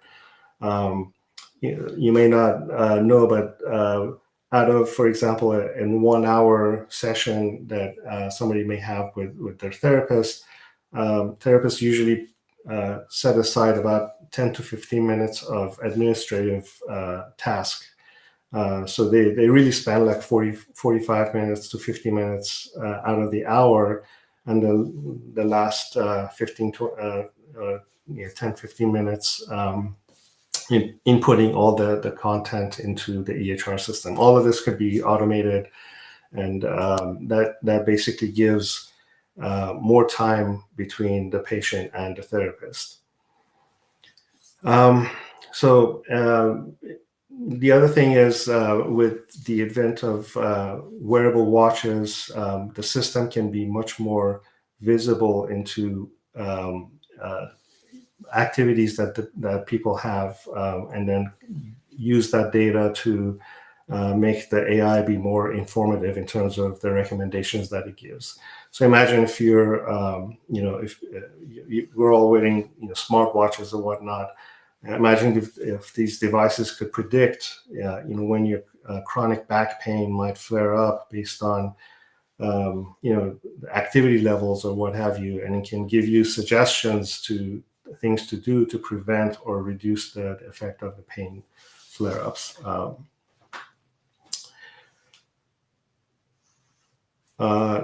So looking at further down the road into sort of long-term applications, I believe we're moving, towards fully autonomous virtual health assistants that provide continuous support for patients dealing with chronic conditions like arthritis. One of the most exciting long-term applications of AI in pain management is predictive analytics. Predictive analytics allows you to forecast future pain flare-ups or treatment outcomes by analyzing large data sets, such as EHR records, wearable data, device data, patient-reported outcomes, previous responses to treatments, and so on and so forth. AI models can learn from these data sets to predict when a patient might experience a pain flare-up, allowing the healthcare providers to intervene, before the pain becomes debilitating. So how would this work? As you may know, predictive analytics relies heavily on machine learning models trained on historical data. These models identify patterns or correlations between the patterns that are not immediately obvious for humans to detect. For example, a model could learn that a combination of reduced physical activity, increased heart rate, and certain weather conditions consistently precedes a pain flare-up for a specific patient, and it could inform the patient or the therapist to that effect. The key to making these predictions accurate is training the model on large data sets. The more data the model has access to, such as demographics information, medical history, even behavioral data, the better it can predict future outcomes. This is where AI shines, right? Its ability to process and learn from vast amounts of data that far exceeds human capabilities. So let's talk about specific machine learning algorithms that are commonly used in predictive analytics. Random forests is one. It's an ensemble learning method that creates multiple decision trees during the training phase. Each tree is trained on a different subset of data, which makes the model overall robust and less prone to overfitting. It's used in healthcare. It's used for predicting patient outcomes, such as whether a patient will experience complications after surgery or how likely they are to respond to a particular treatment. Specifically for pain management, random forest could be used to predict which patients are most likely to benefit from physical therapy versus medication by analyzing their medical history and response patterns. The other algorithm that we can talk about is support vector machines, which is a powerful method for classification tasks, where we need to separate patients into different categories based on their characteristics. For example, in chronic pain management, SVM could be used to identify which patients are at high risk of opioid dependency based on their medical and behavioral profiles. SVMs can be used to stratify patients into high risk, low risk, or medium risk for certain treatments. And the last one we'll talk about is deep learning models. Deep learning models are particularly useful for dealing with complex data sets like medical images or continuous physiological data coming from like wearables. Neural networks can analyze these intricate patterns in the data set that simpler models might miss. For example, deep learning could be used to analyze MRI scans of patients with chronic back pain to predict which patients will benefit from surgery versus more conservative treatment plans. The advantage of deep learning models is that their ability to continuously improve as they're exposed to more and more data.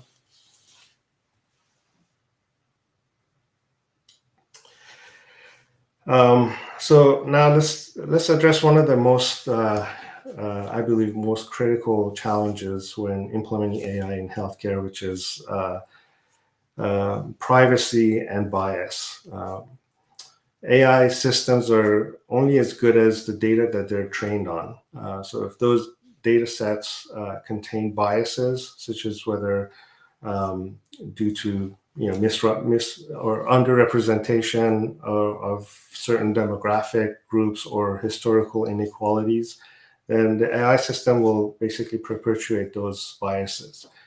For example, it was reported in Science magazine that the widely used healthcare algorithm was found to be systematically assigning lower risk scores to Black patients compared to white patients with similar health conditions.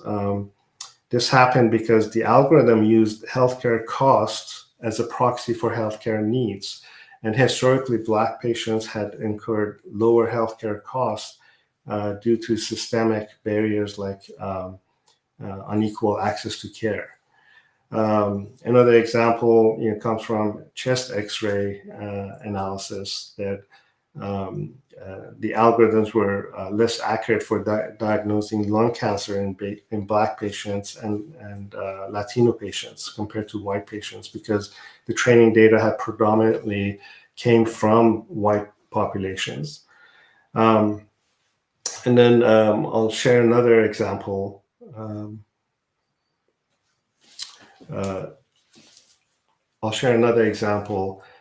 A cost predictive algorithm used in healthcare systems was found to be to allocate fewer resources, such as follow-up care or specialist referrals to Black patients compared to white patients with similar health conditions. This occurred because the algorithm was trained on historical cost data rather than clinical need.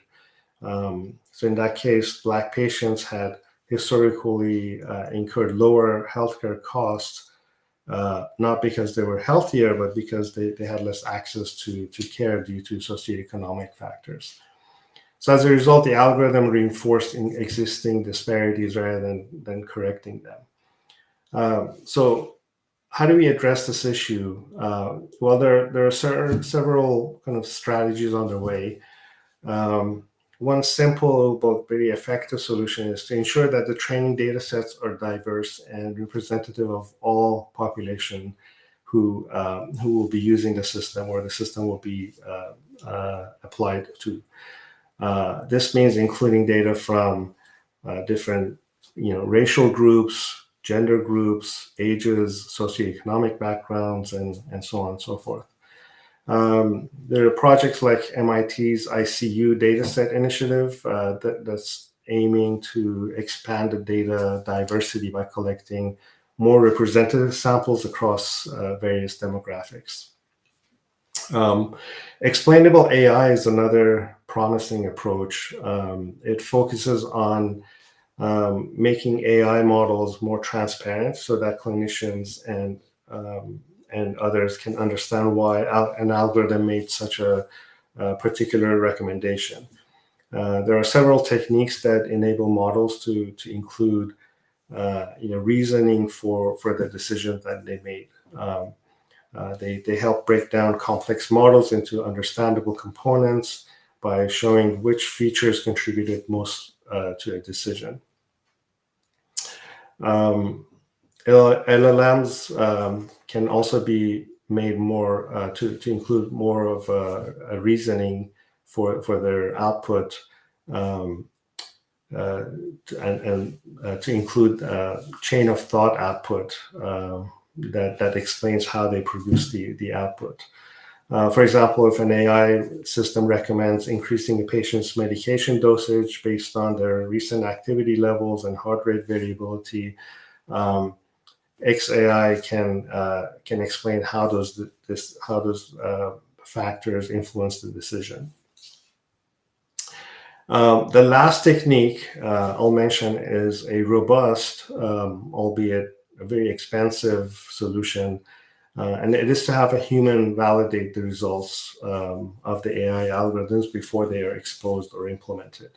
The expert humans can identify inaccurate results if they know sort of how the AI systems produce these, and they can either validate or reject the results, and this will reduce the error rate over time. This approach also has the benefit of everyone gaining confidence in AI output, knowing that somebody has reviewed it. And that's really critical for healthcare specifically, compared to other ways of leveraging AI and LLMs and chatbots. So in conclusion, AI represents a fantastic opportunity for improving healthcare applications, including mental health assessments and especially in areas like personalized treatment plans, specifically for managing chronic pain or chronic conditions such as long-term pain management. However, as promising as these techniques are, we must remain vigilant about ensuring transparency, fairness, and unbiased data throughout the development process, so that everyone benefits equally from these innovations. Not just a very select group that happens to fit the existing data sets during the model training phase. So I hope the takeaway from the talk is that while it's super exciting to see advancements in AI over the past few years, there remains much work to be done to move ideas and concepts from prototype to production, especially in healthcare environments where it's critical to have trustable and accurate results from AI systems. So I'm super excited to see what future will bring in this space, and I'm sure you all will be active participants in this journey. Enjoy the ride. So with that, I'll end the presentation and open it up for questions if there are any. Thank you, Rami. Appreciate your share. Great presentation. Thank you so much. And while we wait for some questions to come in, Rami, would it be okay if you did a 1-minute testimonial about your experience here on the platform? Yeah, absolutely. I think it's my first time presenting in this forum. I've been super impressed by the speaker lineups and what Glorium Technologies has been offering. I think it's a great forum for great minds to come together, share ideas. In fact, you could see a lot of patterns, similar patterns in all the talks in terms of transparency and challenges of AI and implementation of AI. And I think it's great to have that mind share across great lineup of speakers in this forum. I'm really excited to be here. Thank you. Thank you so much. And we want to make sure everybody that, get on YouTube or LinkedIn stream. We're going to be having the panel starting shortly, which Rami will be on here. So any questions that anybody has, this is a great opportunity to send any questions that you may have. Let's see if anything came in. Any questions? Oh, somebody, okay, our LinkedIn stream dropped off. Okay, it had a 4-hour hard stop. Okay, all right, all right. So we had a 4-hour hard stop, so we probably lost some people there. Okay, not a problem. I do understand. With that being said, any questions that we have for Ramin, please, if you have any, this is a great time to share.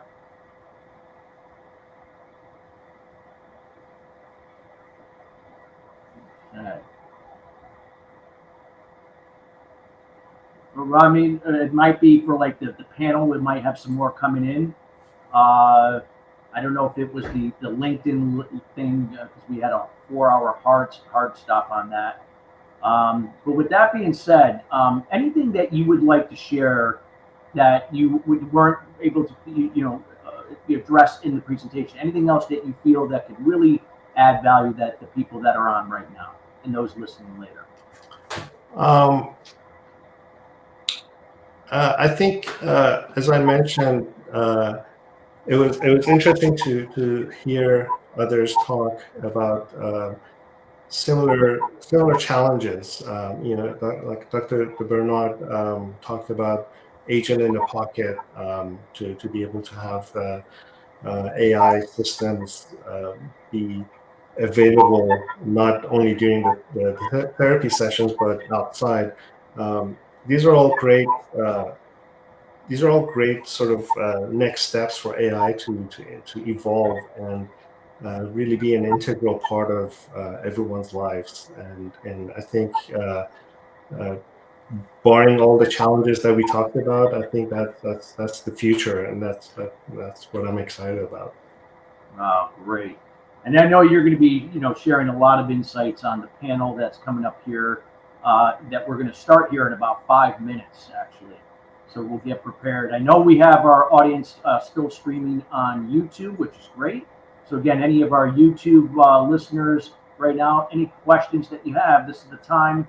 And then, of course, Ramin, I hope that if we get some more, that you'll get some questions when you do the panel, and we'll go from there. So what we're going to do, everybody, we're just going to take a brief 4-minute break, real quick, a bio break if you have to do it. We're going to be right back here at 1:20 East Coast time, and we're going to have a panel of 3 that we're going to be talking here coming up about the AI-powered future of healthcare, what's next. And again, we got some great information to come from our panel. We'll be back here shortly.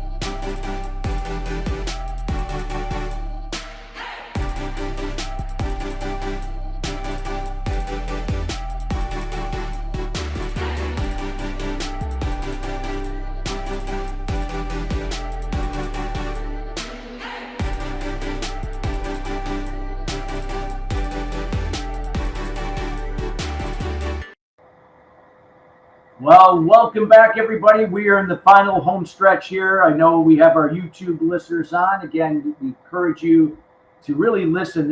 We have 3 of our returning speakers coming back on this panel, and we're going to be here talking about, again, the AI-powered future of healthcare. What is next? We're going to have Sally and Frank, our worldwide lead of health and life sciences at Microsoft for startups. We're also going to have Ramin Naimi, Chief Technology Officer at Lucid Lane Incorporated. And we're also going to have Dr. Amit Sawant, Chief Operating and Product Officer at Somatix.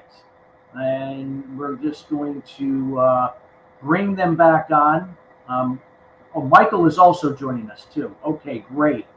Michael will also be joining us. So let me give everybody, so Michael Archuleta, who's the Chief Information Officer at Mount San Rafael Hospitals and Clinics, could not make it earlier, but he will be on our panel as well. So we're just bringing people in, just waiting for Michael and Sally. And let's see, is she coming in?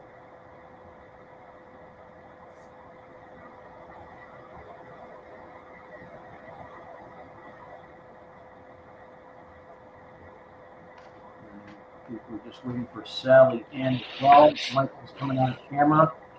Okay. Oh, Sally is not coming. Okay. So Michael will be filling in. Okay. Thank you for the clarification. So, gentlemen, thank you for joining us here. Yeah, just to lay out some ground rules, what we're going to be doing, we're going to be going through a series of questions here. We're going to have each speaker is going to get anywhere from 2 to 3 minutes to address the question. So we want to be mindful of the time, just so we can get through a series of questions that can add value to the audience listening and those listening later. And then we will then collectively, all 3 of together, address any questions after you each contributed 2 to 3 minutes. So we're going to get started, everybody. And so the first question is, we're going to be looking at the role of AI in transforming healthcare. How is AI redefining healthcare as we know it? And what core challenges do you think need to be overcome to make the AI integration seamless across various healthcare sectors? And if we could start off with Ramin, I'm going to just take it from top to bottom here. Ramin, if you could share with us your perspective. Yeah, so I think AI represents a great sort of opportunity for transforming healthcare, and the challenges for doing that is obviously making sure that the output from the AI systems is trustworthy, it's unbiased, and it's honest.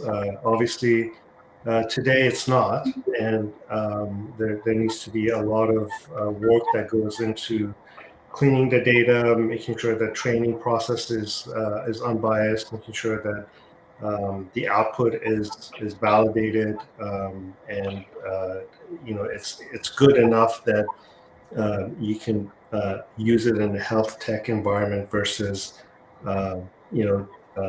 things that today use ChatGPT and things like that for, which is not necessarily health tech, but if the ChatGPT makes a mistake, it's okay. Nobody's going to get hurt by it. But in healthcare, the bar is much higher, and therefore the quality and control and what goes into it needs to be much more robust. Thank you for sharing. Appreciate it. Dr. Amit, if you could, the question, if you want me to repeat it again, here is the role of AI in transforming healthcare. How is AI redefining healthcare as we know it? And what are the core challenges do you think need to be overcome to make AI integration seamless across various healthcare sectors? Okay. Yeah, I would like to add to what Ramin said. The way I like to, AI has great potential. We all know that. Now it's about how do you apply that technology in order to further the use cases for healthcare. So, I like to think of this from a risk versus impact matrix. So think of it as a 2x2 matrix, whereby you look at, okay, so what are the high impact, low risk things that we can address right now, let's say in the healthcare, in the health tech space, and build trust within the AI, whether it's Gen AI or whatever other forms of AI that we are using, and make sure that the output that we are producing is trustworthy and really changing things for the better. And then once we are able to establish that trust factor, then we can move towards additional high impact, high risk areas. So to give some examples of high impact, low risk things are, how is it that we can automate certain things, maybe healthcare administrative tasks, some of the things that we can automate and build that trust. And then we can gradually move towards high impact things in terms of diagnosis. Yeah, today we are doing that, but we still need to keep on improving the accuracy, the sensitivity, specificity of those algorithms, and then transition towards treatment plans and stuff, and further keep on that trajectory of improving the accuracy of things. And in addition to what Ramin said, is that AI at the end is using the underlying data. So if that data is inherently biased, it's going to provide you with biased outputs. So there needs to be a very concerted effort to make sure that the data that we are providing encapsulates all of the things, whether it's incorporating all of the socioeconomic factors, a vast population, not just biased towards a certain race, a certain gender, but incorporating all of these things. So it's pretty an exciting time for AI, but we need to make sure it is ethical, responsible, and we put those guardrails to make sure that it really moves the society forward. Thank you, Dr. B, for sharing. And Michael, I know that you can't come on camera. I think there might be a camera issue. But if you please share with us verbally, if you like, I could repeat the question again. The role of AI in transforming healthcare, how AI is redefining healthcare as we know it. What are the core challenges do you think need to be overcome to make AI integration seamless across various healthcare sectors? Yeah, absolutely. Well, thank you guys very much. Can you hear me at least? Yes, we can hear you. Perfect. So we know that the acceleration of digital transformation is really truly here. Looking at as a whole, we've seen what COVID-19 has done to this overall industry. It has really accelerated the need for innovation in healthcare technology, unlike any event in history has witnessed in modern history. From telehealth consults to digital health monitoring devices to the enhancements of AI technology has really become an integral part of our overall patient care initiatives. When we look at the enhancements of AI, especially around care delivery, we see how this specific type of technology can really improve on diagnostics, improve on advanced treatments, improve on boosting patient engagement, improve on supporting administration tasks. Especially when we look at healthcare organizations, we're doing a lot more with less. So creating more automation points is such a critical element moving forward. And again, utilizing artificial intelligence in our overall radiology practices to really try to, prevent, detect, diagnose, and create specific treatments is such an important aspect out there. Because at the end of the day, patient care is number one. And I've always basically stated that patient care has to be number one. A lot of individuals, especially in the healthcare industry, there's a little concern around artificial intelligence. There's concerns on, how valid is the actual outputs that are coming out of the actual algorithms that are associated with some of the initiatives. And there is concerns. Individuals are saying that, hey, artificial intelligence is going to take my job. But again, looking at this as a tool set versus looking at it as a negative specific item is really going to be an improvement of everything that we do. And the bottom line is it's here and it's been here. We have to adapt to these specific changes in order for us to be a successful organization. Because at the end of the day, I've always stated that hospitals and clinics are digital companies that deliver healthcare services that deliver healthcare services. We're living in the digital age of healthcare. We have to incorporate these new tool sets. We have to basically look at how are we improving the overall lives of the patients that we serve in our organization. Because as an actual technology leader, I've always stated that we as an organization have to continue to build strong asynchronous tools that benefit our patients both inside and outside of this organization moving forward. And really having the ability of AI to really automate, prevent, detect, you know, utilize it in an organizational settings for routine tasks, that really basically allow healthcare professionals to focus more on patient care and complex medical cases. This is the new initiatives coming into place. We have to embrace the overall new changes coming in to this organization. I've always stated this, that the Flintstones have to meet the Jetsons. We are in the Jetson age. We are in the digital age of healthcare. We have to continue to accelerate, continue to have those digital transformational strategies, incorporate technology as that core component to the overall organizational strategy in order for us to be successful moving forward. Thank you, Michael, for sharing. And now I'd like to invite all of you together to kind of, if you want to kind of draw upon what each of you shared, either to elaborate or to add anything to this particular question. Anybody would like to share? And then we'll take there is a statement that was made by a listener, which we will state, and then maybe you guys could add to that as well.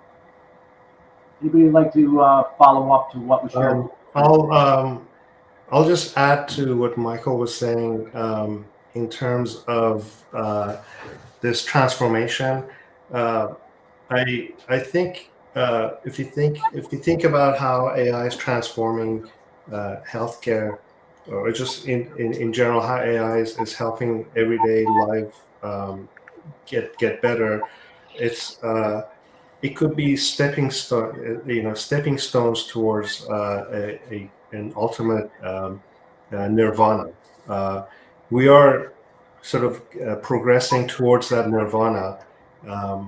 But if you just focus on the nirvana, yes, there's a lot of work that needs to be done to get there. But along the way, we're going to have these advancements and improvements in your daily activities that come from AI systems that makes you feel comfortable dealing with these AI systems, using these AI systems, but eventually getting to nirvana. So if you think about, AI is going to change everything, and it's going to put people out of jobs or what have you, that may or may not happen, but I think along the way we're going to see improvements in productivity that are real and tangible for people who are doing those jobs. For example, removing administrative overheads or things that would let them do more of what they love to do without actually replacing their expertise. So, and I think it's going to be especially important for healthcare to be, it's more applicable to healthcare. Great, thank you, Ramin. We appreciate it. Dr. Amit, anything or Michael as to follow up to this? Yeah. So I'll just add that I think everybody is getting on that bandwagon of AI, right? So, but I think there needs to be a lot of planning and structure put in place in terms of what exactly are we going after? How is it that we are going to put an operational plan for that AI, for incorporating AI into our environment, whether let's say it's in a hospital setting. Okay, so somebody needs to, at the C-suite level, there needs to be a strategy and vision put in place. But then also, how do we achieve that vision? So there needs to be a roadmap put into place. as to how are we going to achieve that vision, and then break down that roadmap into manageable tasks, break it down into smaller pieces as to, as Michael said, as I also talked about earlier, as to that impact versus risk matrix. Identify what are the low-hanging fruits, whether it's the administrative overhead, and identify those things. How are you going to achieve those? Have your success metrics, your KPIs, achieve those, build trust, and then move towards the next steps, whether it's in terms of document summarization or transcribing. That's going to augment the physicians in the hospital. So have that clear roadmap, planning, and how are you going to achieve that? And then build on that success, and then move towards that higher impact, higher risk items. Thank you, Dr. Amit. And Michael, anything else to add to close out this question? To really just show, I mean, there's a lot of benefits of what we're seeing with artificial intelligence, predictive analytics, incorporating machine learning into the healthcare settings. I mean, a couple items to really state there too is just the improvements of your cybersecurity posture using AI and predictive analytics to just basically help the overall cybersecurity structure within the organization. And the reason why I bring this up, especially on the healthcare topic, is you figure as an industry, we went from the top 10 to the top 1 most attacked industries out there. The complexities are basically getting harder to detect. I mean, a lot of these threat actors are even utilizing artificial intelligence to their advantage of, breaching these healthcare organizations that at the end of the day are costing millions of dollars to really kind of get recovered from. So using the technology on a beneficial standpoint of looking at specific abnormalities in the network environment, looking at user behavioral analytics to kind of determine if a user's behavior is who they say they are, using multi-factor authentication with the enhancements of artificial intelligence, incorporating this into the healthcare security standpoint is really going to improve the structure and just the overall security maturity levels within the organization. And at the end of the day, we have to maintain and keep our patient information as safe and secure as possible, because you figure we went from the top 10 to the top 1 most attacked industries out there. And then we asked ourselves, and I've always stated this, that cybersecurity isn't just about data security. It's also a matter of life and death. I mean, look at the pacemaker software alone. There was 8,000 security flaws associated with that. So then we ask ourselves, can the heart be hacked? And yes, it can be. So that's why I always say that this isn't just about data security. This is also a matter of life and death, and incorporating these advanced specific tool sets in an organization will continue to keep our patients as safe and secure as possible moving forward. Wow. Thank you, gentlemen. Great questions. I know we had somebody had mentioned a statement. It wasn't a question, and it was somebody said, one can literally ask ChatGPT and get the same answers. Would love to see more specific, or what they say also known as meat on the bone comments from the chat. So I guess, and I think that's how you prompt the questions, I would think. But with that being said, if you guys want to add anything to that, you're more than welcome. Otherwise, we can move to the next question.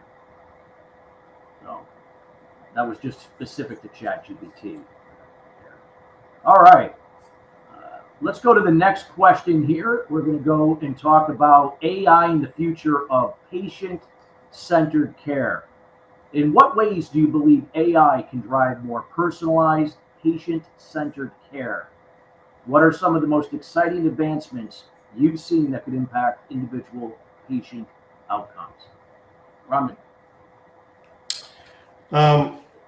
Yeah, we sort of talked about that a little bit during the conference, and I really think that this AI agent in the pocket is the wave of the future. This system that can be with you and learn from what you're doing, your activities. And how you respond to environmental changes and what have you. and then it can give you suggestions, and it could give you suggestions on what to do to deal with pain, or what to do to deal with some physical discomfort, and sort of be the person, or be the entity that is with you between your therapy sessions, or between your doctor visits, or between your care visits.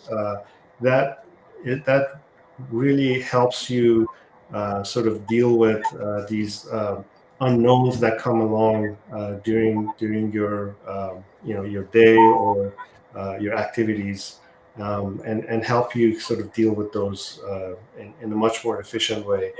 And I think again, all of that sort of helps the caregivers be much more efficient and much more proactive when they do meet with you, and sort of give you the next steps in improving your health overall. Thank you. I mean, appreciate it. Dr. Amit, Yeah, sure. Yeah, something that comes to mind is clinical decision support system. Like think of this, I work at a company called Somatix, where we are into remote patient monitoring. We use a patented gesture-based detection technology on top of wearable devices like your smart bands, and collect data 24/7. So like with a bunch of sensors in these devices, in these smart bands, you collect not only stuff like your sleep data, steps, but also through the PPG sensors, you collect your heart rate, SpO2 levels, heart rate variability. And with our technology, we can also detect hydration levels. That is based on your gesture movements with the smart band. How much liquid intake did the person have had? So you can imagine that if this over a period of time, you can get these trend analysis and provide clinical insights as to the dehydration, like the water intake for this particular patient or person has reduced. So this is potential for something to happen with this person. So the caregivers need to take better care of this person. Or this person is waking too many times at night, probably 4 or 5 times, and probably to go to the bathroom. So there's a potential risk of UTI, fall risk, not only real-time falls, but also based upon your movement, your sleep patterns, identifying those risk patterns, and providing those clinical insights to the health givers. I think that correlated with other data, episodic readings that a physician or a clinician is collecting, correlating all of that, and coming up with a risk analysis, a risk profile for the patient that not only the patient can leverage, but also the clinician or the physician can leverage, and have personalized treatment plans, healthcare plans for that patient. So I'm really excited about these things going forward. Great. Thank you for sharing. And Michael.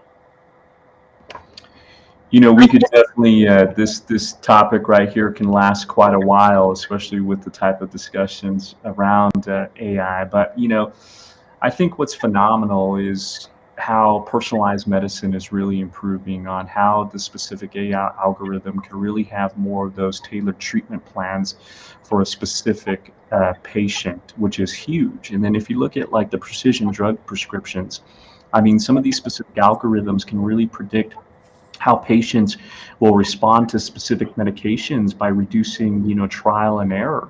So you figure personalized medicine is such an important aspect out there, because it's more of that customized initiative towards specific patients, because you figure we're all different, and having that type of technology to improve those overall initiatives will just be such a massive improvement of patient care. And again, as I was stating, the enhanced diagnostic process, we utilize AI algorithms in our radiology practices to really improve and identify any type of abnormalities in imaging scans, and really ensuring no details are basically missed, improving on those specific items. I also think that, AI has really a good initiative to really kind of have more of that faster disease detection initiative, which is so important, to detect conditions such as cancer, heart disease, or any type of neurological disorders early and more accurately than traditional methods. I mean, using this technology to validate, consume all this specific data to really, again, enhance the personalized medicine initiative and enhance the overall way diagnostics are basically being performed on patients is such an improvement process that we've never seen. I mean, it even sounds so scientific. And also looking at operational efficiencies, really focusing on how healthcare organizations are doing a lot more with less. How are we creating more operational initiatives? How are we improving on administration automations? How are we streamlining those specific processes in place that really focus around patient-centric initiative, like smart scheduling, trying to optimize appointments to reduce patients' wait time and maximize provider availability, having that type of technology to improve those processes. And then also too, I mean, we have individuals that have issues with insurance verifications, doing prior authorizations.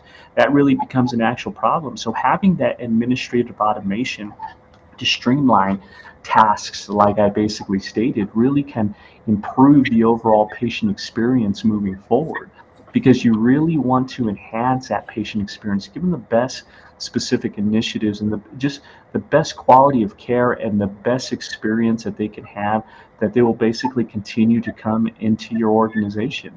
Because I've always stated that I don't care what position you work at in your healthcare organization, we have a new CEO, and our new CEO is the patient.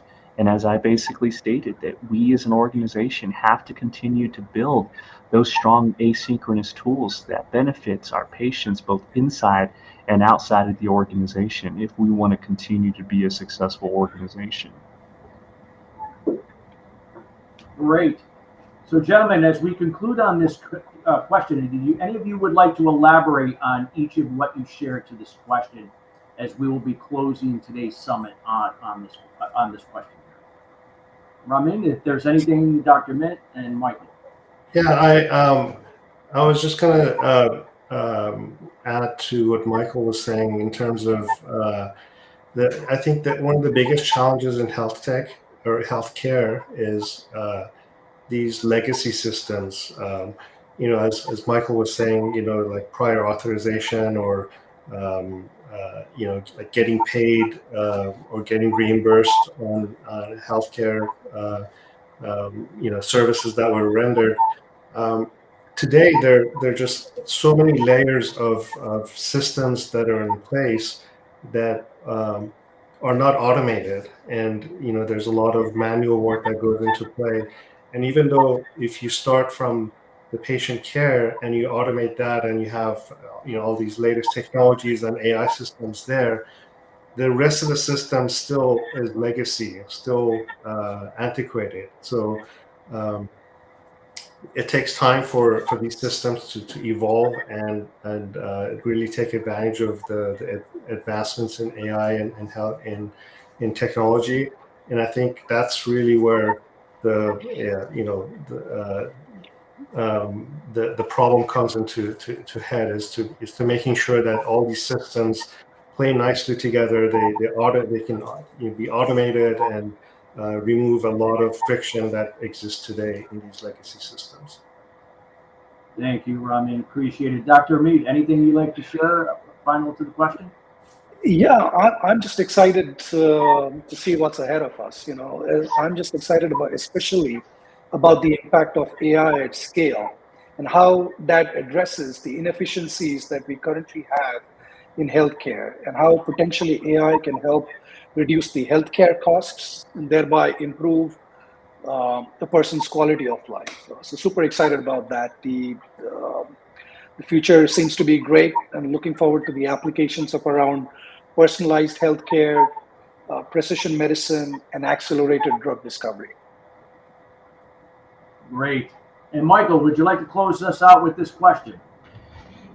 Yeah, just like everyone basically stated, I'm super excited for just the reimagination of care delivery with AI technologies. I mean, it is such a phenomenal time to be in healthcare. And as it was stated before too, unfortunately, when we look at the healthcare industry itself, we've been a very antiquated industry, especially with a lot of legacy processes in place. I mean, if you look at the finance industry, if you look at the oil and gas industry, they're many more years ahead of the curve when it comes to digital transformation than the healthcare industry itself. But you would be thinking that we would be leading the pack on that specific initiative because we're doing the most important thing out there. That's saving lives, that's dealing with patient care initiatives. So we should basically be moving forward with innovation, with digital transformational initiatives. It wasn't, we didn't see a massive boom until COVID-19 really basically struck, because it really showed that healthcare organizations have to adopt to that technology strategy if they want to continue to be a successful group. As I stated, hospitals, clinics, or digital companies that deliver healthcare services. We've seen the improvements of digitalization in the overall industry, and it's a much needed thing. And finally, incorporating some strong technology tool sets like artificial intelligence to really reimagine the care delivery with these type of initiatives is going to be a phenomenal item. I mean, it's going to be it is an amazing time to be in healthcare IT, and I'm super excited for what's to come. Thank you so much. And gentlemen, I want to thank each and every one of you for sharing on this panel for these two high impactful questions that are so important to this industry. And again, we highly respect your experience and knowledge in addressing these questions for the listeners here on YouTube. And we're going to hope that we had some people from the LinkedIn got on YouTube, so they're going to hear this. And of course, this is being recorded, and people will be able to listen back on. And again, we highly encourage everyone still listening here. We want to make sure to follow these gentlemen. They share so much great information. Reach out to them on LinkedIn. And guys, thank you so much for being here and taking the time to be part of this panel. We appreciate you. Thank you, Chris, and thanks. Thank you, Chris. Take care. Thank you all. Bye. Thank you. Thank you. And we want to thank everybody here for joining us here today. We hope you received a lot of value with the Global Health Tech Summit, Navigating the AI Revolution in Healthcare. Again, we want to make sure that going forward that we continue to raise the bar in terms of delivering value with the subject matter experts that we bring in. And it's up, your feedback really counts. So not only your testimonials, but your feedback, how we can make improvements, things that you would like to see on future summits like this, including webinars. And I want to thank all of you that were here from the beginning and here to the end. Again, make sure that, again, you did register to download, to get a recording of this, and also to request the slides from each of the speakers. Till then, everybody, have a great rest of your week. And if you're here in the U.S., have a wonderful Thanksgiving. And to all the rest of you, a happy holiday season. And we'll see you on the next summit. And I know we have a webinar coming up here on December 13th. More information to follow. Take care, everybody.